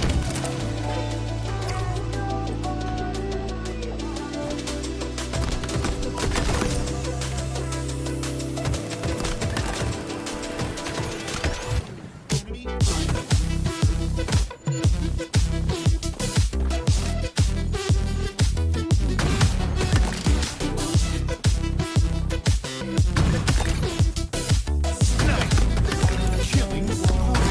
Double kill. Snipe. Triple kill. Snipe. Double kill. Snipe. Triple kill. Killing spree. Double kill.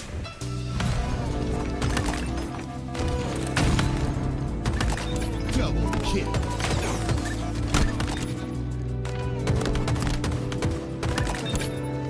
Double kill. Perfect.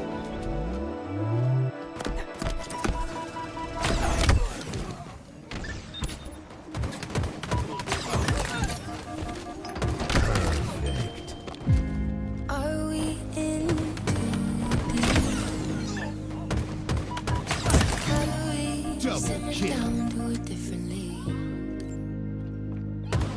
I hate to say something you wake from day drunk, but had to be Double kill. fate between you and me. If it breaks down, then we'll fix what is broken. Yeah, it'll take time, but you know that I'm hooked. All the best things don't get built in an instant. Yeah, we can get back all the time that it took. Play our cards right, take a trip to the ocean. Yeah, back of my hand, I read you like a book. And honestly, I'm circling. Take me right back to the way that it was. Oh, baby,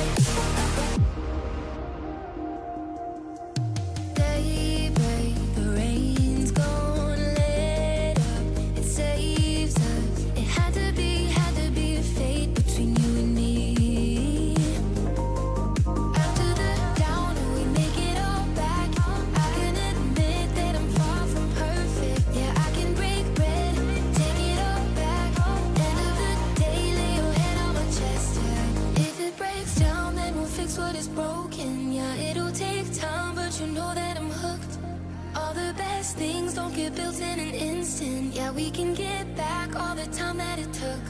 Play our cards right, take a trip. Welcome back, everyone. We're getting back into the action here for the Dreamhack Birmingham qualifier. We've got our top 4 teams. Everything is signed, sealed, and delivered for those that are going to be getting that travel coverage to go across the pond to see players and peeps like you, Adam, as we go now into it. All of what's left is about seeding, where you're going to be for the open bracket, and then as it evolves over that Dreamhack weekend, seen a lot of great play overall. Everyone's showing up, and honestly, are you surprised with anyone that didn't make it into this upper 4 right now? It's not necessarily the upper 4 that surprised me, but definitely seeing Usubeni more recently, like kind of what happened today. That I didn't have that on the cards, so. Going forward, I think, you know, there's a month between now and the event, so there's plenty of things for teams to look at, to think about, to go for. And while Shopify Rebellion are waiting for us in the grand final right now, we've still got some matches at hand today to go before we get ourselves there, haven't we? Well, we're going to kick off that with a lower semifinal. Remember, you have all the points and all the seeding, and that will go through all the DreamHack events, and especially the opens and the qualifiers. But for everyone that's outside the top 4, that's where the points matter. The top 4 finishing today will be your top 4 in order of the seeds that they get going to that event in Birmingham. So let's kick it off with Lattice Oddball. Everyone loves to play it outside of ice. You hit that with some good old ramp play, and then everyone hits to that window. After that, we're going to hit some Slayer on Live Fire. We're going to see that a lot yesterday. And then Empyrean, some good old Pit CTF at minimum, going to be our first 3 maps. Koth, Vacancy, which was played very recently, and then some Recharge Slayer as necessary. Luminon Gaming with Inconceivable right across from them. You know that Inconceivable is used to getting somewhere into that top 2. Gotta feel like they have quite the task in front of them to take on Inconceivable, who probably wants to get back there again. Yeah, absolutely. I mean, it's not been too much of a long day here, but you know, the players on Inconceivable are well-known players. They have put the work in, but then again, you know, Luminon as well, Trippy, and Towlek, and Precision, and like all of them. So it really is at this point where, you know, you've been through the whole day, you're thinking about all the matches you played, you're in the losers bracket, you really want to set a strong motion going into the next month or so of work before you hit that event.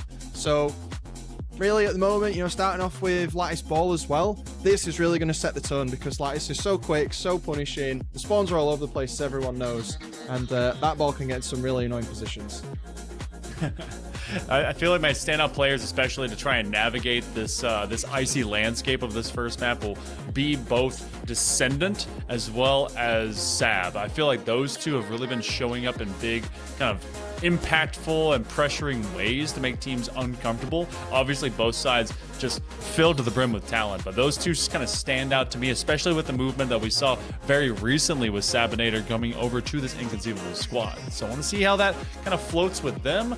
Luminon Gaming, love that they're still kind of pushing the envelope. Would love to see that them kind of make a re-entry into that big stage, that grand final position. But on the other end, whoever wins this matchup will be going into Usubeni, who a few folks kind of looking at that as like didn't quite get the job done, obviously, but couldn't put the same level to task that some other teams have done in the last few weeks against Shopify Rebellion.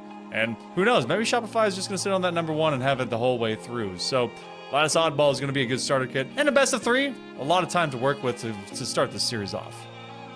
Absolutely. I think as we were talking about the Lattice Ball, you know, that type of map is pretty fast. So it's going to really set the pace for perhaps the start of the series at least, but then we step into Live Fire and Empyrean where there's a little more breathing space. So you tend to find that the teams that are really great on the quicker maps, there's almost like a bit of a break in pace towards those slightly medium to larger size maps. Lattice kind of sitting more towards the small size, like your Aquarius, like your Vacancy, I guess. Like we've had Vacancy a bit on the stream for all the series, but I've not had a chance to go through it, so I'm really looking forward to kind of talking through that once we get there. If we get to the game 4, which I'm hoping we do. I'm hoping we get to the game 4, but Live Fire and Empyrean, really those medium style maps, Empyrean slightly going over to that larger style, so a real change of pace through these first 3 games, where, as I said, the objective style teams tend to do better on those quicker pace maps like the Streets Strongholds of days gone by, rather than the Slayer Live Fire. So we're really going to have to see how the Slayer kind of moves into the Lattice game that we're about to get. Gotta see where all these guys are finding that pacing today. It's been some great overall gameplay from the last couple of days. Heck, the last few weeks. We had the LVT LAN just last week. We had a couple of opens to start off the entirety of this month. Literally first day of March. And we march along into some momentum, some Halo, some good oddball on Lattice. It's going to be at least a micro BO3, a couple rounds to be able to win it. And you got an S7 at the top of the entire map that everyone will be fighting for general control. Gotta be curious where they're gonna try and sequester their opponents. QT opposite end of this, as well as just the ability to rotate around. So if you're looking towards this map, well, we're in and live with you. Upper 4, who's gonna be able to qualify and go into lower finals? Let's start with game 1. Straight off the bat, rotating that ball around when the sniper respawn comes in is going to win you this map. It's going to have a massive impact on the ability that you're able to keep those objectives. Speaking of snipes, Falcated dropping that on the back of blue. And then someone moving around tried to pick that up too. So we really need to keep that sniper in hand there. Teams will play around the red tower, but they will move over to blue if they can sync up that spawn. Interesting that we're also seeing an immediate pickup from off of RIP. You see a lot of squads, they like to set the spawners as your first starter kit for a lot of these oddball games, but Luminon decided, you know what, we're going to change the paradigm shift of this entire thing, and we're going to bring it over to red side. But in the same capacity, Inconceivable, they went for snipe first, took that pressure, and even though they dropped at least a few points over into Inconceivable's hands, they're now trying to force them away. So off of this window and pipe split, Sabinator playing as the decoy, but the old Scarecrow getting burned up as Descendant trying to get themselves a double kill. Now they got a boomstick to boot. Dropping the second player on that melee. I think we all expected a trade as that came through there, but that means the ball will get in the hands of Luminon again. They've got a very small lead here in the early part of the game. But even small moments like that with the sniper with the trade not going through, that can have an impact on like how the dominoes fall for the next couple of seconds. So Inconceivable need a bit more time to come around and get all 4 Spartans on, but Falcate going down. Penguin cleans up the kill there for the trade. 2 down for Luminon. They're just trying to keep the pressure on here just while they can get some form of coordinate pushed together, and it's coming in now. Interesting utility position out of Descendant. You saw him all the way beyond that ice rock and kind of hanging out from that backside of that platform. And they might have gotten a stick. No, they do get an assist as one player drops out. Penguin at the receiving end of that. But 3 go down for Luminon Gaming as Inconceivable gets a full-fledged rush out onto this open area. Trying to win the quick bust of knuckles into one another. Falcated helps his teammate out. Luminon Gaming is at least pushed away by the landlords of Inconceivable as they own out ice. So they're got at least half this lead down. Sabinator holding on to this rock because they want to rotate back up ramp, but look how they're just basically pincering in from both sides, but half strength Descendant is trying to do it all himself. The rest of his teammates are end up dying out, and now he joins them. Oh, I don't know if you saw that, but Falcated was hiding behind the little ship on ice, and Descendant and Talek had no idea that he was hanging there. The patience that he needed to not shoot Descendant in the back, going through big door there, to not really reveal his position, and I thought that Descendant got the drop on him out of vent there, but Falcated still managed to kill him there as well. So nice patience from them. They got them back up to nearly even, but the flank's coming back round through from Luminon here. So another small hold for them. Penguin might be able to do something, but he's going to have to wait for his teammates to come forward. Luminon has found scores in chunks, whereas Inconceivable has been slowly just picking and pawing at what they got. Trippy and company are going to actually hide behind what they have as they push at least one. It takes 2 plasma nades and a quick repulse to send them to the wall. Sabinator is the only one surviving as there's 2 players from Luminon right around this ramp end, and now they're gaining ground. Talek, he's becoming a statistic at the other end of Sabinator's gun. Trippy has a QT online, and now no longer as at least one rush up of the cavalry comes through. Still about 20 points gained in that iteration. Falcated has to deal with death from the sky as Precision comes in. You can really feel the pressure on this map as we have this small lull as the ball rolls down to bottom of the river area there. QT being so impactful. We saw Trippy just lose it moments ago there. The spawns on this map are so close, and the way and the speed at which it rotates is so fast that having QT and using it effectively can really stop pushes in their tracks here. Great little cleanup from Precision going around, stopping any push while his teammates are down, though he does leave Luminon now with 3 up. The other team's 3 up as well. So QT going to be a little more instrumental, perhaps, than what we've seen so far here. The round monkey man really equal. I want to see more of this equipment used to get those edges on it. As I said, QT, super instrumental, get some flanks, get the right position, and we'd see it. You get to see it a lot when it comes to live fire, and sometimes it's picked up as an afterthought here on Lattice. Now it's been used a lot more often to be at least a kind of a playmaking utility. That ends up dropping out to the low side of River. So with 2 down for Luminon, trying to play defense as they can. This one's hanging out from that big door just on the side of Red. So Inconceivable has been doing very well to at least nip at the heels of Luminon. The good old LG is living good as they have not allowed Inconceivable to really gain ground. This is going to go to a neutral play ball. It will reset to top mid. And it looks like they kind of planned for that because Inconceivable goes 3 down. And it looks like they're set up to get another possession. Penguin going down there really staggered those respawns. And Suppress being top mid gives them a little bit of power. Look at Descendant now, trying to do what Falcator did to him earlier. Just waiting in the back there, stopping the spawns on that side of the map, but also catching anyone who's, I'm not going to say dumb enough, but brave enough to run across the middle there. And it also gives Trippy an escape route if they need it. Look at them pushing up from Red Tower now. So they can take the fight here. Towlek's going to come in and try and get the flank. Should clean up Penguin if he doesn't get interrupted. We'll have to see that on the desk screen at the top there. And it gives them the space to move around if they want. So it's giving them options here. And options has got them to this point where they have the 77 points on the board versus the 55. Look at that. 2v1. Doesn't matter if we go for the trade. God knows how we survived. And then Sab comes in. So they should be able to hold this in position for a little bit or get the ball to reset. Aiding out Precision's previous placement. Now Trippy, the only one left. Wants to make sure they don't get caught on the opposite side of the map. And these guys Suppressed to have to deal with. And as they force them to that top side of Lattice, it is, what, 23 points left to go here for round number 1. We're talking about how dead even this is. They are down by about 17 points, but the slays have been aplenty for either side. 3 out.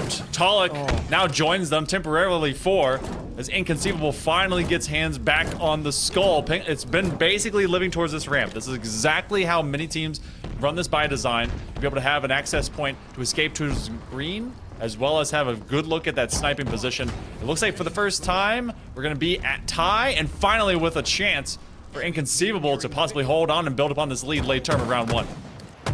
Absolutely. And Luminon having the staggered spawns there has really delayed that last 4-man push that they can have. And this rotation over to blue is really good as well. They're trying to get Luminon to spawn down on that red where the C objective is in strongholds. And look, there they are. So really good rotation from them.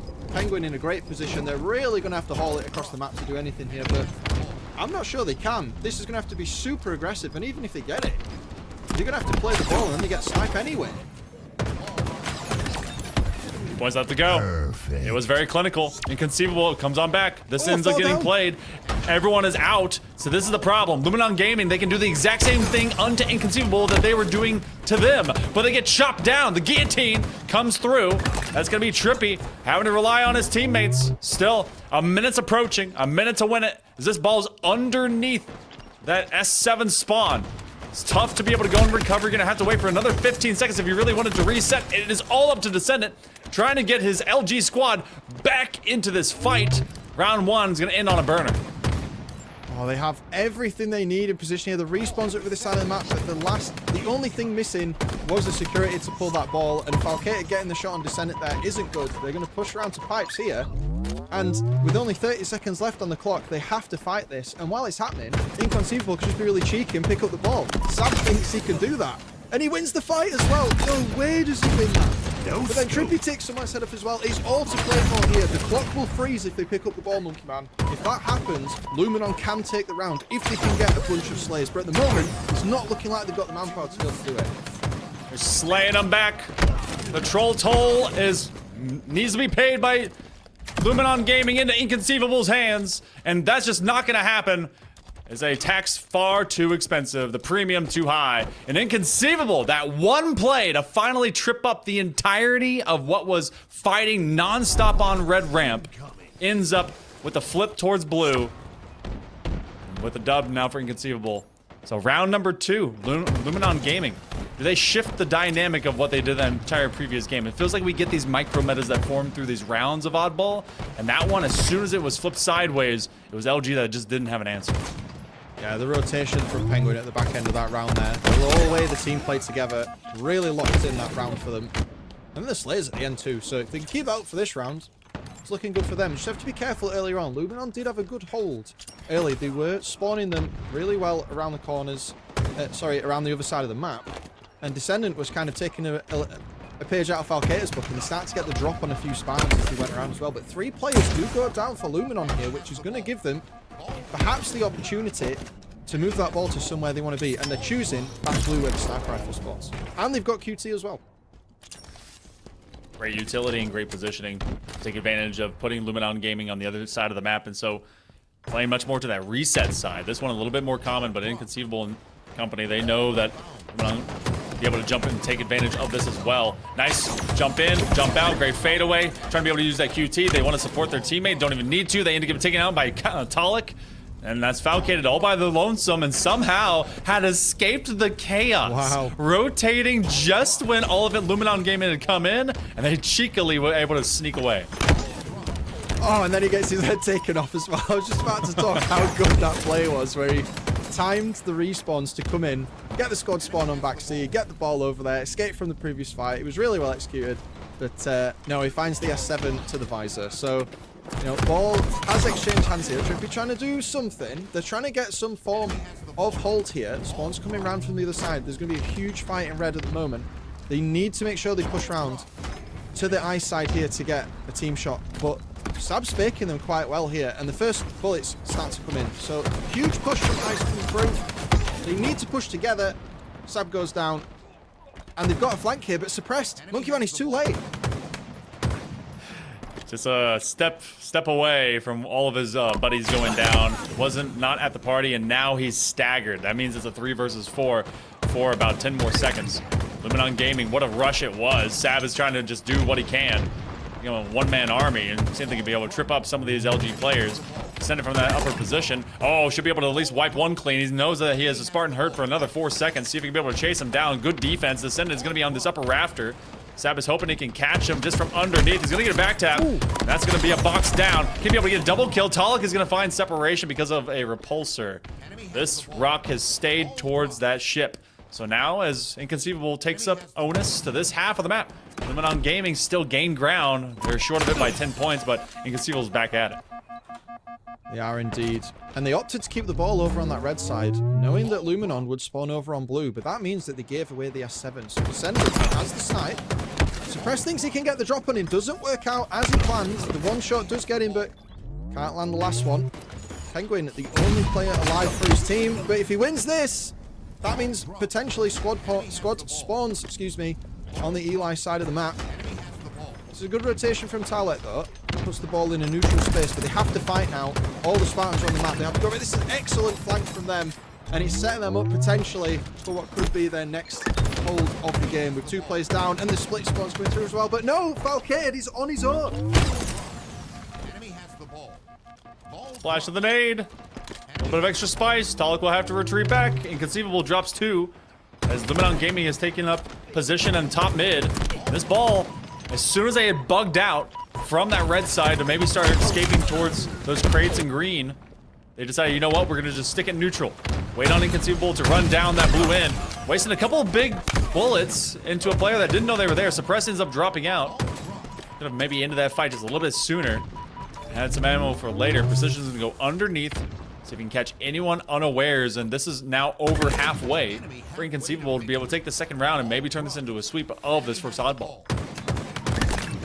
It's been a little back and forth this round, and that's primarily because the fights have been so scrappy. We're hardly getting any time whatsoever where there's not a fight somewhere on the map. And I know that Lattice is quite a small map, but these players are rotating so fast and leaving so little space because of the way the spawns work on this map, and you will constantly have players spawning behind you. It's almost like streets dialed up to 11.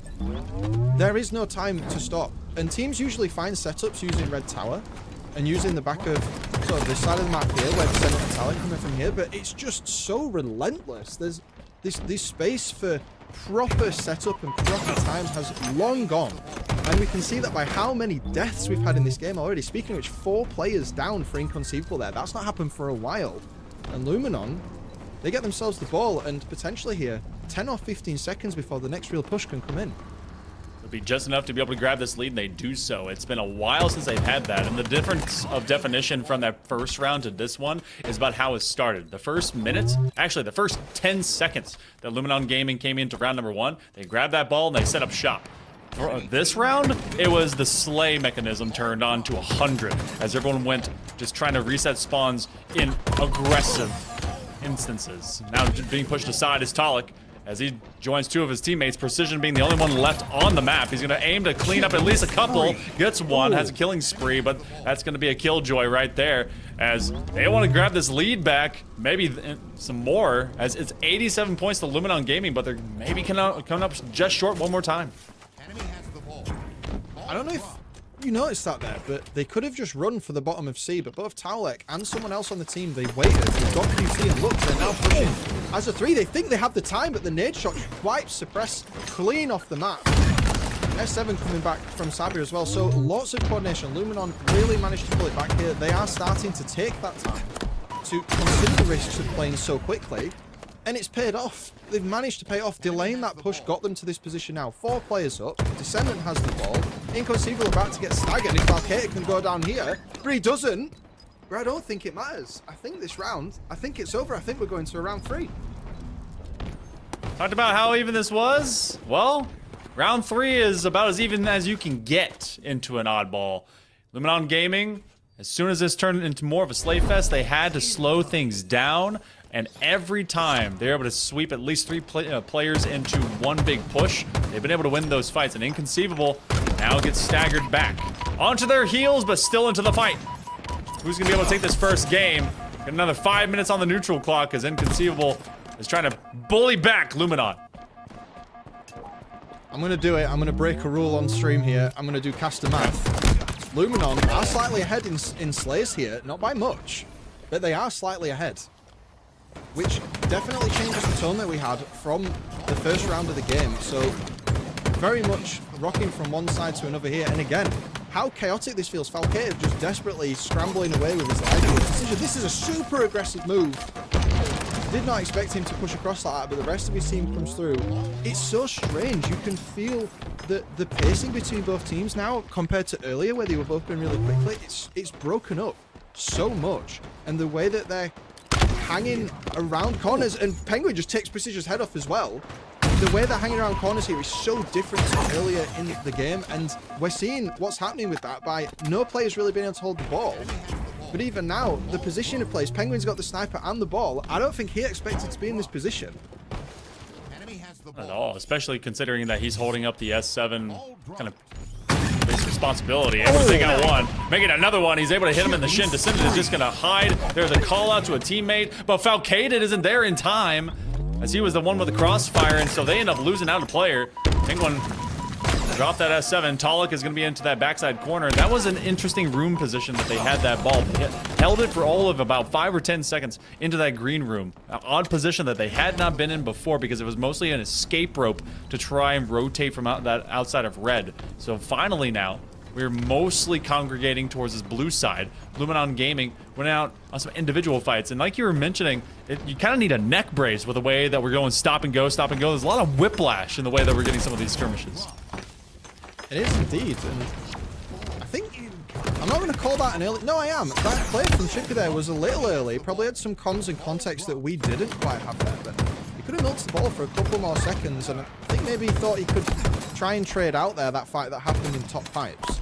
But interesting here, Inconceivable as well. They're staggering their play here, not playing super aggressive. Perhaps waiting for Penguin to come up off screen as well. Valkator going down. So again, I don't want to sound like a broken record here, but the pacing between both teams here is so staggered. It's almost like you're expecting the push, and then it doesn't come through, and then somehow, some way, there's another Spartan somewhere else coming through. So I agree with what you're saying with the whiplash here. Precision is trying to move the ball away to try to get this back to that blue area of the map, back to that safe area. And while he's trying to do that, his teammates have gone out and started killing Inconceivable as well. So it's just pure, it's not chaos, but it's not exactly the structured and regimented discipline that you maybe would expect on a map like Lice, where it's so small that you can lock down areas. Look how many people are out in the courtyard, man. Double kill. Well, a couple less people at the hands of Trippy. Nice double onto Penguin and Suppressed. Gonna get an assist to make sure that they are consistently staggered, and Luminon Gaming is just hanging out to this courtyard position. Sab rather is gonna get knocked out by a sidekick, and Inconceivable just feels like they're dropping into the party uninvited as Luminon Gaming, regardless of this being kind of an informal situation, and for them just being unable to kind of get these main setups. I mean, they're winning out on the fights that matter. A lot of this time has been burning off the clock. Around 2:15. Neither team has been able to get to 50 points. Last time that we got to see something like this in our previous Open, it ended at like a 60-30 score line. I would not be surprised if we end up seeing more and more of this pressure out of both Luminon as well as Inconceivable to try and take over mid, and then just this boiling down to who can outkill who, and the ball just is an afterthought. I think if I'm on the side of Luminon right now, that Slayer for the rest of the game, that's starting to feel real good and real likely, considering the fact that we've had to go all the way to this point to get to round 3 with a minute and a half left, and the absolute slogfest that was the first 2 rounds that are in here. I think we're heading towards a Slayer here, and you can tell Luminon, they're kind of staggering it out. Precision's just like kind of turtling down at the bottom of River here, just waiting for someone to fall into his grasp. They're not playing aggressive. Sab finds out someone's hiding there. Luckily had the QT, because he would have definitely died if he didn't have that right there. But their patience hasn't really paid off as they expected. It's Inconceivable taking the ball into red, holding Eli, and the cards are starting to fall here. There's a minute left and 12 points. This is starting to get scary, because Inconceivable could spin the game round and be like, no, do you know what? You guys can play into us. We're going to slay you, because we've got the lead now. Ball's hanging all the way back. It feels like one set of slays to reset some spawns, and Inconceivable might be able to walk their way into a win. That's why they're holding this one all the way back door. They don't mind if it resets. They go out to mid, but Luminon Gaming has actually baited them over into that double door, and they're going to aim for points. There's just a little bit more points to be gained than there is time, and they decided that the math is not mathing that, especially as this fight is coming up. It ends up being 1 down. As they rush to it, open ice, and yet again with 3 falling out for Luminon Gaming. Inconceivable, they've got to lurch about 5 more seconds, and they'll be able to take this lead. Falcated and company, looks like they're in an unbreakable loop, and Luminon Gaming has to act fast. This is where the game comes down. It's to the wire here. The first to fall if it's not answered. Sab getting that first kill. Descendant going down there. Look, the dominoes, I was about to say, the whole house of cards just falls there. And now we're entering the danger zone where there's only 1 or potentially 2 pushes left. Inconceivable going to extend their lead here and stalling the clock, waiting for the respawns. It might be one of those things where you go back in VOD review and think, should we have done that? Because they have all of the space now. If they'd have dropped the ball, there'd be 20 seconds left. And if they lose this fight, which they might because Falcate's on his own, this is where this is not going to feel good. He needs to stay alive, but Trippy just finds him and just takes him out of the game. But he did stay alive long enough for the respawns to come back in. 30 seconds left to win it. Able to have that possession. Trippy has been so impactful. They're even 500 at 38 and 38. Couple 40s have been broken over already by Suppressed and Sab. Inconceivable does not want to let this one go. Trying to be able to get at least 1 man. Does not get a trade. There is still some bullets left in the S7. They're going to be rushing into ramp. Falcated is trying to be impactful. He's got someone to back him up, but they're both weak. That ball is loose, and now it's picked back up. A nice double kill from Autotolic, but still, it's going to be Penguin that comes in to ruin the party. 20 seconds left. It's going to be easier to let the clock run out than it is to get those points. They're going to try and force this ball to the north side of Lattice as Penguin continues to play keep away from Luminon Gaming. They've got 10 seconds left. Oh, this is so infuriating if you're on the side of Luminon. You're just casually throwing the ball around. They got 4 seconds. Tripp is the last alive. That's all she wrote. That's the first game. That rotation there to keep them away after they lost that team fight. Man, you're so annoyed if you're on the other team right there after that. That was so well executed. That's twice they've got the rotation on them like that on Lattice. If Penguin isn't there to back up that fight after Tolik gets that double kill, they get those points and Luminon Gaming wins. Penguin able to get there just soon enough, just enough to then force that one away, makes the heads up play, able to drag Luminon by the leash, and they just never get to make it back. Look at how close this was across our 3 separate rounds, 245, 244. I know that's not a cumulative between them, but that's the line of delineation between these squads. Inconceivable will take this game 1. It's just crazy, isn't it? When you look back at it, it's literally 1 point that takes the players out, and it's that 1 point where you think, at some point in that game somewhere, could I have held the ball up for slightly longer or played it slightly longer, and would that have made the difference? Hard to tell, but that's what VOD Review's for, and I'm sure there'll be plenty of that going on between now and the 27th of March. A lot of studying going on. I'm going to crack open a book. It felt like this was going to be the game winner, and as soon as they brought it up onto that ledge, Penguin just hunted them down. I know that penguins are carnivores. I just don't expect them to be so, so aggressive to go and hunt like that. But I guess they just treat Talek like krill and gobbled them right up. We go over to Live Fire Slayer. There will be another sniper over this way. Some camo, some good looks. And I mean, if you're looking at that lattice, everyone was showing up to play. There was no lack of slays. I think at the point that you had said that they were dead even, I think it was like 106 to 108 slays on either side at the beginning of that round 3. Man, the pace is really going to have to switch up here because Lattice is so much faster than Live Fire, and while the S7 is going to be the main character on the map for the next kind of 8 minutes once we load in, the camo and the other stuff that's going on, you can't play Live Fire that fast. There's too many things going on. So, I mean, are we going to see this kind of gameplay on Live Fire at this point in the bracket, or are we going to see a bit more discipline and a bit more rotation between A and C between them? I genuinely don't know, because that Lattice game was insane.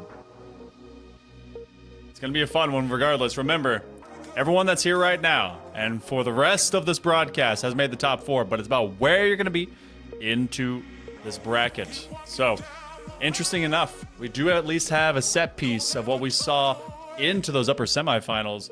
Luminon Gaming, they could not handle Usubeni and got 3-0'd by them. And Usubeni is waiting for whomever's going to come out on the other side of this. Inconceivable is trying to be able to get their way through the mid and green. So we'll see if there's going to be some change of history from what recently was, what may have to be. And I like what we had from the early plays. It felt like Luminon Gaming was definitely testing Inconceivable, but finally breaking into the house. And that B&E got them some cool treasures from out of the old box in the back. So Luminon Gaming, they do just enough, but Inconceivable feels like they found them by just an inch more. So, I mean, if this one was even, Adam, I feel like some slays late term are going to be even cooler when we hit Live Fire eventually. Oh, absolutely. And I really think that some of the wraparounds that we saw, some of the flanks that we saw on this map, the teams are really getting good at spotting the gaps where they're expecting things. We see it all in like ranks. Like anyone who's in the chat, like if you play ranks and you play kind of like Diamond Onyx, you're used to the old flankerino, like when someone's gonna kind of wait for you to spawn and push around. But like these guys, like they're playing at such a pace, they can still predict it. They know where they can sit, they can sit, and they know when it's so urgent that you won't check the corner because you don't have time. So they're going to start sitting that corner, and multiple times this game, those types of flanks really changed the flow of what was happening. And moving into Live Fire, where we've said we've got the camera, we've got the QT, we've got the S7. There's so many locations where you can kind of do that to people. It's really going to make the edge on this. And one thing I just remembered that we didn't talk about when the scoreboard was on, and I'm throwing like real far back here, but Trippy actually had, oh there we go, highest kills and highest ball time on his team. Talek only missing out by 3 kills in 1 second. So Trippy and Talek absolutely put the work in there for Luminon, and they only just missed out. So they're really ready, warmed up, and they're going to do everything they can to get this to a 1-1.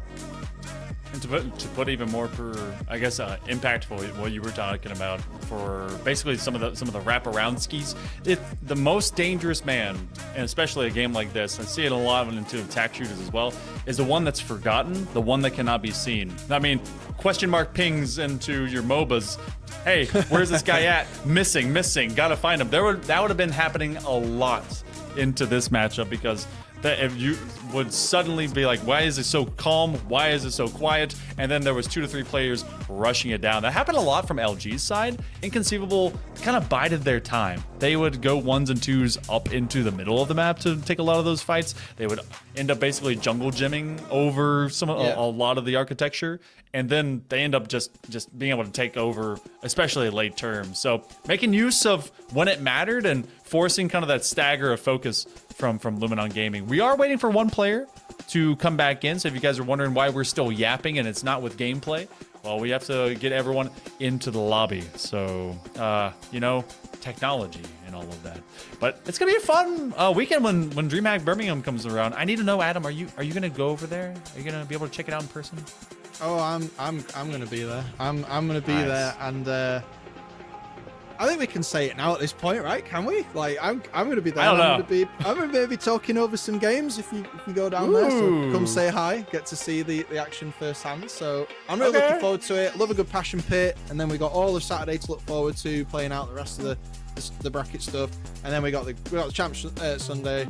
It's gonna be great. Like, not really been to a full-scale event since Twickenham because getting over to the States was really hard as much as I would wish to. So it's going to be absolutely awesome. If you're traveling from this, are you coming?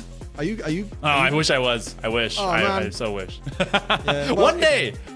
Yes, and if I make it over to the States for one, I'm going to let you know. But if you are heading over from the States, if you're watching with us, then, you know, come say hi. Hope you have a great time. 3 weeks, 4 weeks to go? 3 weeks to go. It's going to be a blast. But before we get there, it's time for Slayer Live Fire. We've talked about what we think is going to happen here. There's the main character on screen right now. You love it or you hate it, depending which side you're on of receiving it. But, you know, I think the sniper is going to be absolutely pivotal this game because the amount of shots that we saw on Lattice in that previous match, we had it in the highlight reel. This is going to be a blast. This is going to be so good. QT's good for getting some information and also being a McNasty man in the back line. Will it be just as impactful here? Camo will join it out onto the field of play. They send 3 players all down into green. It's a fist fight in top mid. Trippy already gets that QT, teleports right back to safety. As Falcade is trying to at least provide some flankeringskis out there. But Trippy finally picks up the S7. He's gonna get a stick. Oh, and he gets in, gets out, gets on with his life. See you later, nerds. QT straight out and gets the snipe on him as well.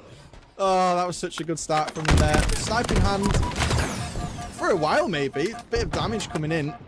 That was the flank around, or the push around to pillars there was great timing. Got his team snipe. Descendant's getting some heads off screen. That's his first kill on. And 4 kills ahead early on. Not much to talk about right now. It's very early, but, you know, that's a full padding of squad kills before you want to move on. They got the camo as well, so they got everything. A nice little back tap.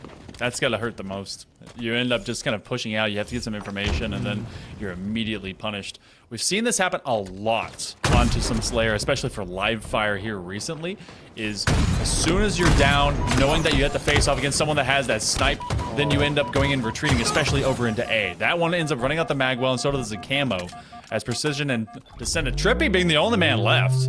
Now, still preserving his first life, is going to be one short of a killing spree for the time being. And Inconceivable has not been able to gain ground past the 4 and 5 kills. The rest of the squad comes back together, and they're going to start Hyena wolf packing out there. I know that's 2 separate animals, but they're laughing about it as they're trying to just be able to bomb these guys away. All quiet on top mid there. And while we're having a bit of cleanup from Sab, I just want to say, that camo play with Sniper, giving all the chips to Descendant into bottom A on the window, and then whiffing the 3 shots and losing camo, like, even with the score advantage right there, like, if you lose this game by 2 points, that is the moment you lost the game. That is, I don't want to flame, but that is, like, borderline unacceptable to like something like that happen. Camo and Snipe goes in, does nothing, and then dies. Yeah, okay, moving on. The good news is that it was very early in the game. Late term, added to the old study of how not to do it. This ends up being a reset. Everyone's still in the lobby. Maybe there was some kind of artifact issue. So we'll come out of this one and we'll get prepped for the next. So it was 17-15. I'm not exactly sure where the score was whenever the reset had to happen. We'll come back to it. So you guys know as much as we do. Let's get an early look. Why not? We're here. Precision was looking decent. The one player that I had put a lot of onus to kind of watch as a primary Slayer and Descendant wasn't great in that early portion of Slayer. It takes him a little bit to kind of get off from being cold, even though they just did a full-fledged round 3 oddball. Yeah, he didn't manage to get everything. This was great. The fadeaway, like, see ya, like, peace out. Bye. Love those kinds of players. I'm a big fan of the QT. I think it is my favorite piece of equipment in this game. It's probably one of the best additions to Infinite from the other sandboxes. Okay. It's just different. Looks like that. Hey, guys are getting behind the scenes stuff. We had apparently not a great lobby, so making sure that the server is going to be just fine. It is an all NA lobby from here on out. Has been for at least a couple of different terms. So see how all that changes up. If you were to bring back any one utility piece, we were talking about this in the green room. Next Halo, would you bring any of them back that we don't use anymore? Is this from like any Halo game? Or is it Any just from- Halo. Oh, Give me your favorite one that it does not exist anymore. I can tell you the ones I definitely never want to see again. Okay, all right. Okay, Halo Reach Jetpack, get out of here. Ammo Hook, get out of here. Regen from Halo 3, get out of here. Wow. The Flare from Halo 3, get out of here. Okay. I feel like Bubble shield? the bubble shield I feel like is something that could be really cool. And in the other Halo games they tried like the hard light shield. Was that Halo 4 hard light shield? I think one thing they need to bring back, and this isn't my MVP, but I think hologram needs to come back. Oh yeah, if they could fix that up, there needs to be a little bit of critiquing on that. I think they could look to almost like games like Titanfall and say that, you know, if you want to take like what they did with that. But I agree with that one. There's so much trolling that you could do with the hologram, and they could make it like play a loud sound when you do it. So if you're close by, it's like quite hard to get the drop on someone, but you could so easily bait a snipe shot, or like you could.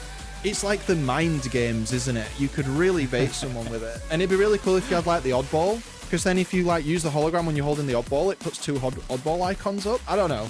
It's just really cool. But QT, hologram, obviously camo and overshield needs to be in. I didn't like the speed boost in Halo 4. I thought that was pretty lame. Oh, okay, understood. Okay, all right. What's yours? Go You on. guys can tell us as well. Obviously, all of you are hating on their hologram pick. I'm sorry, Adam. People hate that idea. They all agree that the jetpack needs to be in. Isn't that right, everyone? No, everyone also dislikes that as well. So, I mean, look, what if? Okay, what if? Hear me out, Adam.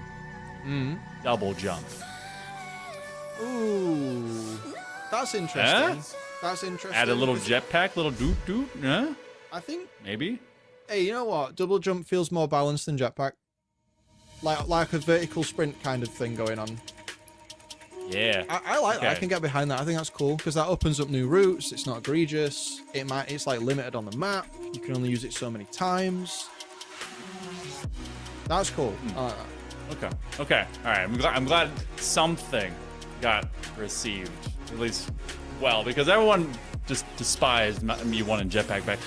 The balance of jetpack was that you were gonna absolutely die if you tried jumping from too high a height and activating it too late. It was like, it was like what the Titan jump from Destiny. Not a good idea.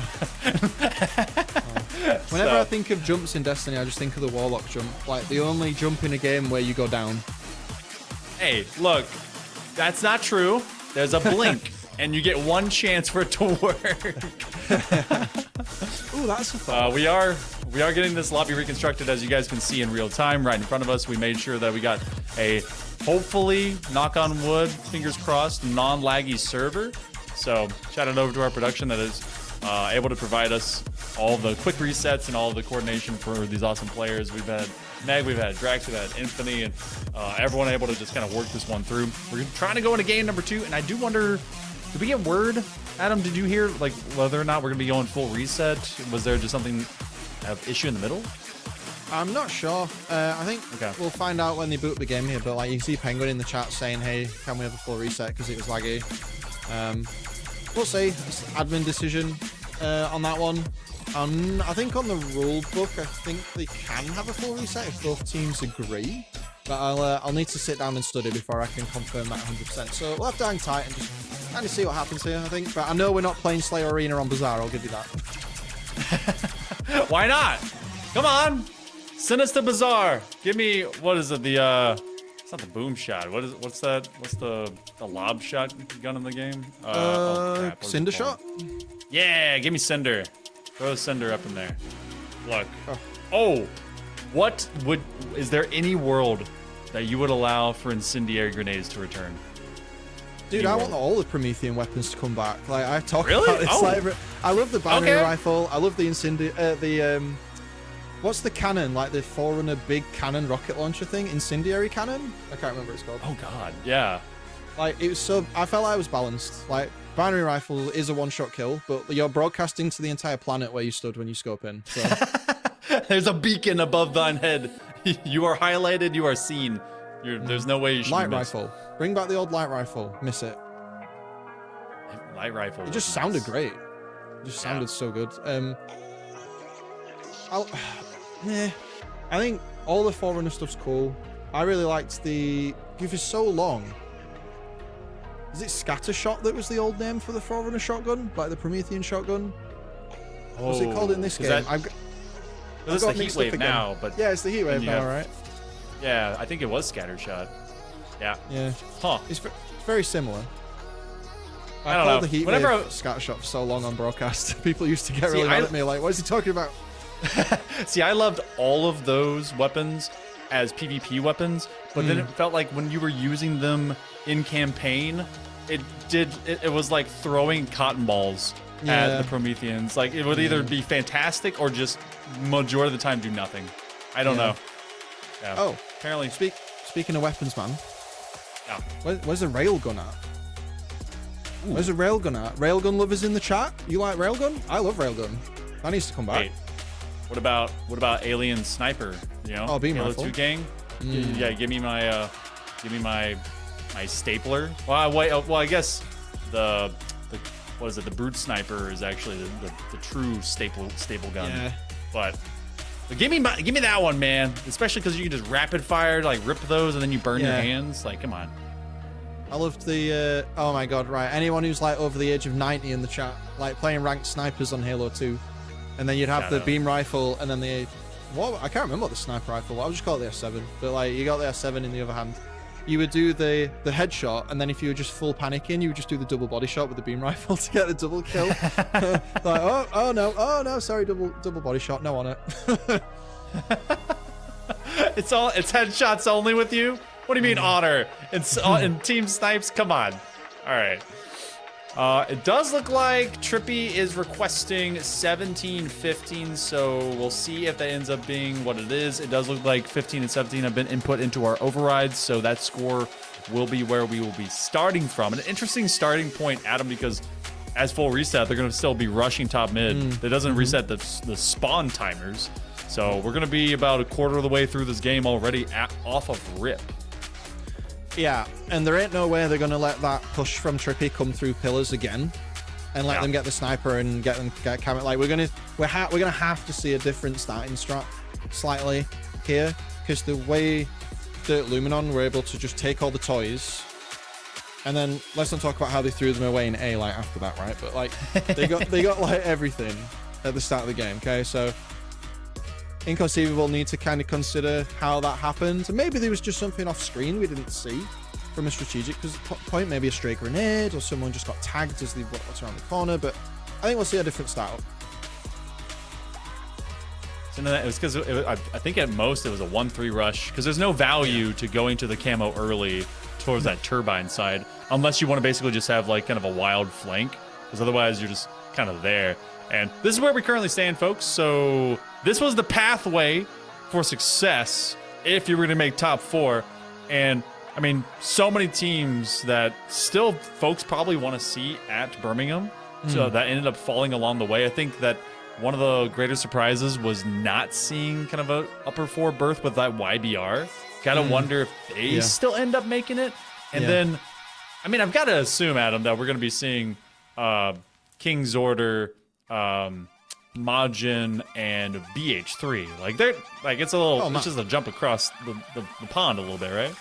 I would hope so. I'd be pretty disappointed if we didn't see some EU mainstays like that. I'm sure like other teams too, like Conspiracy would probably be there, right? Surely. I mean, I could go into the Discord, get the EU Sauna Discord out, and be like, right, who's going?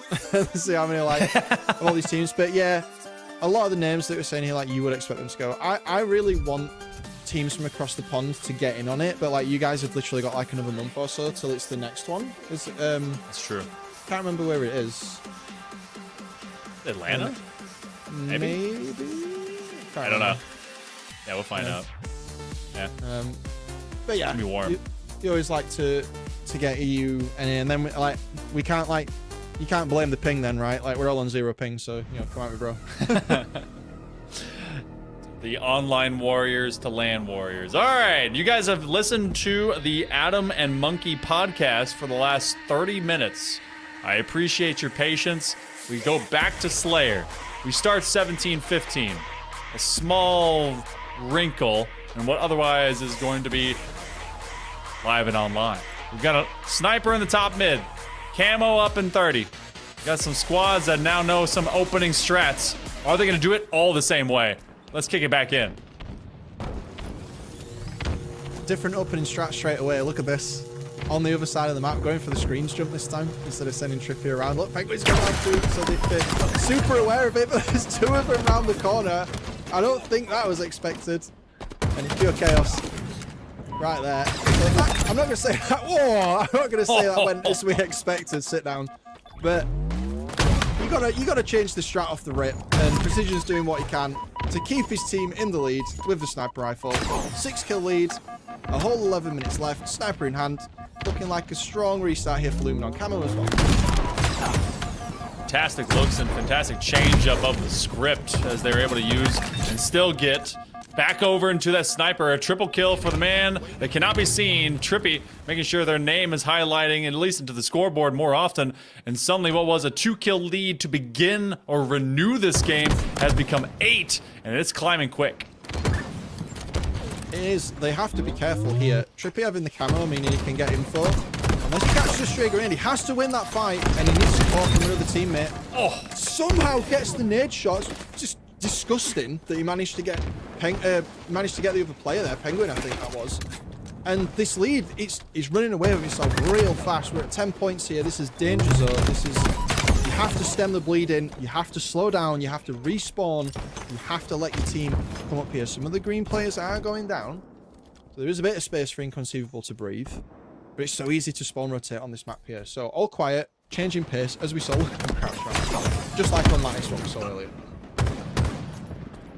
Forcing these skirmishes, these slays to be in bursts. A 9 to 10 kill lead, and Luminon Gaming, this is all by design. They've been talking about this the entirety of that reset of this lobby. And Inconceivable felt like they were mostly just kind of focusing on getting some better connections. Well, the connections from the bullet to the brain has been on the mind of Luminon Gaming. Now they are starting to slowly see this dissipate and thin out for this overall lead. And as this one is continuing to move right back along, I mean, you got Luminon that's looking like they're in a promising position.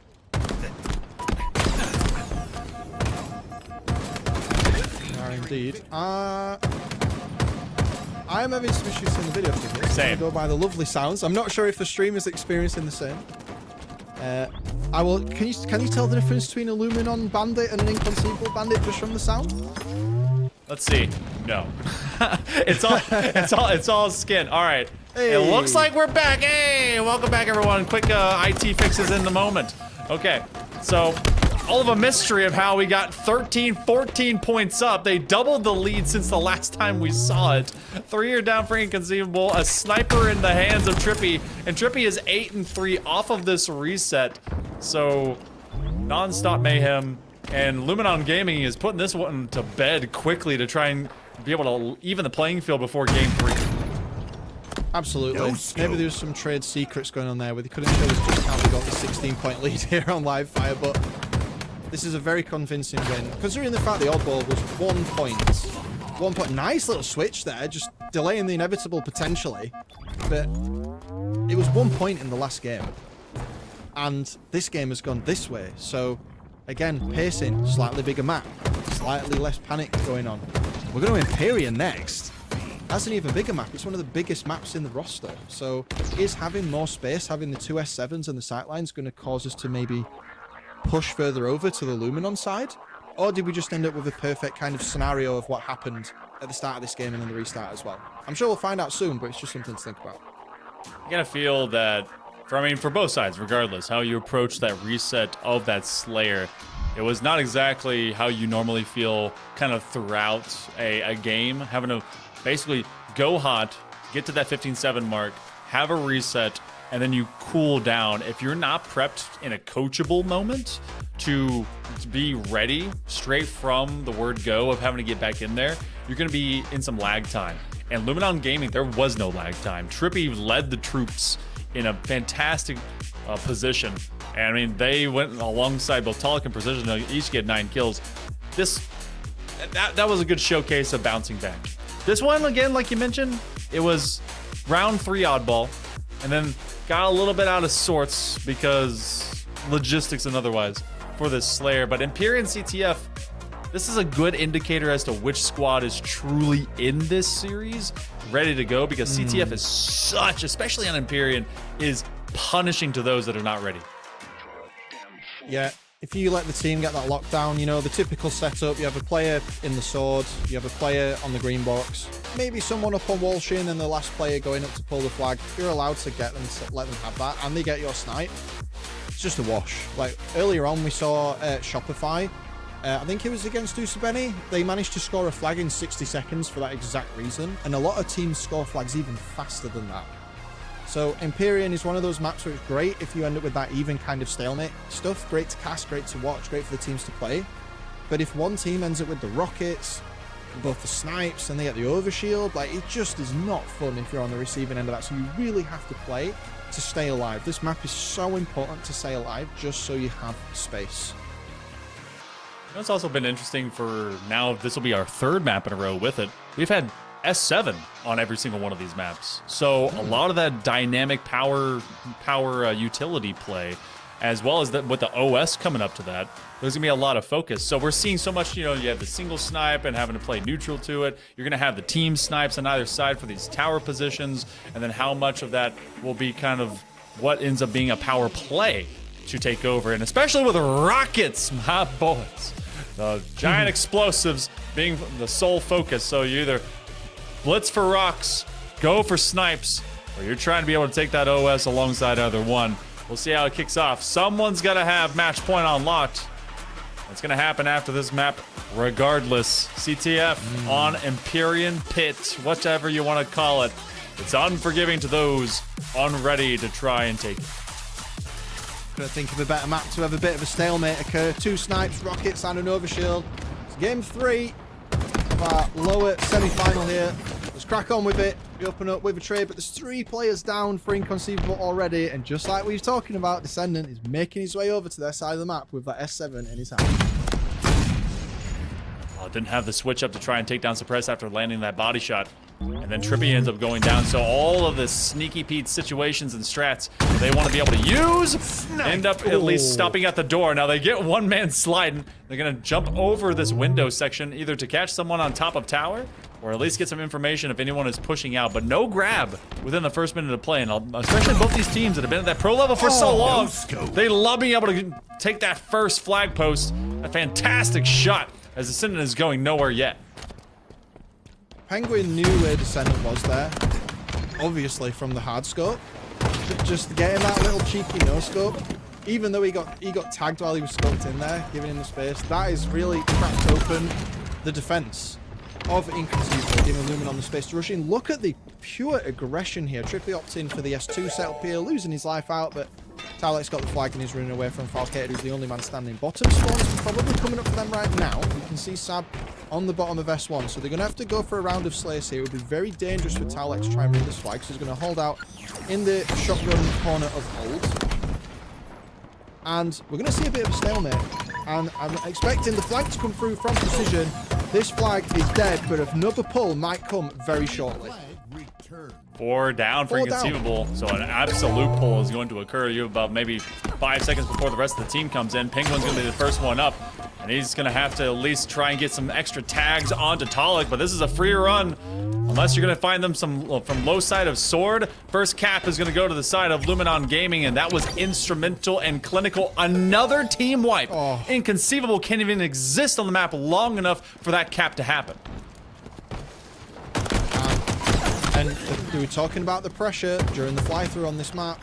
But it looks like Luminon may have overextended, and with 3 players down and the rockets up in 10 seconds and the overshield as well, this is not a good time to lose 3 players. if Inconceivable can get some space on the map, they can pull the flag and run through the goodies as they come up. So that means they might be able to equal it up, but they've got to get it first. And Precision takes down Falcated, stopping that hold on their top corner there. But Suppressed has the overshield off screen, and it looks like he's going to come around the corner and start looking for a fight. Hoping to use that second rocket and maybe actually landed on someone that Trippy let one loose. Suppressed now pops that OS just a little bit later, so he's got full value from out of the shield. Does look like it eventually it got burned completely. Precision takes him down the rest of the way as they're just a sitting duck. Apparently they're just quacking on. So sees 2 targets, can't quite deal with the rest. We've got fresh snipes out onto the map. Still 1 cap outside the first 3 minutes of play.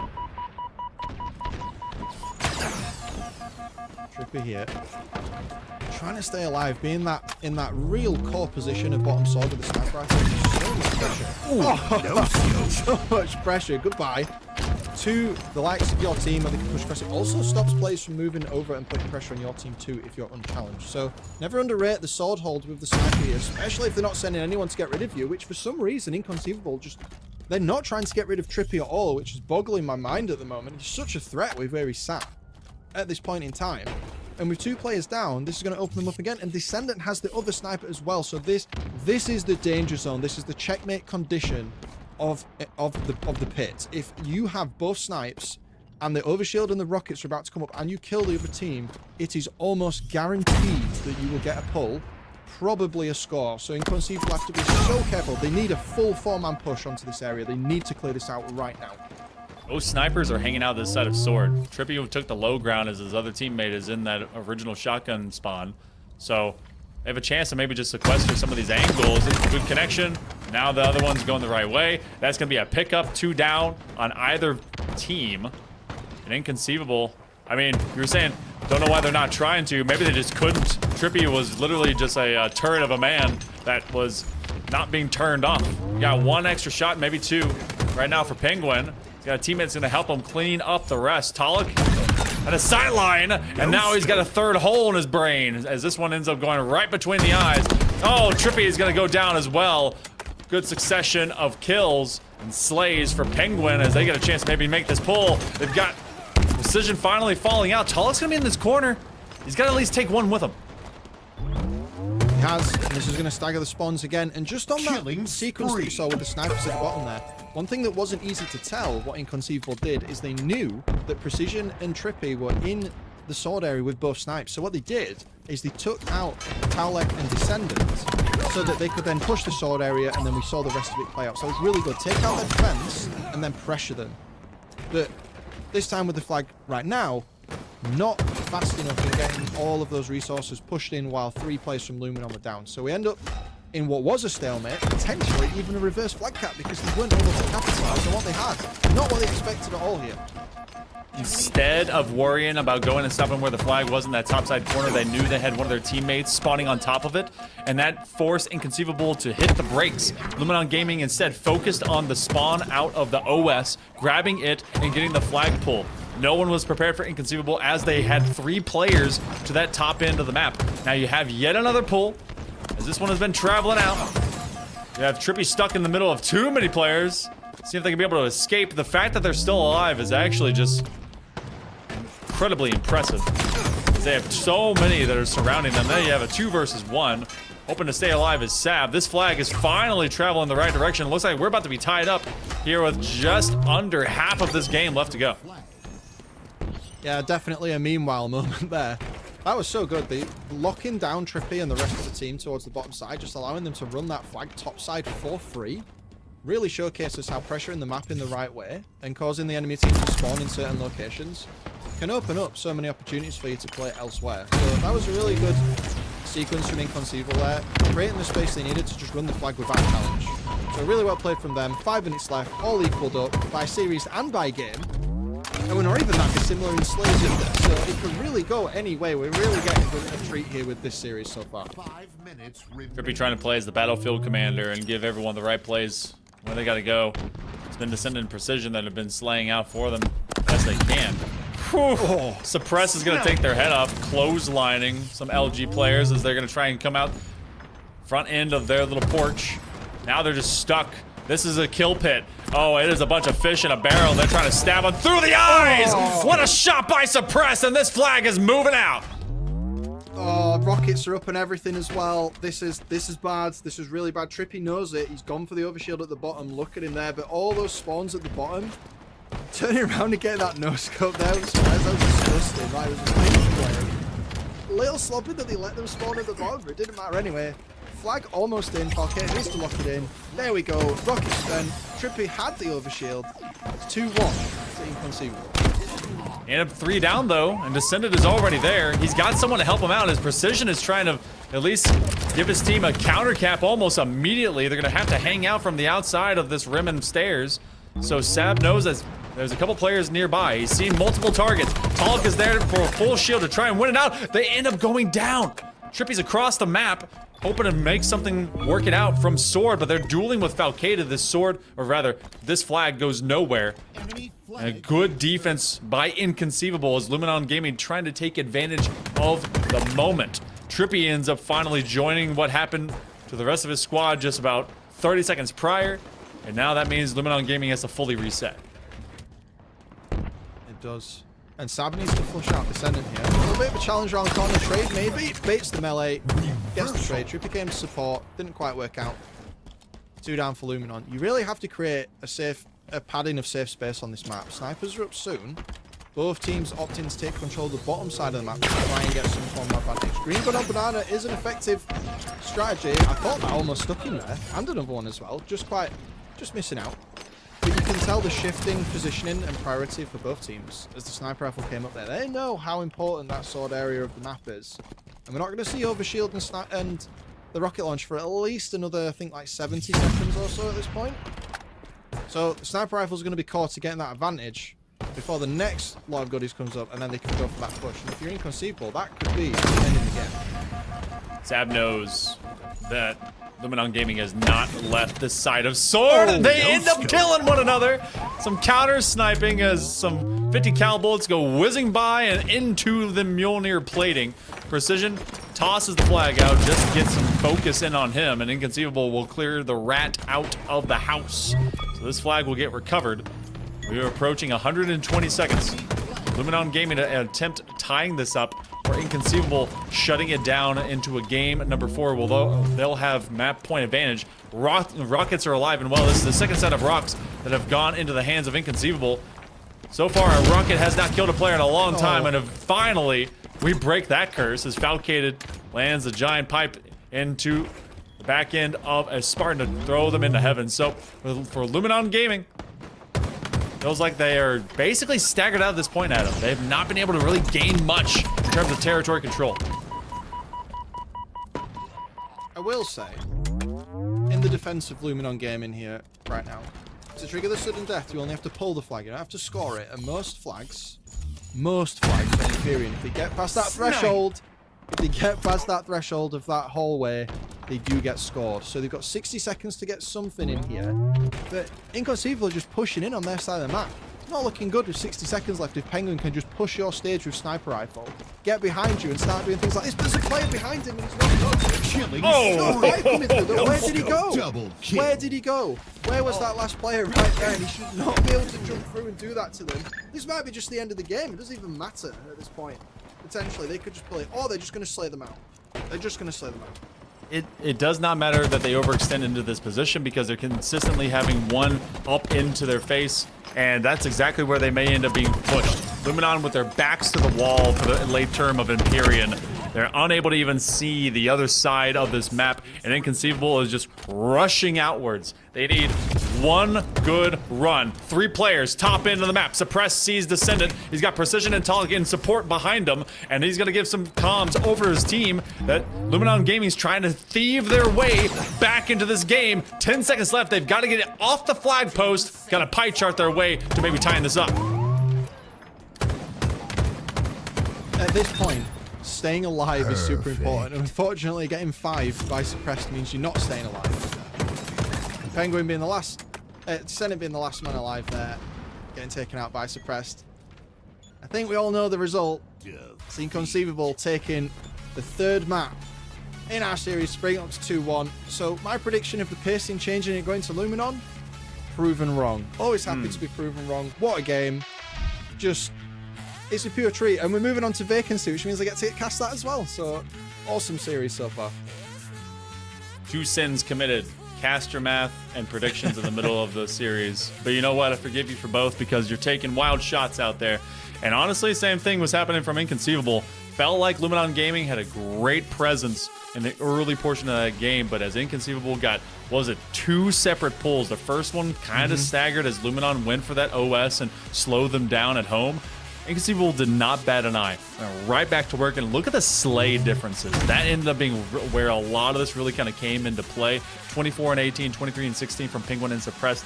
Everyone showing up for that. And really, it's about where a lot of that team control ended up, because look at the assists to help that out as well. Luminon Gaming just could not get to the latter half of the map for the last 4 to 5 minutes. Yeah, assists tell you a lot. You have to go through the VOD to get the context, but if assists are lacking, maybe there's some team cohesion. Maybe you're overcommitting to fights that you can't win. That's why you go back into VOD review and you figure that out. Having low assists doesn't necessarily mean you're not playing together. It might be thinking more about perhaps the way in which you are taking the fights that you're in. Because it's dead. You know, it's pretty hard to get assists and help other players, but it's also pretty hard to get anything done if Descendants just absolutely destroying you through the corner like that. So we continue to be treated to lots of sniper duels, lots of great shots here through this entire series so far. Going into this next game on Vacancy, I feel like Lattice got really out of hand, and Vacancy is arguably faster than Lattice and just as predictable. So with the first hill being that top mid with the sniper on it as well, the teams really need to be careful how they're committing and going around. And I really think we're going to see a lot of shenanigans from Concators based on what we saw on Lattice, trying to get the flanks on the top mid and forcing the spawns in certain ways. And if he manages to do that, that's going to be the end of the series. So Luminon really needs to watch out for how they're going to get played around the map here and do it back. It's interesting as well. I had pointed out that we had snipers in all of our maps that we've had through these 3 so far. If I'm not mistaken, Vacancy as well as Recharge, shock rifles, getting the one-touch weapons. We're going to see full series power weapon play. And if this is any indicator, I know it's not an S7, but shock rifle can be just as menacing. With the way that these guys were playing, you got to see the counter snipe right there. I mean, everyone was showing up. The only thing that really kind of disappointed me was the rockets. Felt like it was like, get these things off the map, take 2 shots, get them out. Yeah. But it's because the players know how much of a menace they can be. It's like, think how annoying rockets are in like a run-of-the-mill ranked game, and then you're here with like previous world champions with rockets in hand. It's like, okay, this is not all right. Let's not have that. Let's move on. But yeah, the Slayers here really tell the story. We've had loads of different pacing on the maps here, and it seems that the pacing's not perhaps the strong part that I thought it would be, which, you know, watching a lot of teams, I tend to find that teams tend to be better on certain size maps or certain game modes, and right now we're not really seeing that in this series, but it is really close. That was a lot closer than the Slayer, I will say that. It was closer to the oddball than to game 2. Kind of spoke about it when we were looking at our objective-based teams versus those that just want to frag out. And, I mean, Luminon, it seems like they have set-piece plays. It's literally, like, in a book, Trippy's opening to page 49. This is what they do for this one as they, I don't know, take formation number 3. And for Inconceivable, it's not like that they don't know how to get the setups, but they're just more fluid. It's like water, just trying to be able to drown out LG. So we'll see if any of that comes back into fruition, and maybe some big plays from out of the hat happen for Luminon Gaming, because Inconceivable could be able to end it here on King of the Hill Vacancy. A lot of great high ground positions. They basically kind of reverse course for thinking of like King of the Hill on maps like Livefire from that top mid, because you have to do that like what, Hill 5 as a neutral space. You start with that here. So I like that as kind of like, all right, get to your 4 corners of this rectangle, show us that you can be able to get a nice crossfire setup, and then rotate around this thing. So good looks overall. LG's got to be able to bite back, get this one to game number 5 if they truly want to have a rematch and show that they're not just going to get 3-0'd on land by Usubeni like they did up into that semifinal just a little bit ago. I've got to ask you the question before we get into this next game. Yeah. Game 5 on the cards. Prediction. I think it's going to be game Short 5. and sweet. I think that we're going to be... Game 5? I'm thinking game 5, and I think a 4-2 in this one. That's what I'm thinking. Ooh. Yeah. Okay. I think game 5 also. I think we're going to go to a sudden death, and it's going to be 3-2. Ooh. All right. We'll see how it goes, gang. We got vacancy. There's a shock rifle right around the corner. It knows that everyone wants to pick it up. It's going to be the most popular item on the map. Everywhere else, it's about landing those shots. This is a toughie to have to navigate. There's so many separate alleyways. You might get mugged by a Spartan around one of those corners. And we'll see if that one ends up being where we go. It's a rogues gallery of players that are all trying to make it to the lower final. Let's see how it goes. Just off the call-outs. We've got 5 straight away coming out in bottom and red here. Come straight through. Both teams here are going to be opting for red control. The tower here is so pivotal. Unlocking out spawns on both sides of the map, but giving you the vantage points we were talking about earlier on before we came on broadcast as well. And I wasn't actually aware of this little point the penguin standing here. I feel a little embarrassed I wasn't aware that you could stand there. So, flame me in the chat if you want. But the red tower here is so important in controlling the blue truck as well for this first hill. And they're just going to get them in the blender at this point. It's so hard to get time because you have to super commit to any push that can come from the green courtyard there to the right and from the market courtyard there to the left where the players start to respawn. It's an interesting non-pull. I think it was Penguin that we were watching from that initial POV when they were on the hill, because they didn't want to expose where they were on this hill by picking up that shock rifle, but they wanted to be on the windowsill so they were still getting credit. So they want to be like, hey, maybe I can catch them as they rush in, but staying at distance forced them to have to read that a little bit longer, and so they ended up dropping out. About even Stevens for either squad, gaining some hill time. Everyone's being pushed away, and Precision is trying to protect their teammate in Trippy. They get him on the crossfire, and that actually works pretty well for Luminon Gaming as they will shift around this map. The shroud goes up, and this hill finally turns green again. Yeah, and that was a good attempt from the push there. Like the under and over, under mid, and then over to the blue tower there, pushing from the back stairs. Rather than the smaller set of stairs, the cafe stairs there, that's a really good way to break the setup because it gives you so much pressure on this side of the map, and the red side can't easily answer. So that was a good attempt. Didn't quite work out for them, but that is pretty much what you should be doing. And holding the hill here and keeping their sightlines. Look at this. They just have to funnel in. This is how strong the blue tower is. They can't really move anywhere without being seen. So it gives you the info that you need. Though the hill does cross over, it's the idea of how strong these positions are, and these are what the teams have been working on during this time in the run-up through this competition.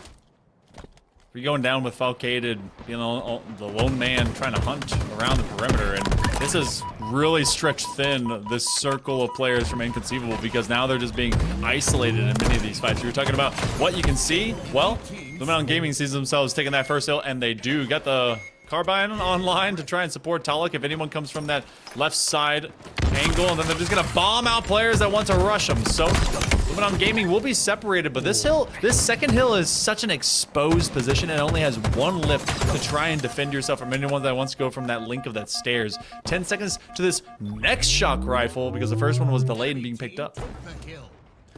And it is yet another position on the map where red continues to be important. Back of jail here, stops any flanks coming through from bottom mid. You just saw 2 players from Luminon just fly underneath the map. They're going to be coming out the door near market very shortly. It avoids 2 players over there on the tower as well.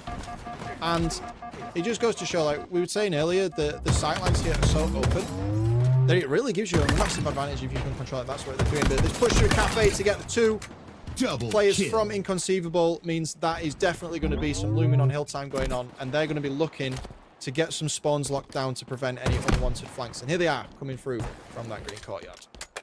Unfortunately for LG, they've not really gotten their feet on the ground, but look how much time has already been burned. We're more than 2 minutes of neutral clock gone. It's going to be Suppressed with a couple of huge kills, and finally Falcated ends up falling out much the same. Suppressed trying to repeat and gets another one as they perfect their way back to this. So instead of playing to hill, they don't want to give up that they're at least on the spot. They will gain some time again. So about to be halfway to hill number 2. Precision be bombing away. Suppressed from off position. And they know they're just around this hut. as Decision and Precision, or rather Descendant and Precision, maybe aiming to kind of squirrel themselves together. Trippy gives their life to get rid of blue players. Inconceivable. It has been so tough for them to do much. I was aiming for big hill numbers as a 4-2. You might be on the money with the lesser amount here.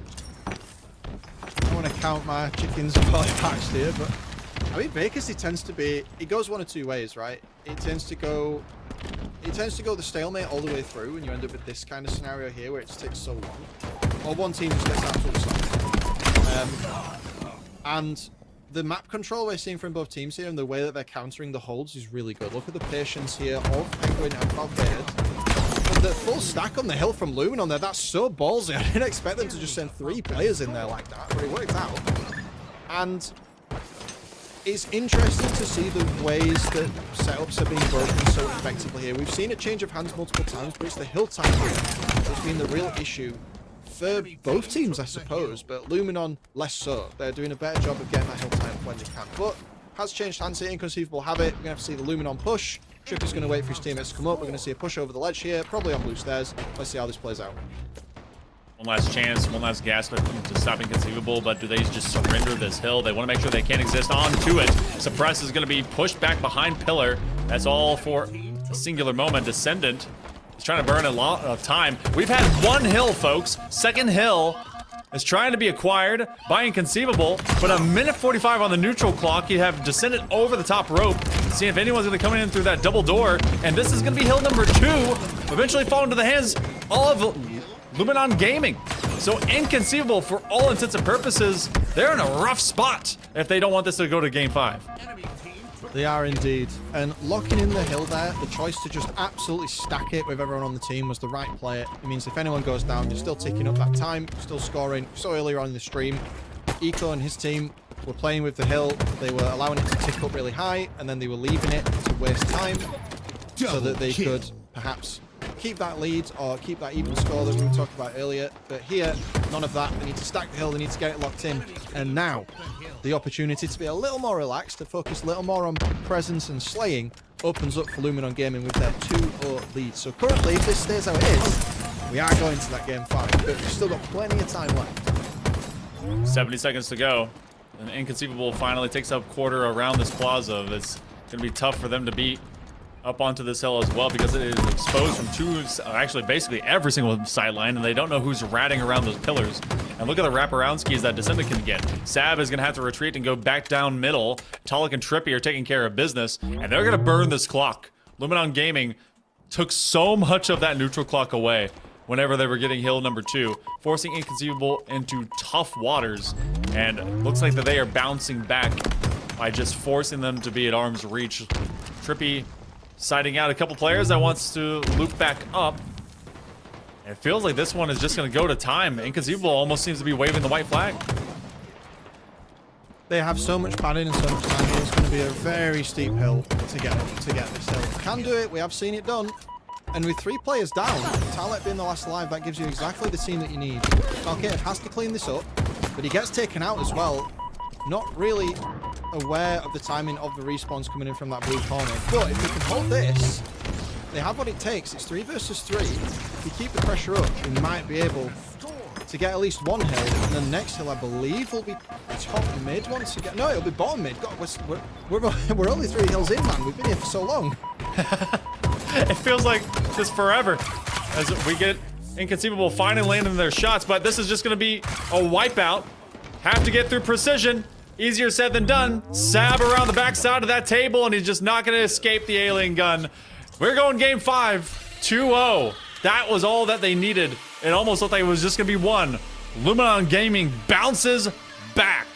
And we've got a Slayer on the other side of what has been authoritative wins and close losses for LG. This series so far, there's seen so many moments of each team showing what they're good at. And it's led it to be so close, and the 1 point oddball says it all really. Here we are, game 5. Just look at the scoreline here, like 14-14, 12-8 from Inconceivable. That's not even that much less. Or that much more, rather. Like the Slayers are still quite close. So it's just crazy how closely matched we can be and how we can get a Slayer game on Livefire that we got, but then we can get all the other games that we've got in the same series. On gaming, when they are burning hot, they fry anyone in front of them. But sometimes they are going and chilling out a little bit too soon, and Inconceivable has been caught weak. Now, we talk about when those slays mean the most, and that's honestly when they overall take over the hill. And for King of the Hill, I think it's a good indicator about the pace and just the resiliency that Luminon brings to these maps. Recharge is going to be basically the same, but obviously Slayer mindset. And if they've done anything, they've proven that they are ready to hunt down some dudes in blue. Inconceivable? I mean, if the pattern persists, that one should light up blue, and that's what our candy cane should look like. But Luminon Gaming is trying to upset everyone that wants there to be a rhythm to this. So Recharge will be on the other side, and looks like we do have kind of a soft, call it timeout, or kind of a wait or reset as we get back into this in just a moment. I'm going to make a little hypothesis here, if you're willing to hear me out. Okay, yeah. Right. Lattice Oddball. Scrappy, but methodical. Oddball, very long haul kind of game. Inconceivable wins. Livefire, Slayer, purely focused on slaying power. Little more space here. Luminon win. Empyrean, large map, lots of space. CTF, very regimented. Inconceivable wins. Vacancy, very scrappy. More like the Livefire. Little more space for movement. Luminon wins. Case in point, I think this is an Inconceivable win. Based on the pattern that we've seen in the other maps. Yes. Ooh. You know what? I'll take that bet. I think that we're going to be seeing Luminon kind of walk into this one and the same sort of speed at which they're going. Now, the only difference, because I will subscribe to yours for just a 30-day subscription.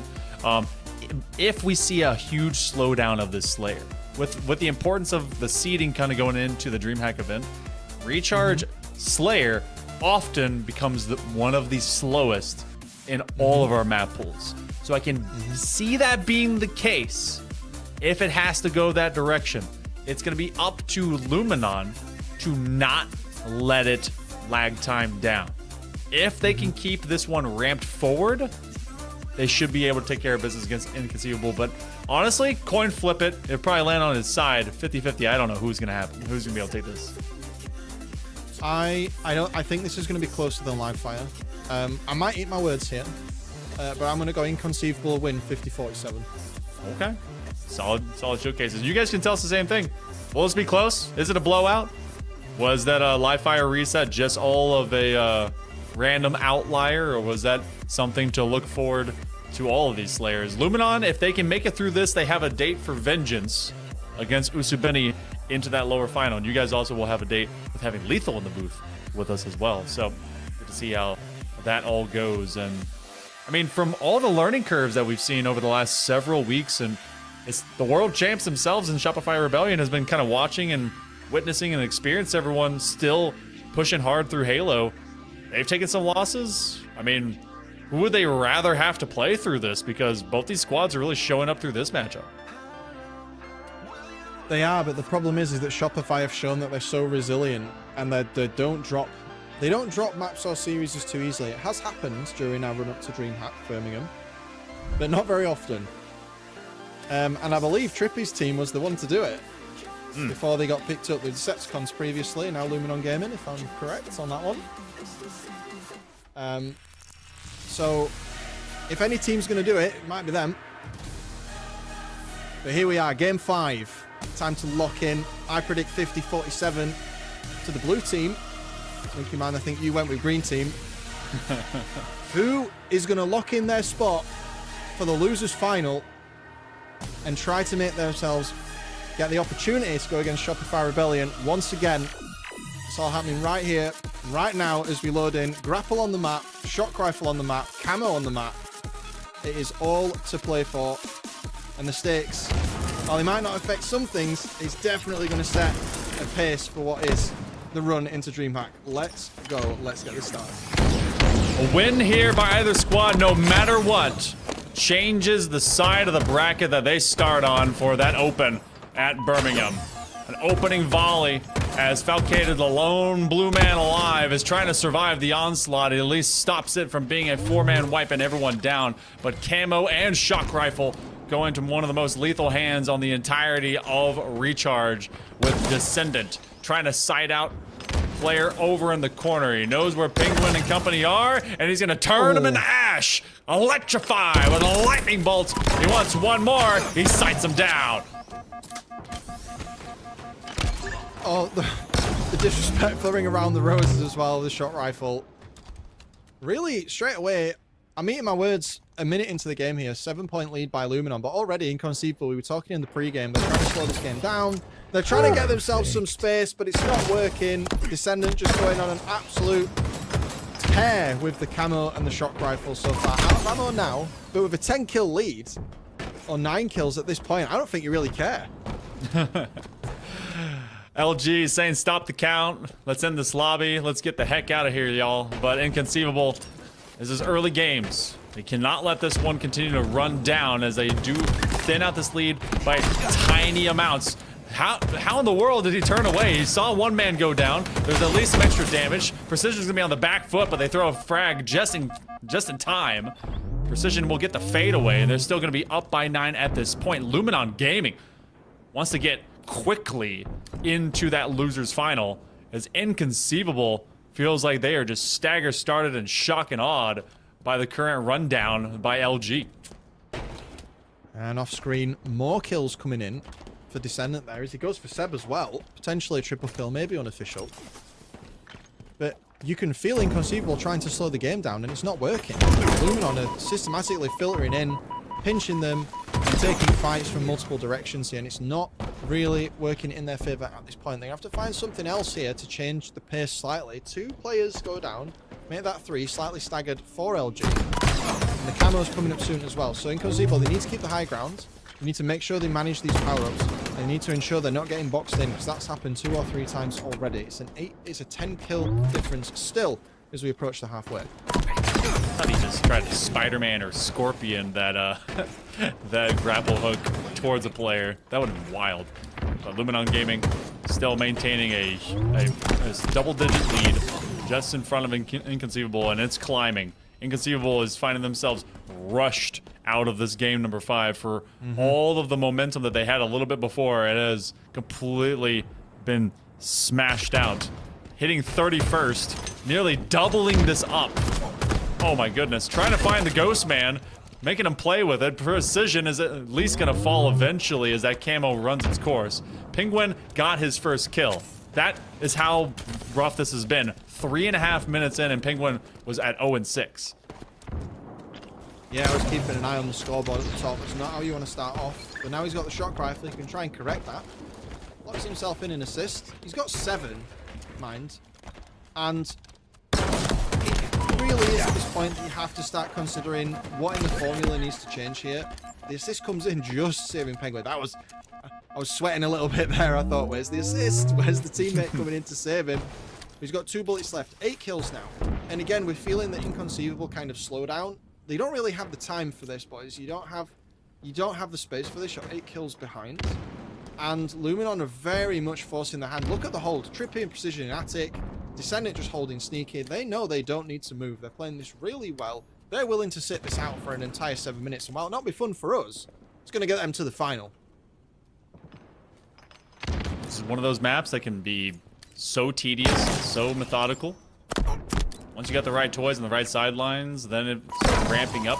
Trippy knows that they can harass Penguin just a little bit more, and they know they're not having a great game, and it's probably in the mental of Penguin, and his teammates are trying to have him hold course and just hold the line. Basically like telling mid, hey, play safe, and then they still get drubbed down. They're gonna end up falling out alongside Falcated, who is not having their game either. So this ends up being kind of a 2 versus 4 right now. Luminon Gaming up by 9. Even with the ebb and flow, they still find those pluses to keep Inconceivable on the back foot. Camo is online. You know this is a bait play. Luminon Gaming wants to force Inconceivable to run at it. This entire sequence of seconds because Penguin took damage in top elevator.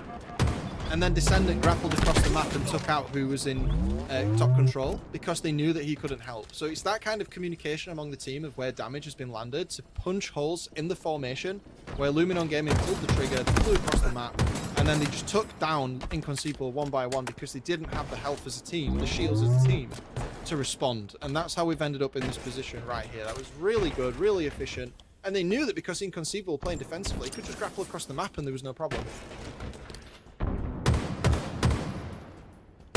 Look how safe everyone's having to play. Sometimes you see players, when they were up in window like Suppress was, kind of deep dive into 2 separate contact points. This time around, they end up retreating. They went to get some plasmas, and they were hoping to land something cheeky from distance and at least give their team a chance to rush it in from glass. The play was glass, and now it is 2 players going down the middle of the 4 that survive out from Luminon. One ends up falling at least away. A 10-kill lead exists. It's only 10 kills now that Luminon needs to get into the lower finals.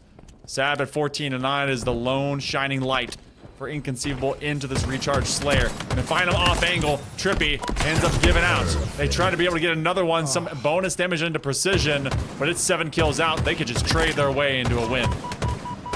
Yeah, Sab there doing everything he can, not knowing that the perhaps was a player behind him hanging in the gold area of the map, getting shot in the back as he tried to take out Trippy early on. And this 10-kill lead is just not changing here. We've seen the pace go forwards and backwards, but Luminon really calling the shots here. They've gone from holding the map to pushing when damage gets landed to holding the map once again. And now they know that they're closing in and they can just play for trades. The game opens up once again, and you can see how they're running around just looking for the kills, regardless of the safety of their own Spartans, because they know they just have to trade it out to get it. Tarlight goes down, but trades for suppressed. The inevitable seems to be getting closer and closer. I've seen teams lose the game at this point, but I do not expect Luminon to allow that to happen. Worse it's become is a 7-point differential. They're still holding true with 8+. 3 kills left to go. A bit of dueling here in low side of control room. If Inconceivable is going to mechanize and weaponize their way into success, it's got to be right now. Just too much damage, too many trades, a great find. Their backside pillar as they rotate top of control room, trying to be able to find anything, everything. Desperation's on the menu, and it's Inconceivable that was eating it up. Luminon Gaming, they end up taking this one very convincingly, and they will win Game 5 to go into the lower finals for a game of revenge against Usubeni. Well, I'll eat my words, mate. I'll eat my words. I thought the strat there, the going slow, would perhaps make it difficult for LG to find the space they needed to do what they wanted, but it did not at all. The start of the game was just absolute chaos. It was a great find for them. They got everything they needed. They set it up, and the 10-point deficit basically didn't change the entire game. So well played to Luminon there. Really kept Inconceivable on the back foot the whole time, despite Sab getting 16 kills, going top frag in the game. Wow. And you know, credit to you. I understand exactly what that you were looking at. It was when you can be able to control that general velocity of the matchup. You had Inconceivable taking out these kind of last gasp initiatives. I mean, call them basically the Kansas City Chiefs, winning when they need to. But Luminon Gaming, when they just didn't let them have that comfort, especially when they cracked one open. I think it was 13-4 off rip. And then you can't slow down because then you're not finding those targets, and Luminon was always in a position of advantage. So job well done. The dudes in green are mean. They're able to make it work out. Just consistent behind the helm of Descendant and company. And I mean, when you get Shock and Camo first, yeah, that's about how it goes. Yeah, Descendant here. What did he end up like 6-1 at the start of the game, just because his team was covering him so well, and then he was able to fly through here, just gets suppressed with a great shot. Falcate, I think, also gets 2-piece there. Just such a strong start. Like, you cannot. Well, you can't allow teams to start this well, but just the sheer domination that we saw in Slayer from Luminon twice. Lots to think about for Inconceivable, going back to the VOD review I keep mentioning here. You got 3 weeks. Look at what they did to you. Look at how the pacing of how you're playing allowed this to kind of happen. But also celebrate the moments where you were able to wipe them out. You know, Luminon did get 3 or 4 mans quite a few times. And Inconceivable need to bottle those moments to figure out how they can keep that and then repeat it so this doesn't happen. But Luminon take it, 3-2, great series, well done to them. Usubeni waiting for them, obviously, in the lower bracket final for a chance to go against Shopify once again. Now, where we stand, Inconceivable will take that 4th seed. So right now, if you end up the entire tournament as it is, they would be on the same side of the bracket as Shopify Rebellion and Usabeni and Luminon Gaming. This may end up being kind of a scrim out for both these guys. Obviously, they want to be able to see if they can get some revenge from that previous semifinal, but they may end up just 2-3 regardless of which way that flips and still be on the same side of the bracket because Shopify Rebellion is waiting on someone to come back to them. Will it be Usabeni? Does Luminon get revenge? You guys can find out all that and more. We've got Lethal coming into the booth with Adam in just a little bit. After this short break, more of the Dreamhack Birmingham Qualifier. We'll be here in a moment.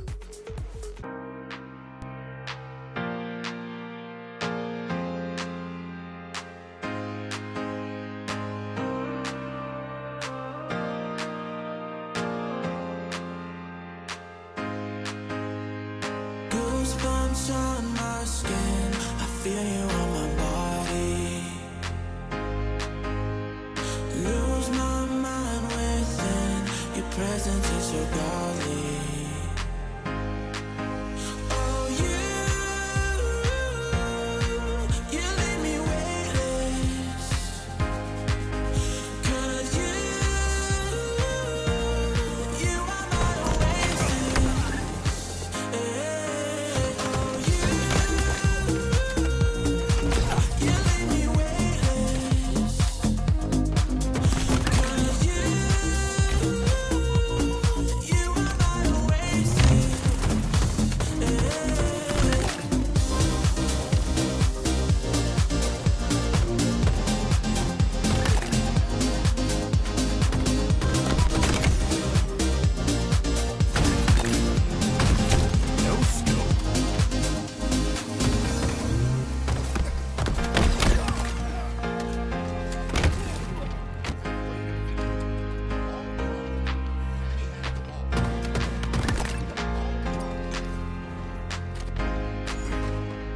Goosebumps on my skin, I feel you on my body.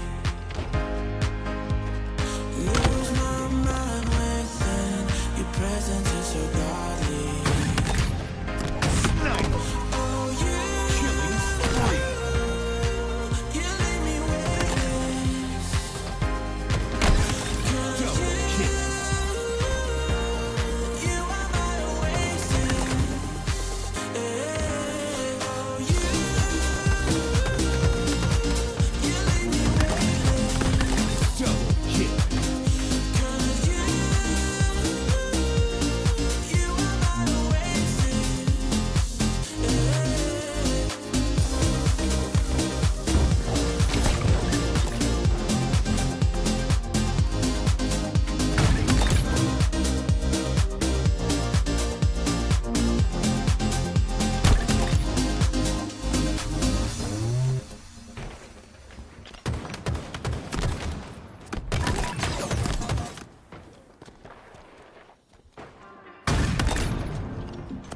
No scope.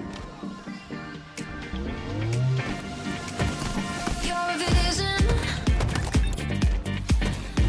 When I get my jaw just dropped. Can't kiss my boots. They stand in the hourglass. I stopped. No scope. You light up my world in ways I can't explain. Your electricity's running through my veins. Oh, baby.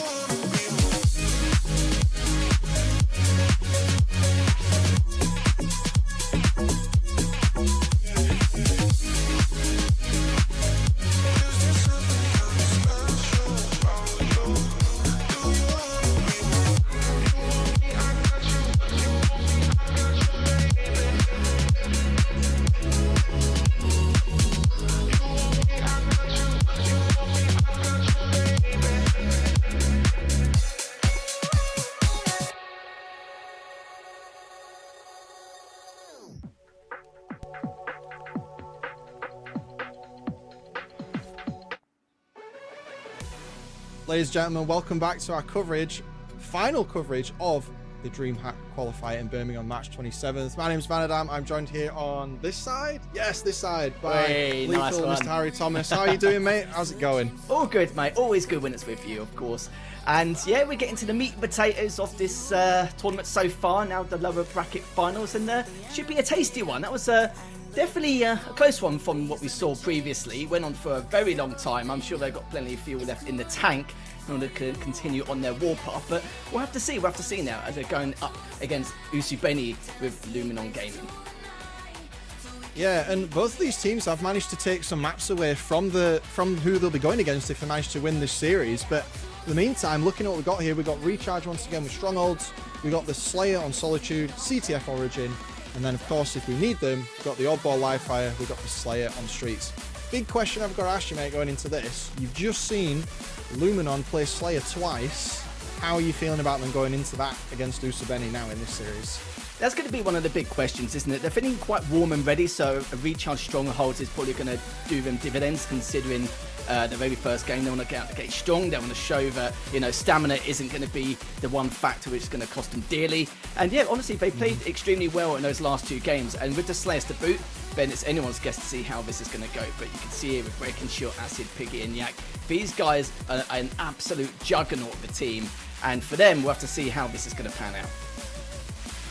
Yeah, and they've had a bit of time to think about perhaps what went wrong in the upper bracket. Trippy and Corved sometimes think about how they took Open Qualifier 2 before they had a name change for their team. But none of that matters because they're going to get through this series first. So Recharge Strongholds, real quick in the fly through here, what are these teams looking for? What have they got to get so they can win? It was all about that camo at the very beginning. It's been absolutely vital. We've seen some teams who have not actually been too methodical with their approach on how to try and grab this camo. Some of them have been a bit too patient, some have been not aggressive enough. It's been a real mixed bag, so to speak. So that's what are going to be the key factors at the very beginning. We know how much it is to be harsh to try and go for that.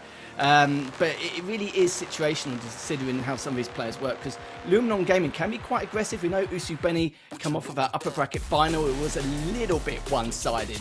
Kind of got a little bit of a taste of our medicine, sadly, but we know how aggressive they could be. This also could be a good opener for them going into this lower bracket final, and of course for the seeding going into this, as you can see from this upper bracket, is Shopify Rebellion. They've, I think, dropped only one map the entire entire weekend, which is phenomenal. I don't think they expected anything less. They're becoming more well drilled over the course of time, and Usubeni was sadly on the better end of that, so to speak, on the upper bracket final. But they'll be looking to try and claw the way back and make a comeback. If they do make it into that grand final, potentially grand final reset, we'll have to see. And this is really that information gathering, the end of that information gathering stage that is the run-up to, I'd say, a major event, but we class it as that, right? It's like the big event of 2026 in the UK, so like this is where these teams are, they're not necessarily trying new things out per se, but they're going to be a bit cheeky online because, LAN is different, and this is the time to try it in a bit of a lower stakes environment when you know that you're making that top 4, right? Yeah. Definitely, as we're going to head into this first game very shortly. It's anyone's guess how this is going to go. I would have said Usubeni for this first game, considering how well they've been performing, this over-aggressive, strategic chaos, as I like to call it.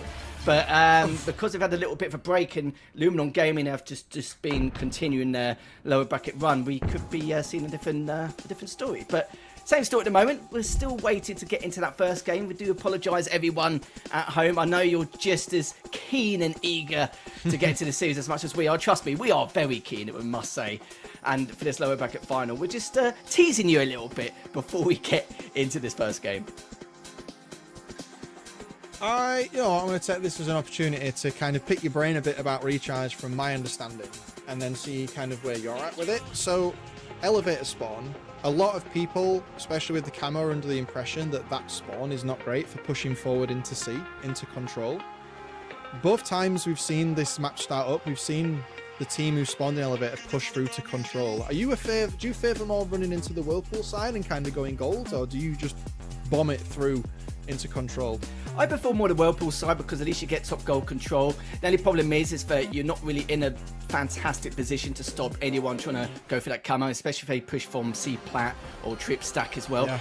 But at the same time, you do get battery control, and it's, you know, the real question really. Do you want to give up one, maybe two people to not have eyes on the camo? So that's just going to be a certain situation we'll be keeping our eyes on. So, you know, if I was solo queue, I'll probably go straight to gold and hope everyone else just keeps their eyes on camo. But if you're not as selfish as me and actually quite selfless, I'd probably say you should probably wrap around both sides just to make sure you've got camo. Yet, sure, you may not get batteries straight away, but you still got eyes on batteries considering where you're from at C plat. Just get a few shots down and maybe a clean up afterwards. But getting straight on in from breaking shot perspective straight away, and assassination is exactly what you want to see at the very beginning, and even gets a double for his shot, because that was a perfect start there from breaking shot. Yeah, maybe he was listening to what we were talking about, because he just absolutely flew through the bottom of control there to get those 2 kills. Players did go down for Luminon there. He does start to get captured, managed to get it, but there's a bit of exchange of hands here that you would normally see in strongholds. But Descendant going for the push onto breaking shot, the sticky across the map almost gets in.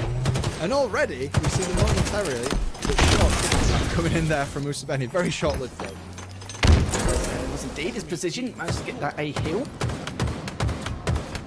Shots in as well, but for the meantime he's like, oh, I'll take that free kill whilst he's a little bit weak. And Tulip also got one as well, so 2 down for Usabeni. Could be 3 if he cleans this up, which he has done. Didn't think it value his life too well from breaking shot side, but position will definitely take that by any means, as he's currently going 4-1, an excellent start into the series. It's getting that double cap locked in.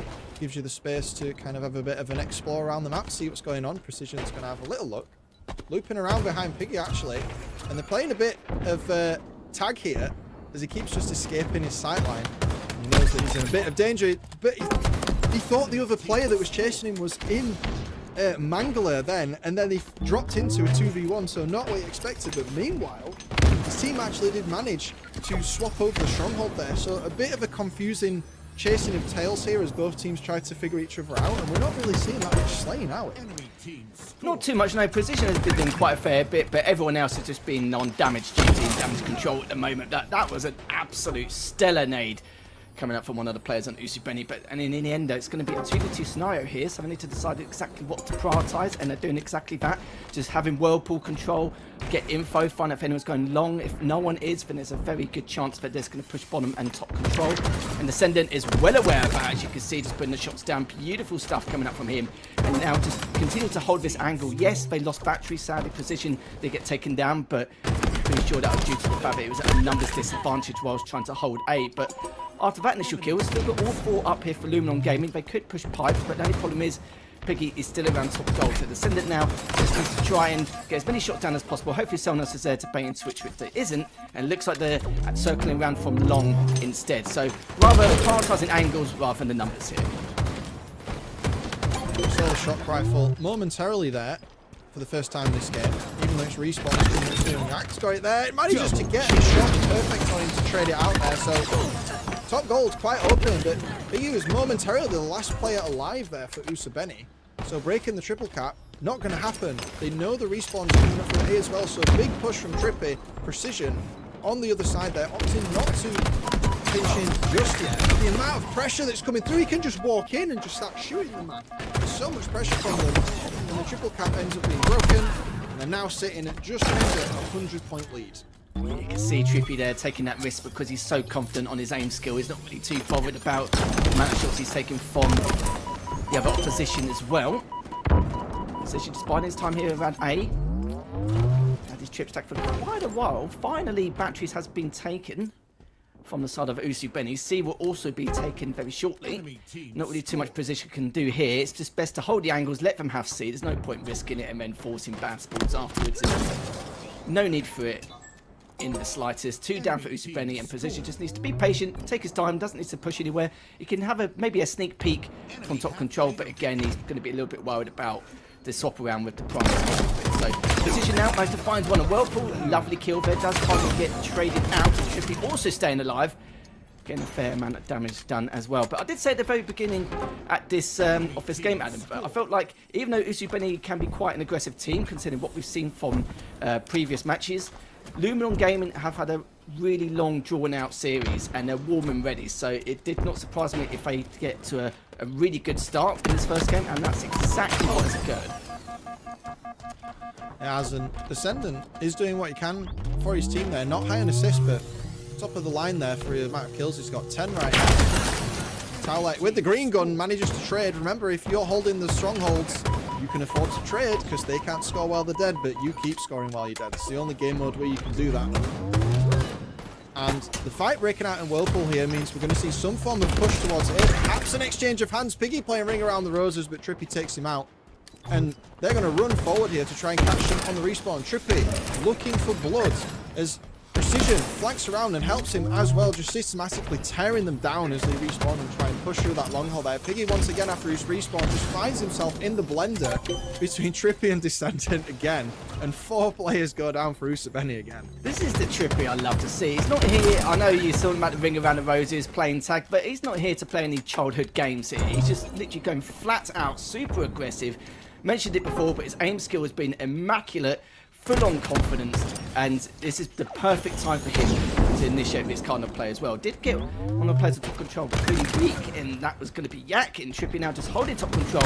Well aware, look at the aggression coming up from here. This is beautiful stuff, getting every angle possible to make sure he gets this trip cap, and he should be able to claim it once again. Only Yak on the other side and gold in between 2 of the players from Luminon Gaming. So Trippy, right now, he's just loving life.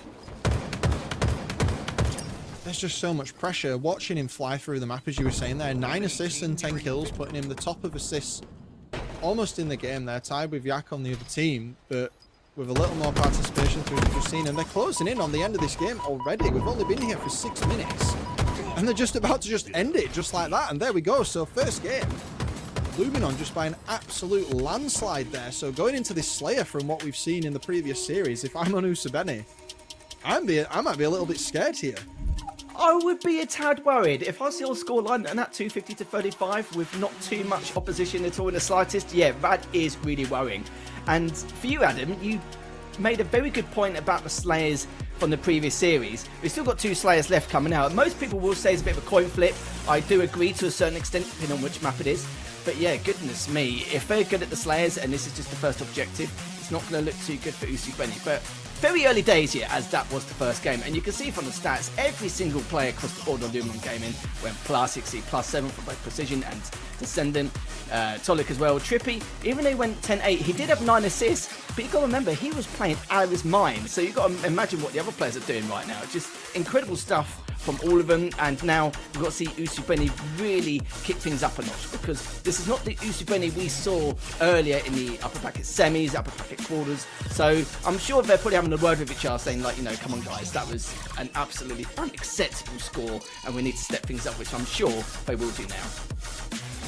Yeah, and there's like Solitude itself, you know, open sight lines, you can really easily manipulate the spawns on this map. The whole dance between spawning them back tram and then spawning them either at lift or hotel or blue, like the back and forth, if you can get the camo and you can get the shock rifle, it is super easy to just get completely thrown into that blender on this map, especially on Slayer compared to the objective game modes that we have on it.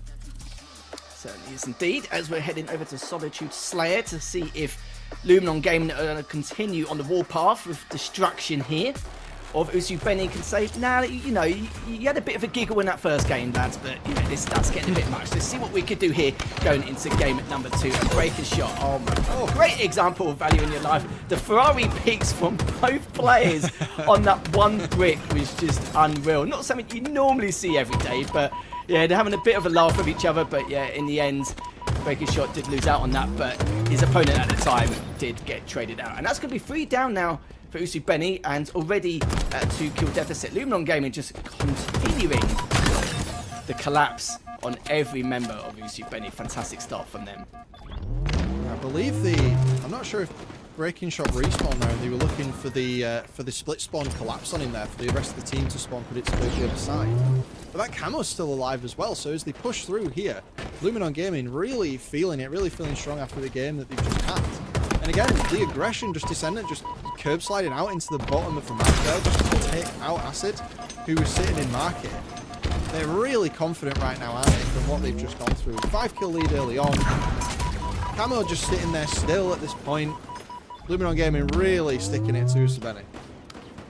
feel like this isn't the Luminon gaming we saw 2 series ago. This is an entirely different ballgame. It's like all suddenly everything they want to do in terms of their aggression, strategic influence, the methodical plays now all coming in syncing. Look at that, 13-6, and they've got camo, and they've got them trapped. It's just a matter of time before they start to collapse, and Descendant is paving way now to be the absolute nuisance behind the scenes. But will he be able to get him? Yes, he does. As long as he doesn't get traded, that's going to be so important. And he doesn't, which is going to be crucial. I always say that if you do pick up camo, the investment needs to be at least 2 or 3 kills, bare minimum. If you only get a trade, not good enough. It's definitely shouldn't be at all in the slightest. But see, again, Descendant just carried on piling in shots. But you can see what Luminon Gaming are doing. They're so fast-paced. They're so methodical about how they're going to approach certain parts of the map. They've been consistently trapped in the tumble dryer for the last, minute so far. And look at the scoreline. It really says it all. 21-8. They're treating it like it's ranked right now. Yeah, and Piggy was the last person alive there. Got all the spawns on him. But they knew by default where they were going to be at the other side. Camos have been 5. They're going to... The House of Cards goes down again. Like, Acid comes in, tries to do something versus Descendant. Doesn't work out. It's 3 players down again. And they get the camo. And Descendant's got control on flowers, so they know they're spawning in Hotel. And it's just round and round as we're staying in the tumble dryer again and again. They need to stem the bleeding, but I don't think they have the map. They don't have the map control, the confidence right now to be able to take any meaningful space. Although they do get rid of the camo there, which I suppose is a very small win when you're 16 kills behind.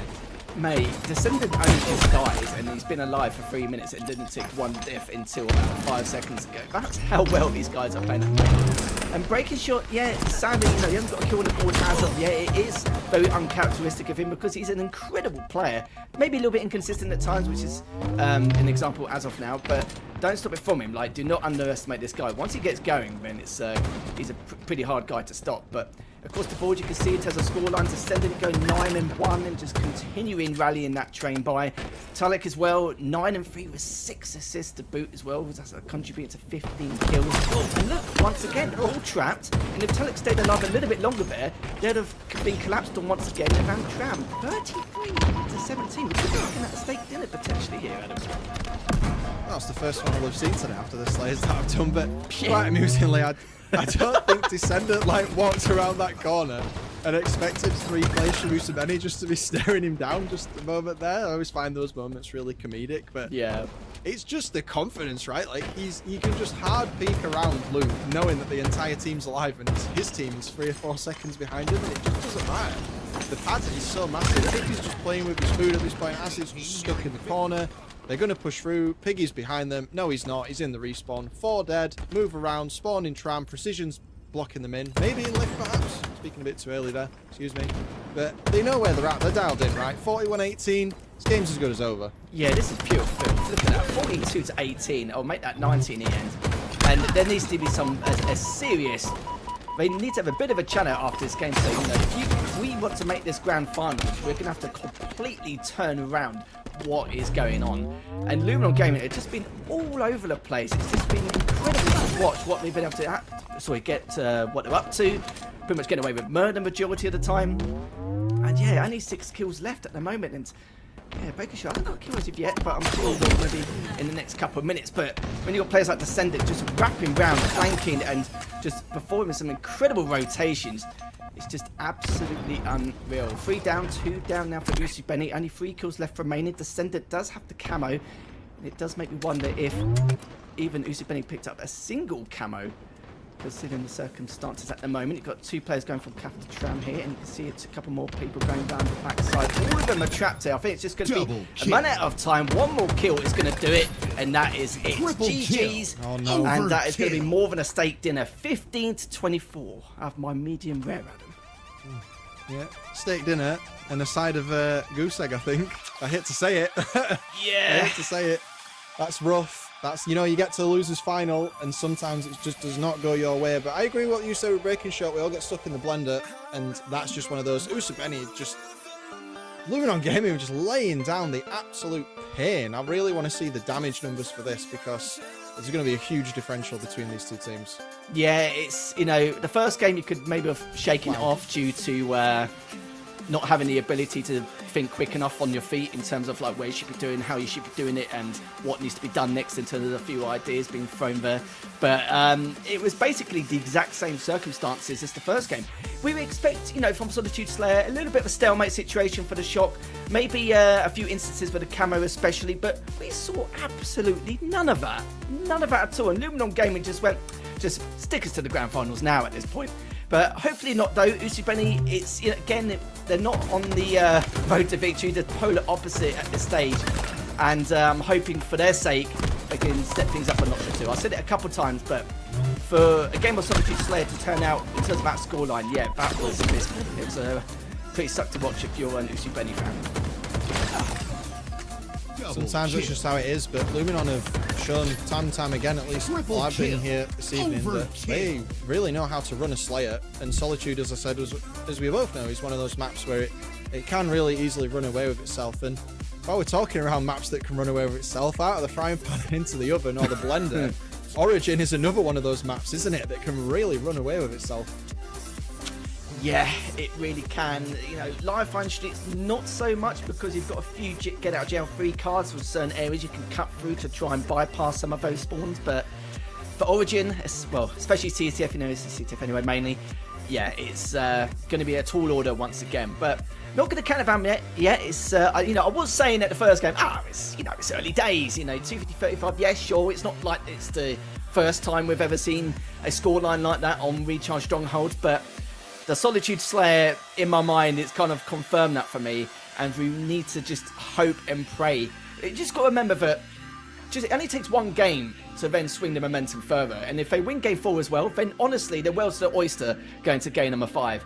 But honestly though, yeah, this is definitely a tough nut to crack. We need to think more about numbers. We know that their angle game isn't as strong as Luminon Game. That was a clear example of what we saw on Solitude Slayer. But with Usubeni, you know, like I said before, don't count them out yet. Let's see how they can do on Origin CTFs. And the first couple minutes is going to be, again, another true indicator of maybe what's to come. It is indeed. And just to draw attention to what we saw earlier again from Luminon Gaming, when they were playing Empyrean, or the Pits, where they were playing CTF earlier on, they were really good at locking down the angles and creating like those funnel points that you see. Yeah. Like on Origin, it's the cave, isn't it? Like the cave or the elbow. You really want to get the team to spawn there, and you run the flag the opposite sides. They were really good at getting that to happen. Like we saw Trippy with the snipe. Trippy and Precision, I believe, with the snipe or Descent. Yeah, they had the sniper rifles and sword, like both of them, and they were just locking down Penguin's team for a good 30-40 seconds. And if it, you know, Origin doesn't have 2 snipes, but if they get 1 snipe and the rocket launcher, it's a very similar story, isn't it? It really is, yeah. And if Luminon Gaming also dominate this third game, we could be witnessing an absolute spectacle of a grand final. You know, it's Shopify Rebellion on a stranger to these resets. We've seen it a couple of times already at the LVT LAN and the last Open. Luminon Game just seems to be just stepping up, you know, just on another level at this point. So for Origin CTF, if they take this 3-0, we may see an absolutely phenomenal grand final.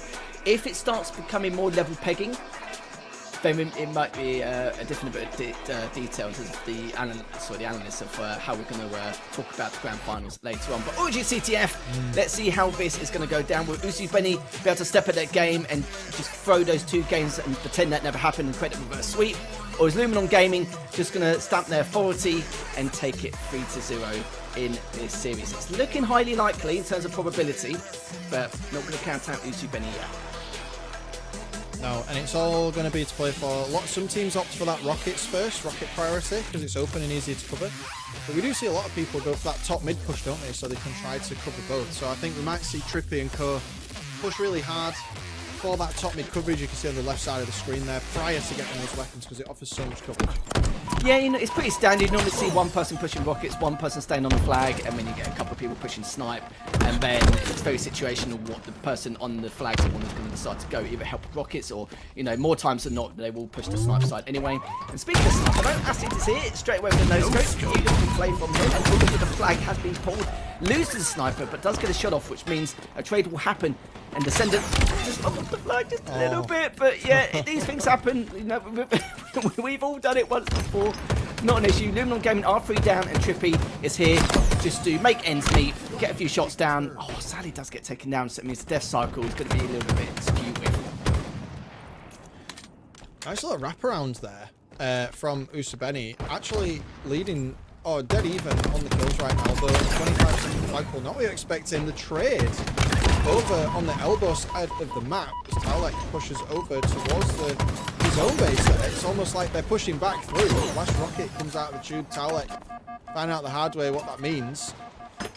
And it's feeling very scrappy at the moment between these two teams. Trippy one-shot takes out Breaking Shot there as well with precision now. Going for this flagpole. This is very ballsy. Using the the thruster there to try and get out of line of sight. And his teammates come in to try to make something of this cap. Player on Usabeni goes down, and here we are. Are we going to fumble him through this side this time?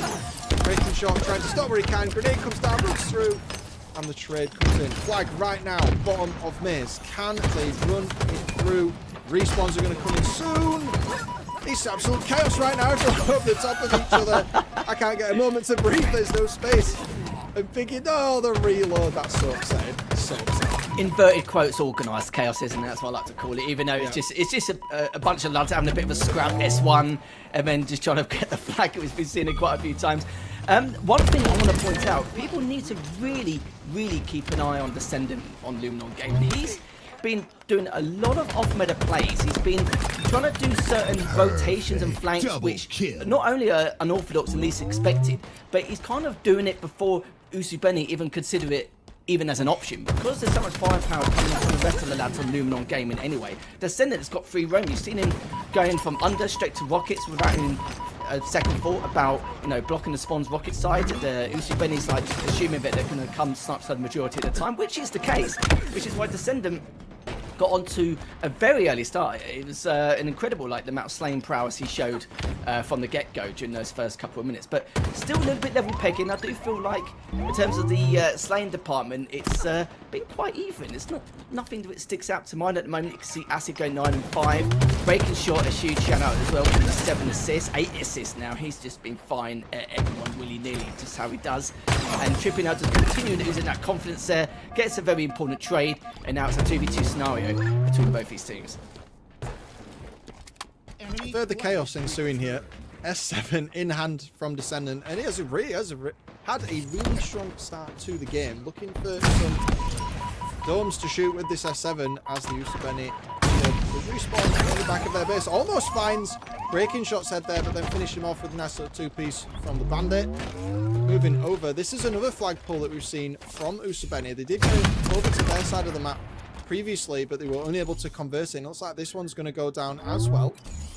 Descendant quietly waiting for those inevitable potential cave respawns. Does another Acids at the other side here, waiting for him to poke over. Halo timing may come into play. Who's going to find you first? Just whiffs it, goes for the no-scope. Oh, almost gets him. It was close. I thought that looked like a headshot, but apparently not.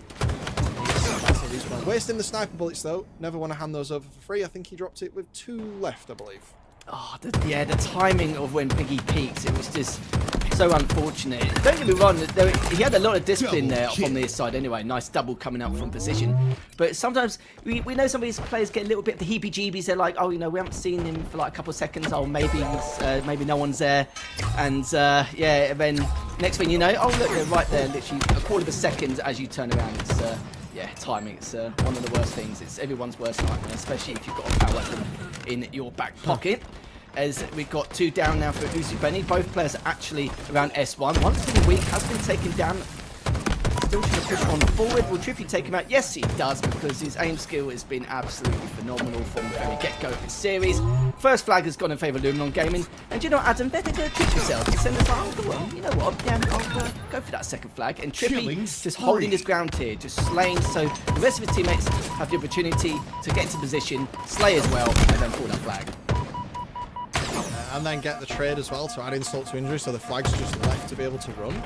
Not to mention the fact that both times that they pulled that flag, they hit the curb slides perfectly. Maybe not the second drop of the flag over towards S1, but certainly the first one flew all the way over to the basement of the Luminon Gaming base. It really allowed them to just take that flag and just run away with it. And both rockets out the tube there as well.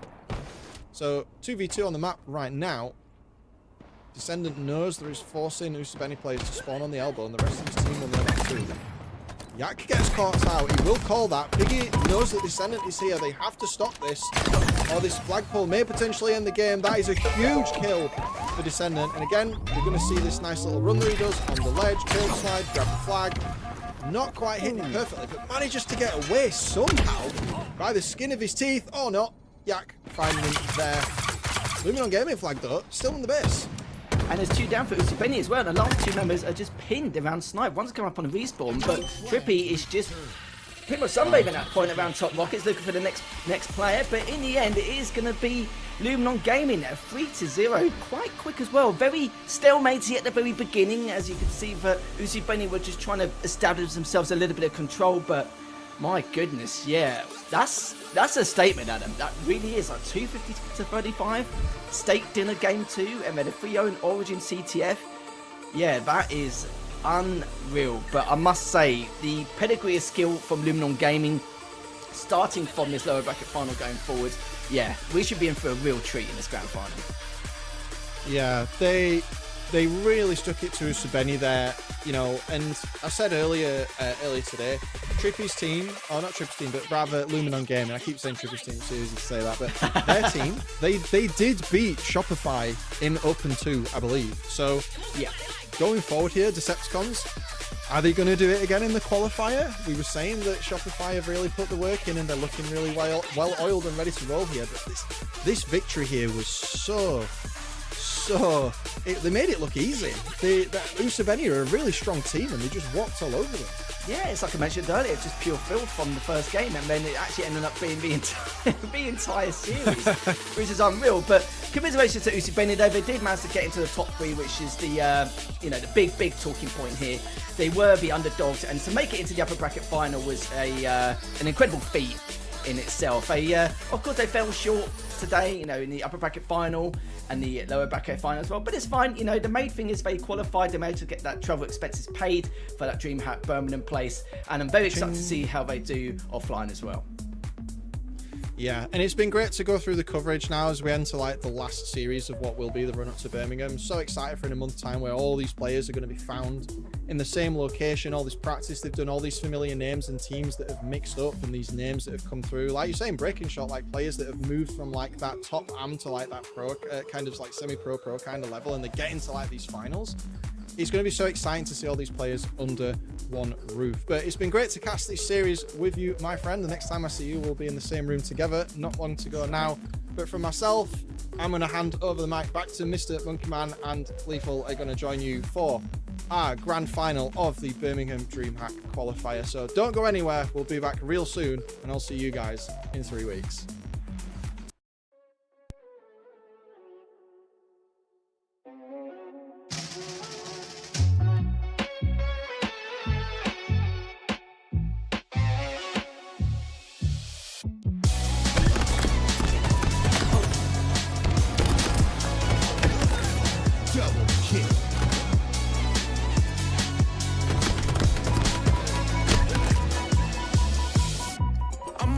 On a tightrope, and I wish I could touch the ground. My future's covered in snow, but my head is up in the ground. And maybe this will all fade after one bad day, and I'll be okay. But my life is in the worst place, and I can't wait for heartbreak from my mistakes.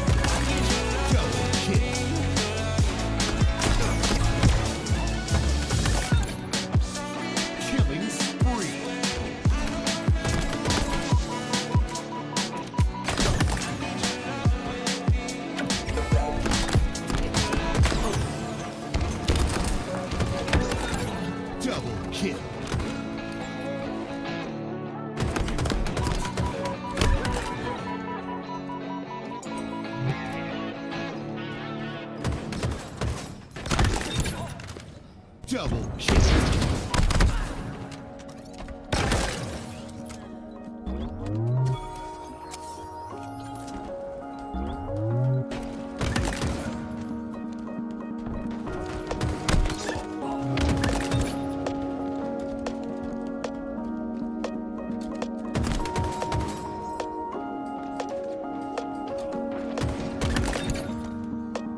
Killing spree.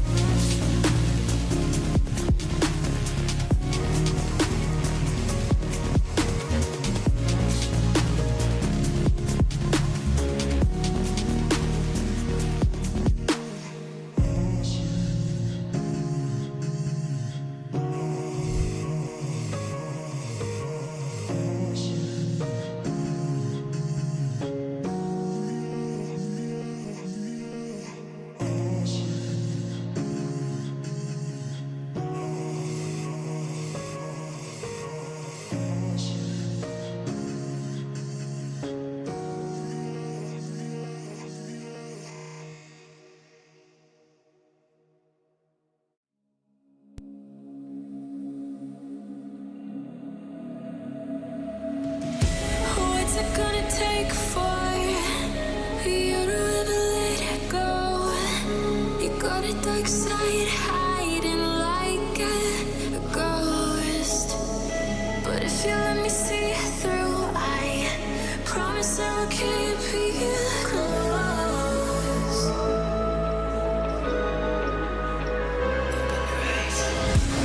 Underneath the surface fire below.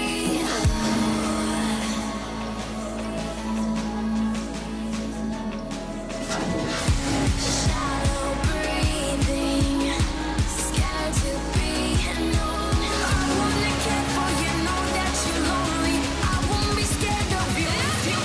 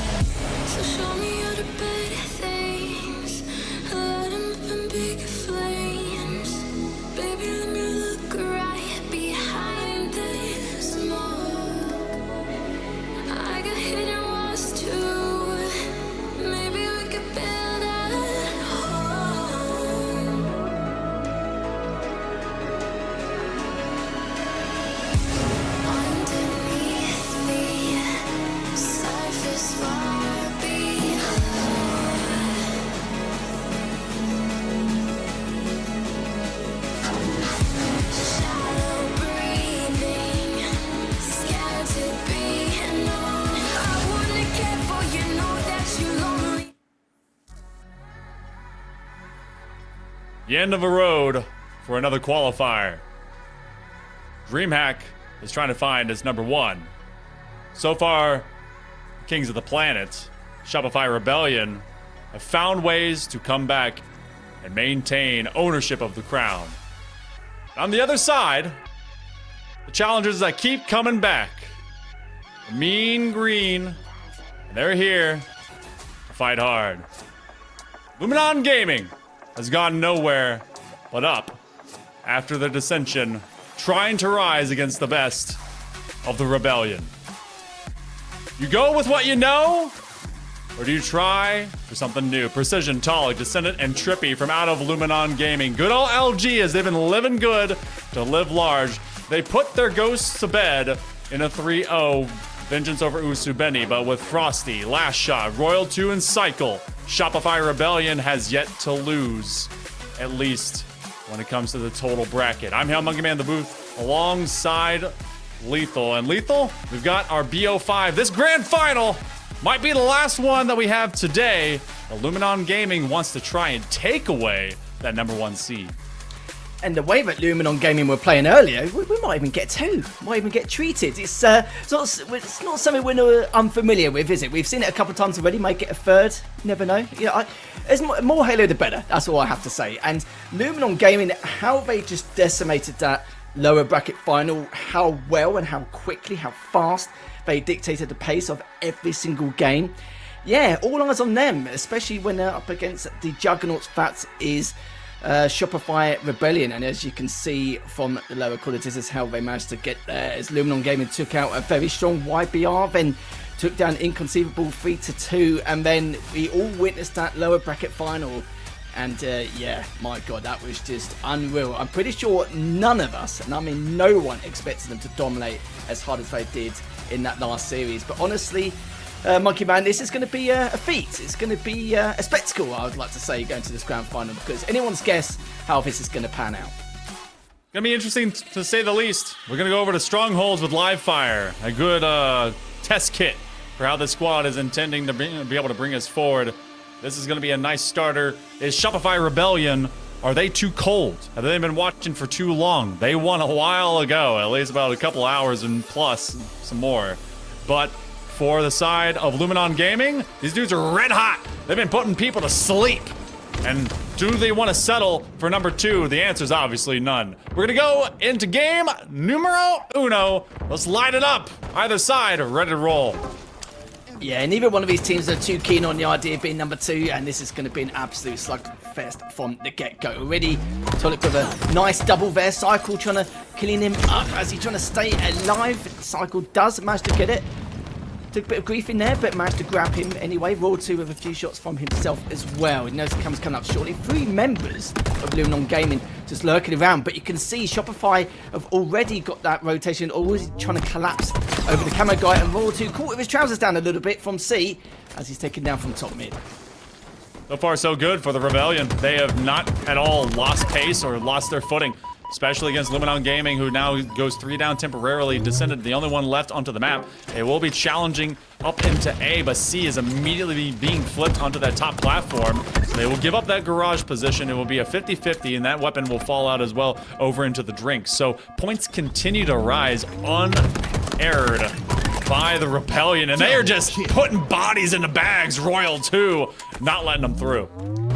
Zero hesitation coming up from Shopify at all in the slightest. 3 down for Luminon Gaming, just coming up on the respawn. Catches one of them on the garage straight away. Doesn't get traded, which means that Raw 2 can value his life as long as he can to put additional shots onto Tolik there, and now has to rotate all the way back around. Not a single point on the side of Luminon Gaming yet. This is kind of like, feels like a repeat from what we saw in the lower bracket finals, but the opposite end of the spectrum. You would think there would be a little bit of frost hanging out of the edges of Rebellion for how long they've been waiting for everyone to suss their way through that lower bracket, but not at all. They are red hot. They are very well thought, and I mean, so far, Luminon Gaming looks like an afterthought to try and get into this matchup. They do see C and A now in contention on either side of this lane, and Trippy is just being plastered and postered. He's gonna have a QT right behind him, trying to be able to get a stick. Can't do that with a frag. But now a trip cap is suddenly available. They're scoring points, and now they're scoring them twice. Sure as indeed. It took Luminon Gaming a little bit of time to get their feet onto the ground and to try and get some points on the board. Finally able to break Shopify's extremely strong setup and rotations back and forth from A to C there. And now Luminon Gaming can finally claw their way back. It's a bit of a gap, mind you, but we know how quickly it can close, especially on strongholds, no matter what map it's on. As Foster's been taken down, last shot now, just trying to stay alive as Royal 2 gets a nice cheeky double for himself. As he's just going to grab the A hill as well, which is beautiful coming from him. Going 8 and 5 at the moment, and just look at the stats across the board. Last shot, 8 and 3. On the other side, Trippy, 9 and 5. Descendant just trying to at least figure himself out a little bit. So it's looking pretty good so far from Shopify. Let's see if they can continue this run.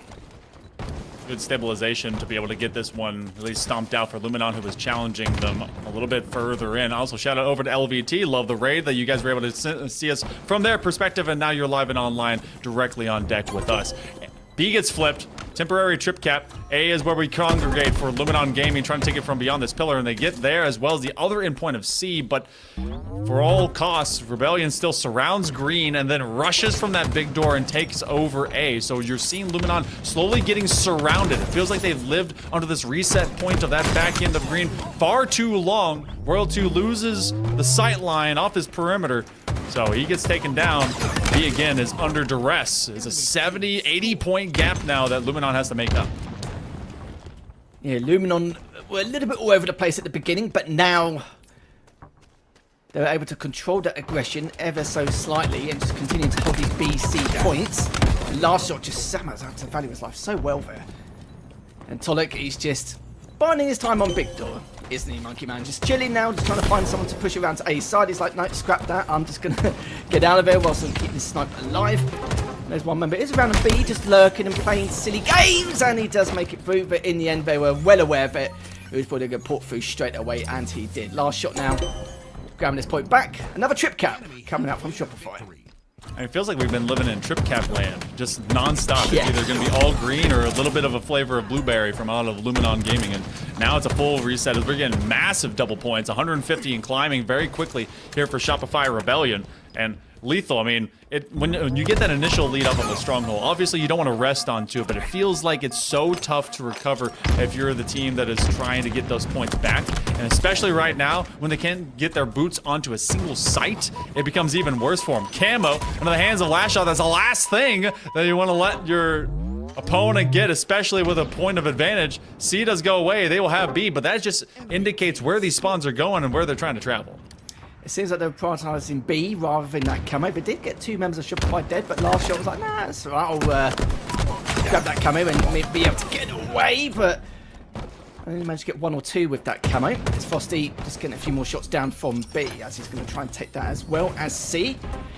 Very keen on getting these trip caps, aren't they, Monkey Man, as they're now pushing on forward, as Frosty just biding his time in a moment, playing a little bit sneaky, and is again another player caught with their trousers down, as he could maybe get a double here. Sadly he does not, but the amount of damage he was able to put in place considering how weak he was unreal. But last shot, managed to get a very important trade, double for him as well, 2v2 scenario, trying to get B back, but Tulik managed to put a stop to that straight away, and now you can see Shopify with a 90-point lead.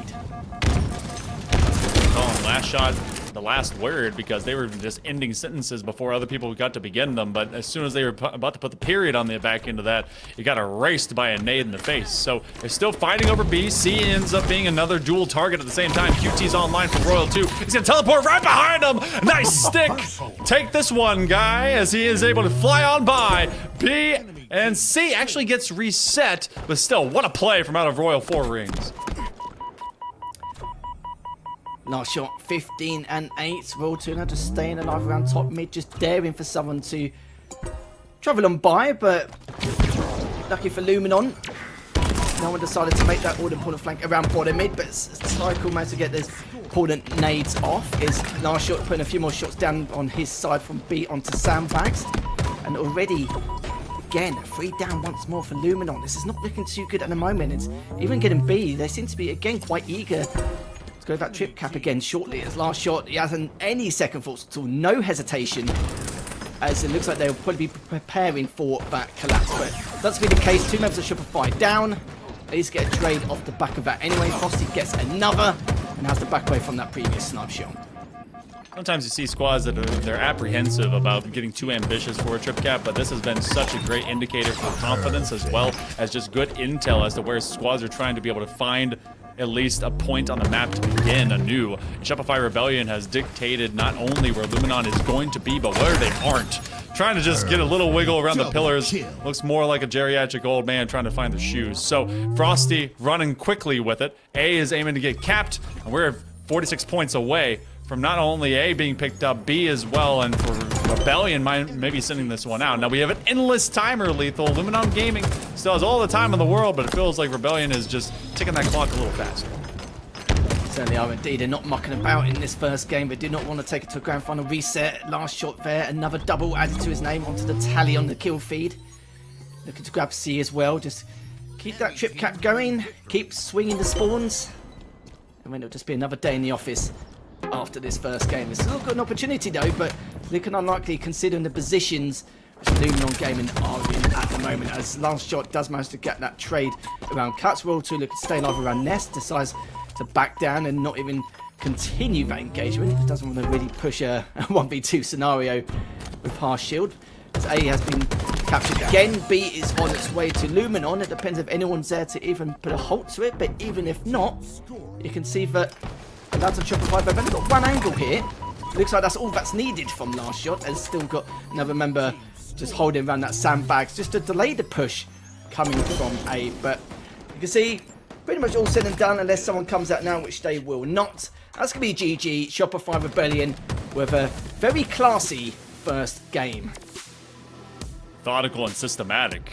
Rebellion never let Luminon really into it. There was, I think, a brief instance at about, what, the 80-point mark that Rebellion saw Luminon begin to start really staggering their feet and getting at least the earth underneath them. But they swept that ground right out of them. And now Shopify Rebellion, I mean, they just took control.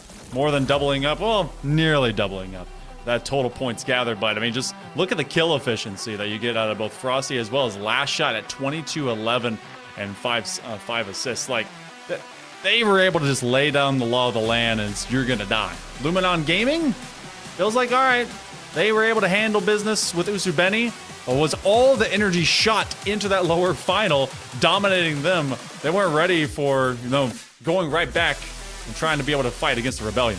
Oh yeah, they were prepped. You can tell straight away. Can you look at that? Last Shot plus 11, Frosty plus 5. But good props to Trippy though. Still going plus 2 with a fair amount assist to his name just to try and keep things going in terms of their slaying prowess. But it just was not enough at all.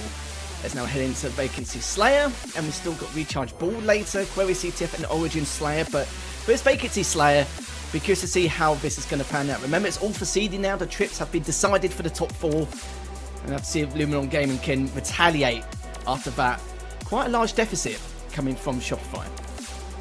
It'll be interesting to see because for Luminon, I mean, yes, no matter what, if they end up losing out on this, they'll be a number 2 seed. They'll be on the same side of the bracket as Usubeni. So was that win simply to give them that little quarter of the bracket a bit easier, quote unquote, if you will? Can they actually sweep the number 1 away, both a bracket reset and otherwise in this grand final from the Kings of the Court? Right now, they're balling out. We're going to Vacancy for some Slayer. There's a shock rifle out there. There's a lot of players that want to go and grab it. Let's see who gets the 51st. Yeah, let's take a peek indeed as we're looking at see what shenanigans Last Shot is up to. Frosty's been taken down early by Trippy. And Trippy has just been on form at these last 2 series. This one, I know it's at very early days, but the last series, oh, goodness me, he was absolutely popping. And Last Shot now, he's not mucking about here, is he? He's giving away the car by now. It's like, oh, do you know what? I'll just push in and clean up. Don't you worry about that. Still 2 more members around red. And Last Shot again on clean-up duty. He's got the broom out and he's looking for some additional kills here. 3 down for Luminon. And yeah, this is a dream start coming out for Shopify. Now up 6-2. Could make it 7, and they have. Last Shot still in first life, has 3 kills. Aiming to get that killing spree if they can so claim it. First couple of kills of that was feeling like he was playing some SWAT. As no one had any shields, and now they get double blasted by a couple of frag checks down in low basement, so they'll rotate out. Luminon, I mean, stagger that foot. They know how to be able to get these Slayers moving quickly. Now it's been a bit of their own medicine dosed against them, and Lashot's just looking for information. He seems to kind of cycle in just as he sees his teammates go down. Have one player weak, Trippy falling out. Can they get a double kill? They're going to run away from contact from Talik. Now use that shroud, and it seems that they'll get to safety. They certainly have done. Last shot, it's been a minute and a half. No deaths. Just biding his time. He's now going to rotate the carbine eventually. It's just a matter of time. Typical, he switched from his carbine to his bandit in that one pivotal moment. I was talking about timing, and yeah, we understand that at this level they can be eager beavers. They need to be as proactive as possible. They can't just sit around and wait for such a long period of time for nothing to happen. It's royalty. There's now a few nades, might as well, considering there's a couple more just sitting there waiting for him to pick up. It's going to be a little bait and switch here, and it's just going to be a pure on 2v2. All 4 members taken down. They do find another as Frosty clears out Descendant.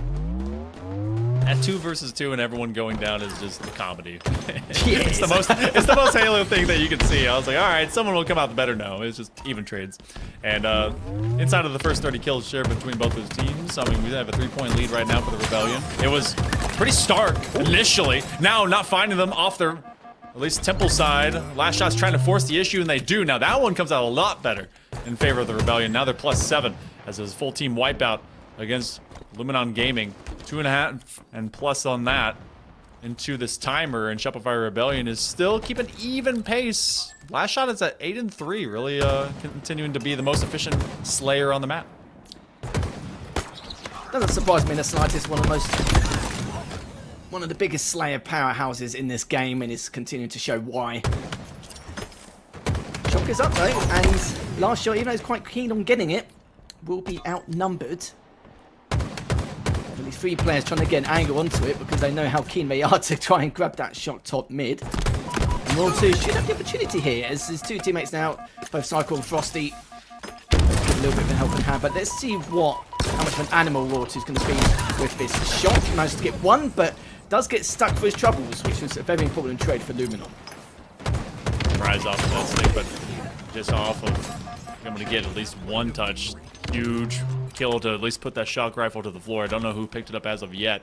Luminon Gaming still down by 6. That lead had doubled a little bit earlier in the previous play out from Shopify. And since then, I mean, it's held steady. Now, a little bit of gains right now as Luminon aims to win some of these fights from Big Door. Oh man, breakdancing and splitting your legs down. Not the way that I want to go down, but that's going to be 6 kills up again. Shopify Rebellion. Feels like they continue to just catch Luminon as soon as they start to push up into some of these more pressuring pincer situations. Oh, they get caught. What a perfect nade bounce. Goodness me, yeah, you had 2 players stuck around that elbow side from Luminon. Cycle just on it back for now, just trying to assess the situation. Realises that last shot's going to go into a engagement on bottom red, but keep on the motel side as well. Cycle just backing away once again. Good bait and switch come from last shot on Cycle there, but sadly didn't get the kill. Cycle just trying to stay alive. He knows one more player's going to be lurking around. Does get taken down as Precision gets a very important trade, but trades aren't good enough at this level, especially with the scoreline as it is. A 6-kill deficit with Shopify now in the lead still. But again, yeah, like I said, trades are good, but at the moment, they need to do a little bit better than that if they want to try and keep this competitive. Well, 2 trying to catch up to Last Shot, and Last Shot and him are having their own kind of base race situation. Who is able to get to 21st if either of them can, and who's going to have that better KD? Right now, both looking pretty decent. They will end up getting dueled down. 5-kill difference, and this is where Luminon needs to be able to spice things up. They have been isolating some of these fights, not just trades, but finding it into a 2 versus 1, and it's worked out. However, they keep being hunted Wolfpack style by the Rebellion. Royal 2 is going to go high. A teammate comes through door. They find out no one's there. Shock rifle will be up in about, what, I think about 20 seconds. You find some blasts from behind them, but they're at 8 kills to go before this one's a 2-0, and they're going to be away, just 1 map away from taking that #1 seed. Yeah, there isn't enough players to actually get around quick enough to collapse, so they're just playing numbers game around red instead. Raw 2 just continue just to pile so much pressure. And it's been quite a mixture of his playstyle. We've seen him play very sneaky with some of his rotations. Sometimes been flat out, just not having a care in the world, just taking some of these fights. Doing everything possible to maintain this lead, and so far has actually helped increase it here. Beautiful call there from Fossey as he's going to stay alive. He would have taken down the center. Sadly, just ran out of ammo. Now Raw 2 is expecting someone bottom mid and is just daring for them to push. And it actually decides to thrust in anyway. Just thought, oh, do you know what? We've got such a huge lead. We could take the risk. Why not? One more kill will do it. It's Fossey having a little bit of wonder. And the trade comes out. That is going to be it. Shopify now up 2-0 in the series in this grand final, winning that second game 50-42. And yeah, so I must say, Monkey Man, I was expecting it to be a much closer affair, but it's series sounds to be a little bit similar. I'm seeing a repeat of that lower bracket finals. I hope not, but we'll see how it goes. I mean, luckily for Luminon Gaming, there is a micro BO3 smack dab in the middle of this grand final, so there is a chance to maybe get some wind behind the sails and to catch themselves in the right drift. But last shot 17 and 12, just as efficient as they were before. Royal 2, pretty similar 15 and 10. And on the other side of things, Descendant and Trippy, that is not the negatives that you want them to be posting up. And unfortunately for Luminon, they started from behind. Great understanding of vacancy, taking over that top mid position to get that shock rifle in hand. And this is a squad in Luminon that has been realizing that Shopify Rebellion had some vulnerabilities, took advantage of them when they could, and then opened number 2. And then Shopify Rebellion went to the office, started VOD reviewing, went to that LAN, was able to take a loss and then come right back to it, showing why they in fact are the current reigning world champions. And Luminon Gaming, there's a couple instances where it looked promising, otherwise they were just kind of left in the dust. Well, this is the good thing about this qualifier, it's the aftermath, after what occurs from this qualifier. It's not like they've got a week or two and then they turn up for the event. They've still got an entire month to kind of iron out any weaknesses or any minor plays which have not really been beneficial overall, to then test out in exactly what needs to be done in order to keep up with Shopify. There's been some back and forths. Luminon have held their own on a lot of different situations, so it's not like a full-blown blowout compared to what we saw in that last series. But yeah, we'll have to see how this goes. There's now got Recharge Ball going up next in this third game. It could be the last game, or it could be the start of something sweet and special with the reverse sweep coming out from Luminon Gaming. It wouldn't be a first, and I'm sure it won't be a last either, as now Shopify really want to make a statement, don't they? They want to end this in a 3-0 fashion going into Dreamhack Birmingham to say, you know, not only we're the #1 seed, but we're still the #1 and most dominant team globally in Halo Infinite. But now Raw 2 now still playing a little bit here to try and stop the camera go. Must have a bit of utility in terms of his nades to try and put a stop to that camo play. Raw 2 trying to get top control after that last engagement, still recovering. They will find someone that's seeing. That was Talik there. Does have to back away. Raw 2 though still being quite aggressive. Just need to recover his shield, but has enough info required in order to bait and switch. But Talik managed to get both of them there. Beautiful play. Fantastic work, especially when you got to clear them out and gain possession and allow your team to be able to rotate up. So good looks, and suddenly Frosty's kind of looking the wrong direction. They know that they had navigated over towards Red Pipe. They want to be able to own that Red Pipe into elevator section. That was one of their main kind of rotations to be able to kind of escape with, but an overextension and a bit too ambitious. Now last shot's hoping to just pin anyone in from Luminon Gaming and make sure that they do not have any extra info. But look how they have that nice crossfire from out of precision and Descendant. They can be able to own the top side of the elevator. Talik wasn't ready for first contact. That means they're a dead man on the floor. Last shot wants to sprint in. Royal 2 had given his life to be able to open up this corridor. And now it depends on where they want to be able to move this ball as the Rebellion take over goal.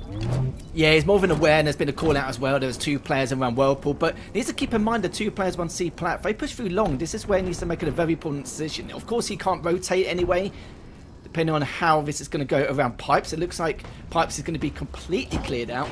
So last shot has found the opportunity now to rotate around Sneaky, just due to the fact that the Cycle and the Fossey as well been able to help clear out long and C. If they did not, that would have been a straight up play ball, and that would have been done and dusted, and it would turn into a stalemate situation once again. But because they took out long, they gave last shot that very important rotation onto Spiral, and now he can get an additional 10 or 15 seconds. That was a huge play, and managed to get a little bit of damage done. Played the ball as well. Classic stuff. It's amazing to see that there's 15 kills for the side of Luminon Gaming. 6 in total for Shopify Rebellion, but they currently lead this round by 12 points. So about efficiency and about when you need to be able to take your fights and rotate away to hold objective. Good looks from out of the Rebellion. They do fall 3 down, and Royal 2 is trying to find at least an uncomfortable Luminon Gaming as that ball gets played. Wants to get right back to it. A nice high hop. Finds no one waiting for him as that shock rifle, maybe his only friend, onto the rack, and eventually stops the killing spree from out of Descendant. Half strength from Luminon Gaming. That ball gets moved outwards. As we're dead even at 30 for all. So just about kind of resetting the field and getting back to this long haul. You were talking about the lack of slaying coming up from Shopify, but how good the objectivity efficiency is. And that rotation and those minuscule plays, that's the difference maker here. That's why they were able to topple them in terms of scoreline.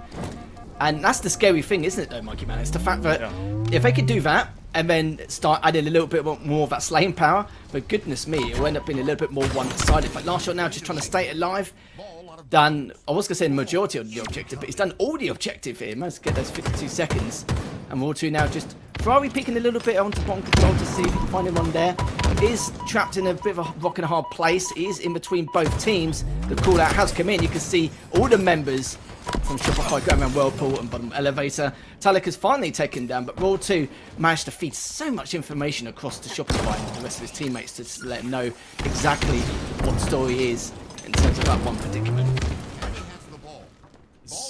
Shock rifle has not been able to land into a body, and they threw so many nades. They're like, okay, wasn't someone supposed to be here? Then they saw them cheekily peeking from the top side of control room. This ball has not been sitting into the hands of any Spartan for a little bit. They've been playing much more neutral, trying to be able to get some of these spawns out, hoping to get that final shot, last shot, trying to pin down a Spartan if they can. This one's rotating. Oh, and they find him off the gap. Wow, finishing the job from whence they started, and they slide all the way over. So now they're gonna go and recover this one from bottom side of elevator. Is anyone gonna sight that Precision is just top? He has one man climbing up. He has to fight a 1 versus 3. That doesn't happen at all. Yeah, it's all gas, no break once again for last shot. Look at that, 64 seconds, sorry.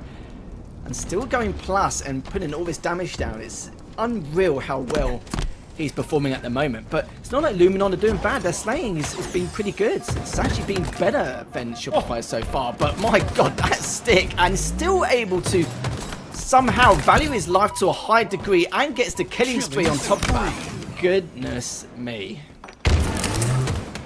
Trying to do everything and more. Talek caught him just as he was reloading that shock rifle, so might have been able to keep his slaying ways up, but he was just consistently flowing from one player to the next. 3 out for the Rebellion. So Luminon Gaming should be able to acquire at least a clutch of about 5 to 10 points. They find one man lurking around the corner. Precision at 13 and 4. Precision was taken advantage of in a 3 versus 1 just a little bit ago, but the dude has actually been frying right now for Luminon Gaming. Need him to continue doing those same exact things. They have a minute 45 left for round number 2. This ball will fall out to batteries. Frosty was given a gift, be it from blue, from green, doesn't matter at this point. They're gonna hold top gold, and they're gonna force this one to maybe get the final 20 points. You've got to think as well, Luminon Gaming are plus 14 in slays, yet it's Shopify with the 33-second plus lead and could take this first round. You can see last shot now trying to get round to long, knowing that there's one player there, but look at this, now they've got long control. He can simply rotate this quite soon over to long if they do go a little bit, you know, overstepping the mark over from batteries or from pipes, and that's exactly the case. After all that, doesn't even need to rotate. First round will go in favour of Shopify. But now, though, what can Luminon do? We know they've got the slaying power. They just need to try and do a little bit better in terms of their micro plays with how they're going to go around with the objectives.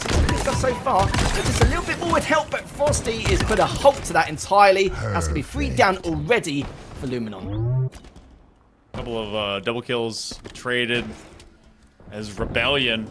They just had a design in mind, went for the Shroud, forcing that one to be in quick possession, and then they bounce it over towards Camo.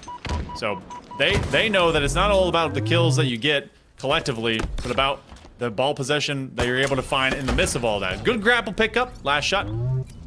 Just hang that one from the top end of this window, and now you've got Camo with shock rifle, and sometimes the most authoritative piece of this game is not when it's the loudest and most chaotic, it's when it's like a library, because those little moments, you know that you're just trying to be able to formulate a plan, and sometimes Rebellion just doesn't let you even get to think. Luminon Gaming trying to find a way in. They do get rid of Frosty, and they're starting to be able to push from the perimeter. Yeah, thinking Spaz. And at the moment, Cycle took him a couple of shots, but finally managed to get round to get his first shot kill. Does get cleaned up and traded out around Whirlpool. Last shot saying, if I'm not having the ball, you guys can't have it either. And my God, do you know what? That would have been a ridiculous rotation, flying that far over to Blue Tons and then being able to score. But look at this Roll 2.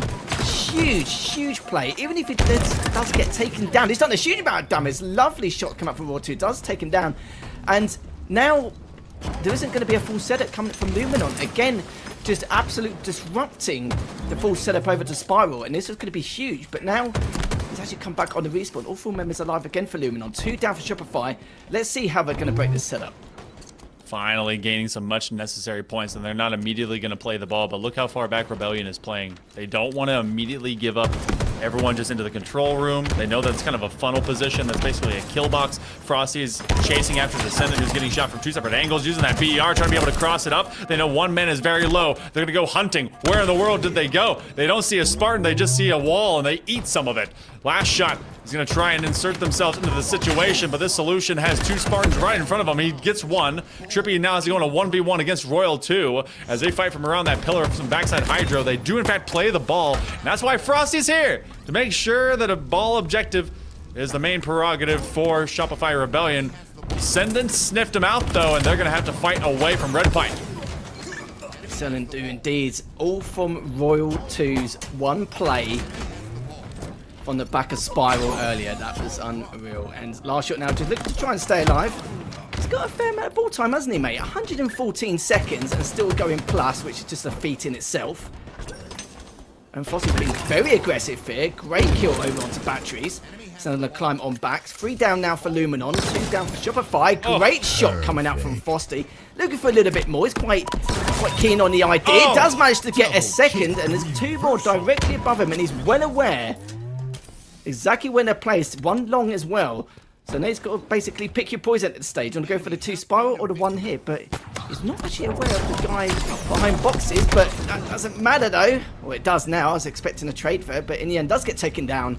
Royal 2 again. Let's get that nade kill, and Ascendant takes down Cycle. So 2 down now for Shopify. Last shot will play the ball and crack on from there. I love seeing the difference in the duality of having the shock rifle. Dude's a continent away, you can be able to take them out easy peasy. He's at 3 feet in front of you? Oh my goodness, don't even ask me. You can have 2 fallout for Luminon. The noob combo pays off big, but they give their life to make it happen. Last shot, just looking for any kind of rats that want to stay off of this C-plat situation. They know that they basically had them spawning nearby for that blue pipe. Trippy on that back end of C really kind of tells the tale. 2:55. This won't go to the clock, at least it doesn't feel like it should. Luminon Gaming needs to be able to have this next push-up, especially from Whirlpool payoff, but they're kind of losing ground on sightlines, especially as Control Room has been given up to Last Shot that continues to lurk right from behind them. That's right, they go from plus 14 to plus 7 now in terms of slaying prowess, so Shopify have definitely stepped up their game in that department, and it's still showing even now. Still up by 23 seconds. Last shot, great kill and precision. Descendant get a very important trade there. Fossey looking to try and get for 1 more. Got 2 shots in, knocked the head sadly. As he's bowing out, trying to stay alive, but that beatdown was going to be huge. Depending on if he gets cleaned up, which he does. Royal 2 once more. Stepping in to fill in his shoes. This last shot going for the flank super quickly. He knows there's 2 down, so do you know what? Why not treat yourself? Try and get some of this damage done. Now we're both on weak around top gold and gold stairs. This could be Shopify's time to shine to try and push in, but sadly Cycle does lose out on the camera as well, so we could be seeing another 10 to 20 seconds for Luminon Gaming with the ball. Alright. Getting a little bit of time. Just enough. Love the skill jump. They're not going to expect that. All of the rotation that you saw from top glass, and suddenly, boom, from wall, and then in your face. They're finally able to get a lead. Gotta make sure that's not all for naught. Oh, he's just sending the groundhogs back into the hole, able to slap them away. It's like a couple of kids trying to get over the crib, and then you just put them right back to bed. My goodness, Luminon Gaming had themselves a lead, and Shopify Rebellion about to sign seal and deliver themselves a dub. Sure indeed. And the 18 seconds left until they manage to secure the second round and the grand finals as Fossey now pushing round to finish up, and he does. 3 down for Luminon Gaming. Oh my goodness. And the last 2 are going to be around Whirlpool. It's just a matter of time here. Of course, the issue. Got a 2 versus 1. You get 1 solid melee. They're going to be last hit. They're going to rotate this one away. Basically have themselves a victory lap. Royal 2. He's just going to keep this one away from Luminon Gaming. That will go 2-0 through this oddball. And that will be 3-0 for the Kings.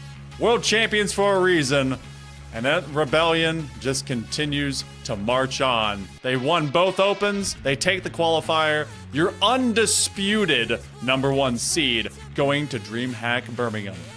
It's the reason why there were favourites going into the qualifier and favourites going into Dreamhack Birmingham. And it's going to be very exciting to see them in a LAN environment once again next month. Not too long now, mate, is it? Just only a few weeks away to witness the spectacle of these teams and how they're going to crack on in the offline world. But let's check the stats anyway. As you can see, you can tell as well, like even in terms of the slaying power, not really too much in it. Don't get me wrong, they went negative overall, but it's that objective efficiency once again. The rotation, so important. But Shopify, very quick on the mark to put a halt to any kind of full setup in its entirety. So great play, not even just this game, but the series as a whole. Feels like these guys just continue to learn and get better over and over and over again, and it's really difficult to find ways around them. Now, we've seen recently that there's a little bit of a lull in the storm at times, but they've just bounced back, and it's so scary how well they can do it and how quickly they can as well. Got to give some love over to Luminon Gaming. Got back into the old ring to fight against them once again, but this ends up being the same way. They had a solid chance to finally give them at least single tournament loss for that open #2, but just couldn't seal the deal. So you see the overall progress and how it's been done. Shopify Rebellion, they dropped 1 game today, and that was against Inconceivable. A bit of a wrinkle into the old resume, but maybe some, the other squads can be able to learn from it, as we got LAN in about 3.5 weeks. Like I mentioned earlier, just under 4 weeks, and I think it's very important, but from this qualifier, it gives them plenty of time to iron out any mistakes, any rotations, any strategies in order to then get themselves fully prepared and ready for Dreamhack Birmingham. And I'm very excited to see how that turns out. Well, gotta love all our production that was able to put our faces in your spaces. You guys have been fantastic. We've had Infinity being our awesome producer the entirety of all of these opens, and of course for this qualifier today, some great observation from both Meg as well as Drax and Deimos. Just as long as with Reed handle the admin side of things. Casters were kind of crazy. We had Wonderboy, Hixie, yourself, Lethal, and like with Adam as well. It's been a fantastic booth to enjoy with you guys. They finally put us together. They said the old guys can be able to get out of the retirement home and enjoy some Halo. And of course, shout out to all the gang out there. LVT was able to give some of the other broadcasts, as well as all of you that were able to show up, and just everyone overall. Feel like we have a great event coming up. Lethal, are you going to be there with Adam? Are you going to be in Birmingham there too? I might be.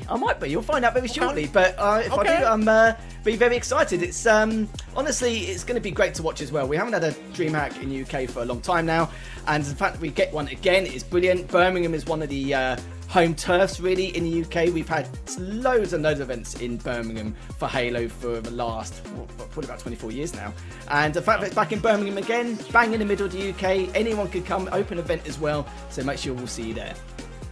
Well, you guys have been with us for now the last couple of days. It's been fantastic work to see all of you in the chat. Make sure that you do show up live and large when they go live in 3.5 weeks for that DreamHack event. And of course, stay here for EHL. They have a lot of awesome events for the European Halo scene. You never want to miss all the things that they put right here for you. But for tonight, and you guys especially across the pond, it's been late. Make sure you get some dinner, kick up your feet. I'm Hell Monkey Man. That is Lethal. You have been fantastic. We'll see you next time.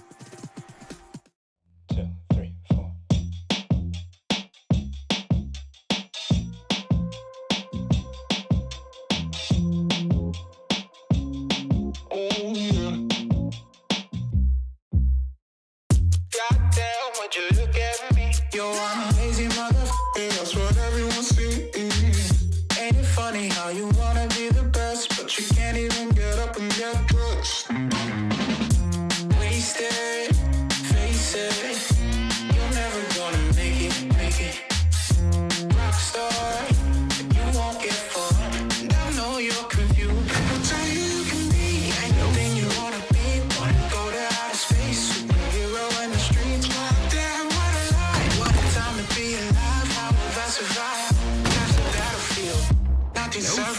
Double kill.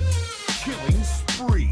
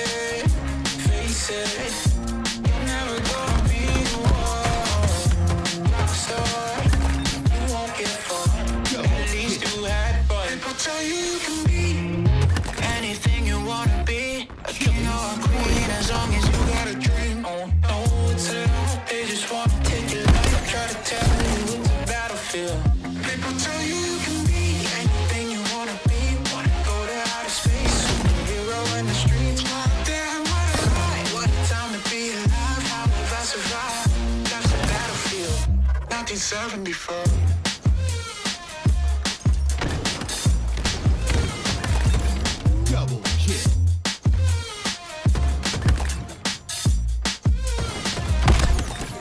Double kill.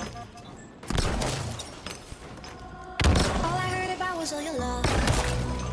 Wrapped in lies, oh, showing off, pretending to be nice. Double kill. All I heard about was all your love. But you crossed the line, oh, but I got no heartache, heartbreak, grieve about you now. No, I will get dancing, till the sun comes up and I'm running out of luck, I'm going out till dawn. I will get dancing, when the game's still on and I'm all the way for more. Oh, I will keep on dancing,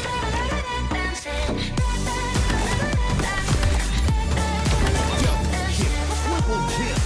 Killing spree. Tomorrow I will see you on your knees, begging, oh, oh, oh, I need you. Look at me, we could bring this back. Don't tell me how you feel, it's a regret. Wrapped in lies, oh, 'cause I knew you would blow it, mess up all again. Killing spree. No, I will keep dancing, till the sun comes up and I'm running out of luck, I'm going out till dawn. I will keep dancing, when the game's still on and I'm all the way for more. Oh,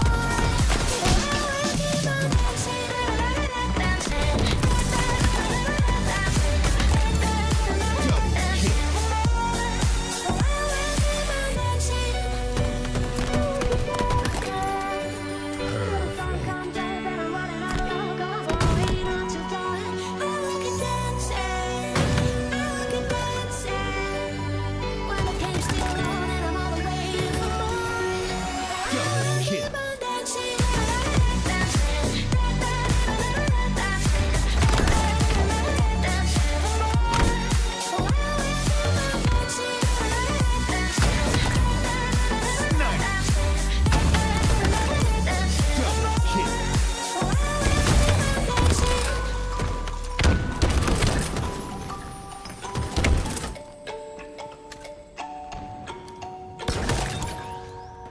Perfect.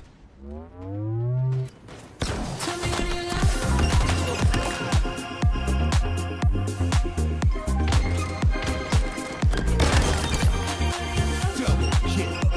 Killing spree.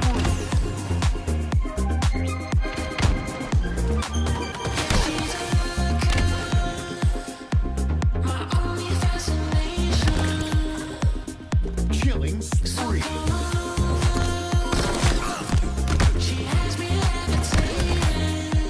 Killing spree.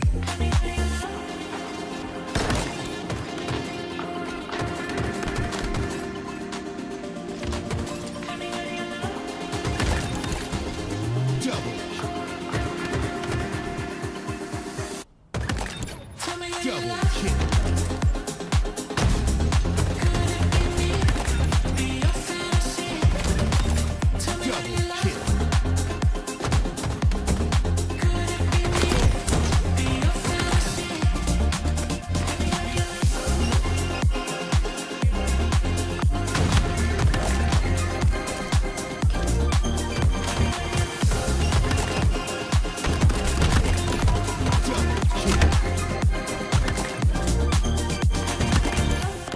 Double kill.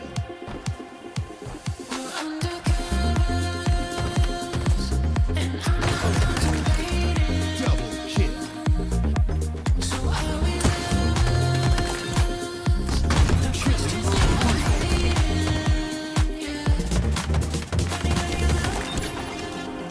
Double kill.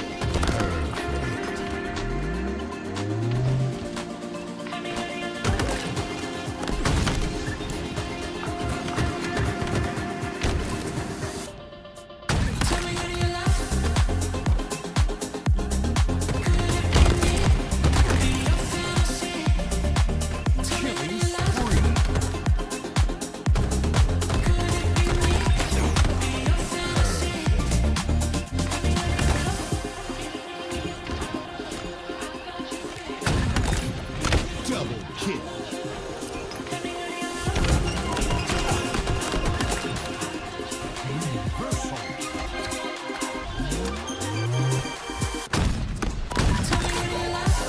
No scope.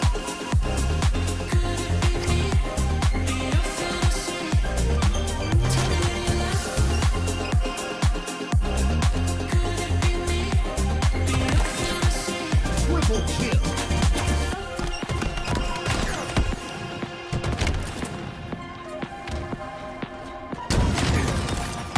Double kill.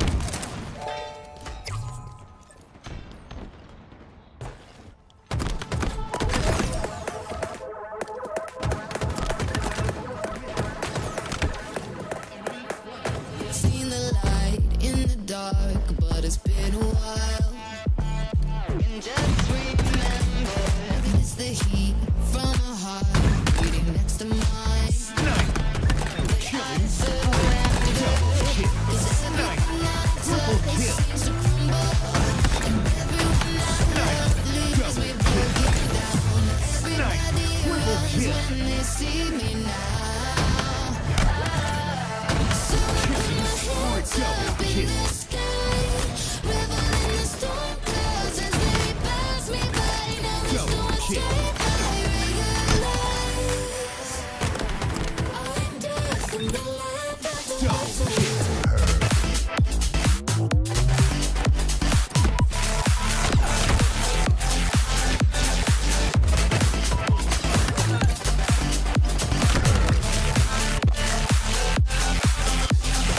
Still all the energy when we get connected.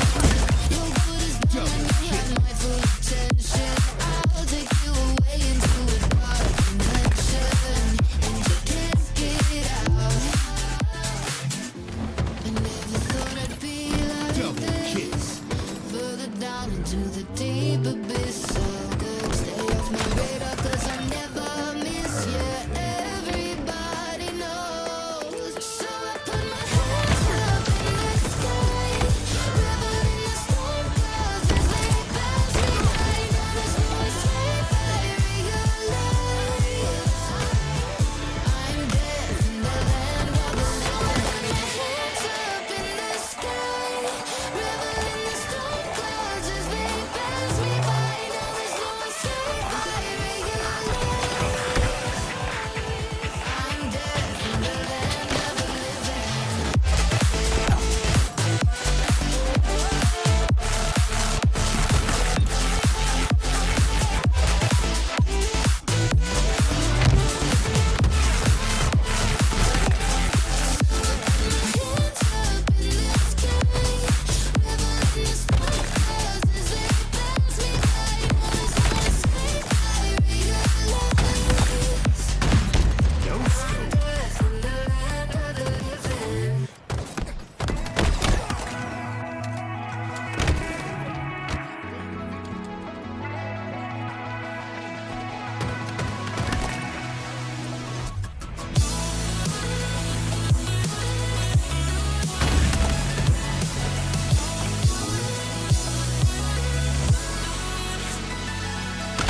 Breathing like I'm short on air.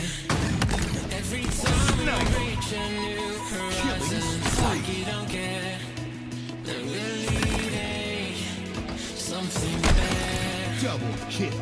And in the water I see cold reflections.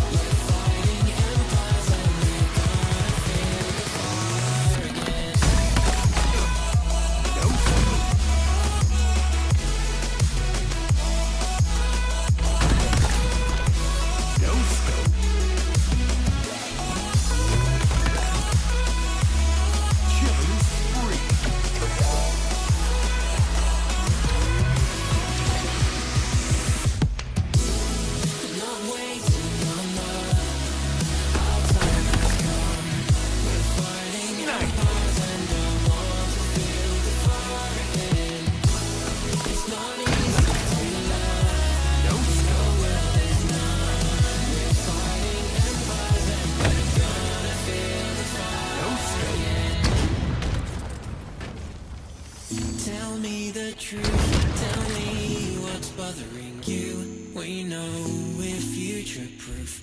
We know we're future proof. Knife.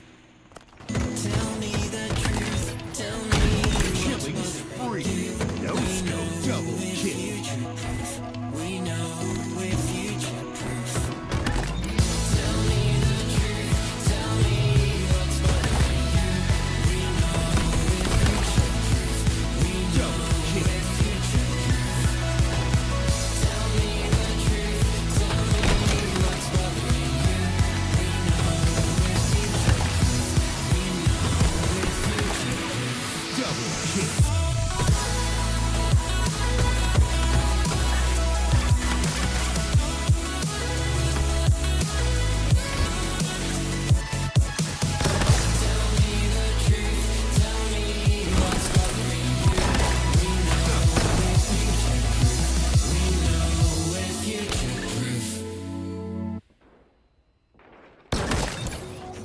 Perfect.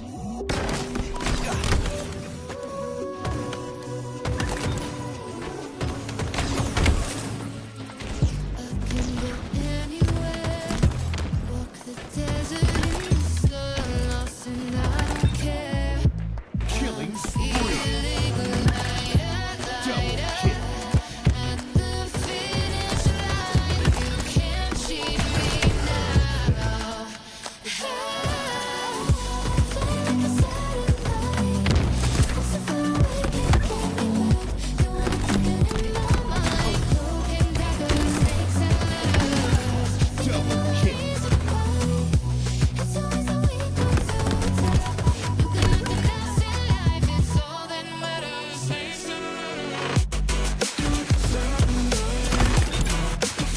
Double kill.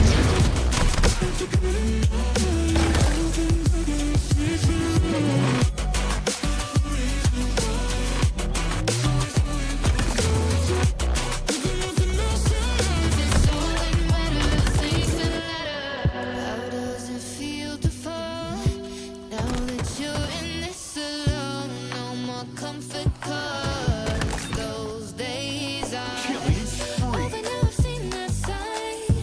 Can't believe I let you wear me down.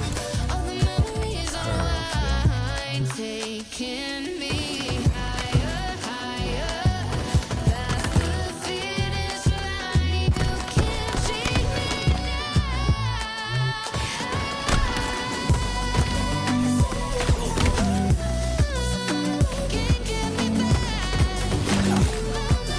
Double kill. Triple kill. Overkill.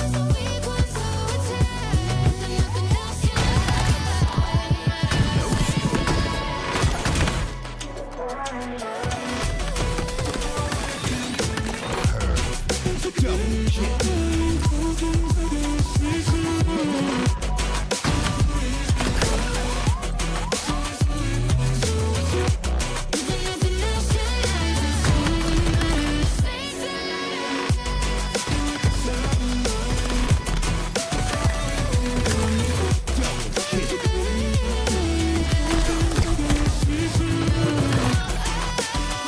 Killing spree.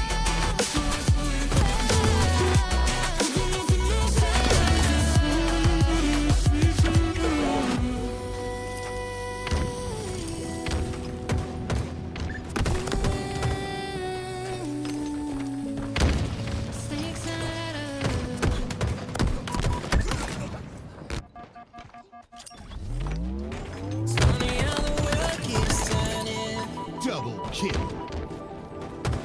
Stars like lighters in the sky keep burning, burning. It's crazy how the storms keep raging. And I'm here trying to keep my heart from aching.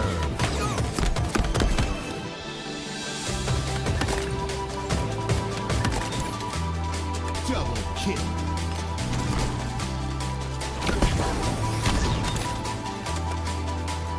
Reversal. It's funny how the world keeps turning. But here with you, it's like my life's returning.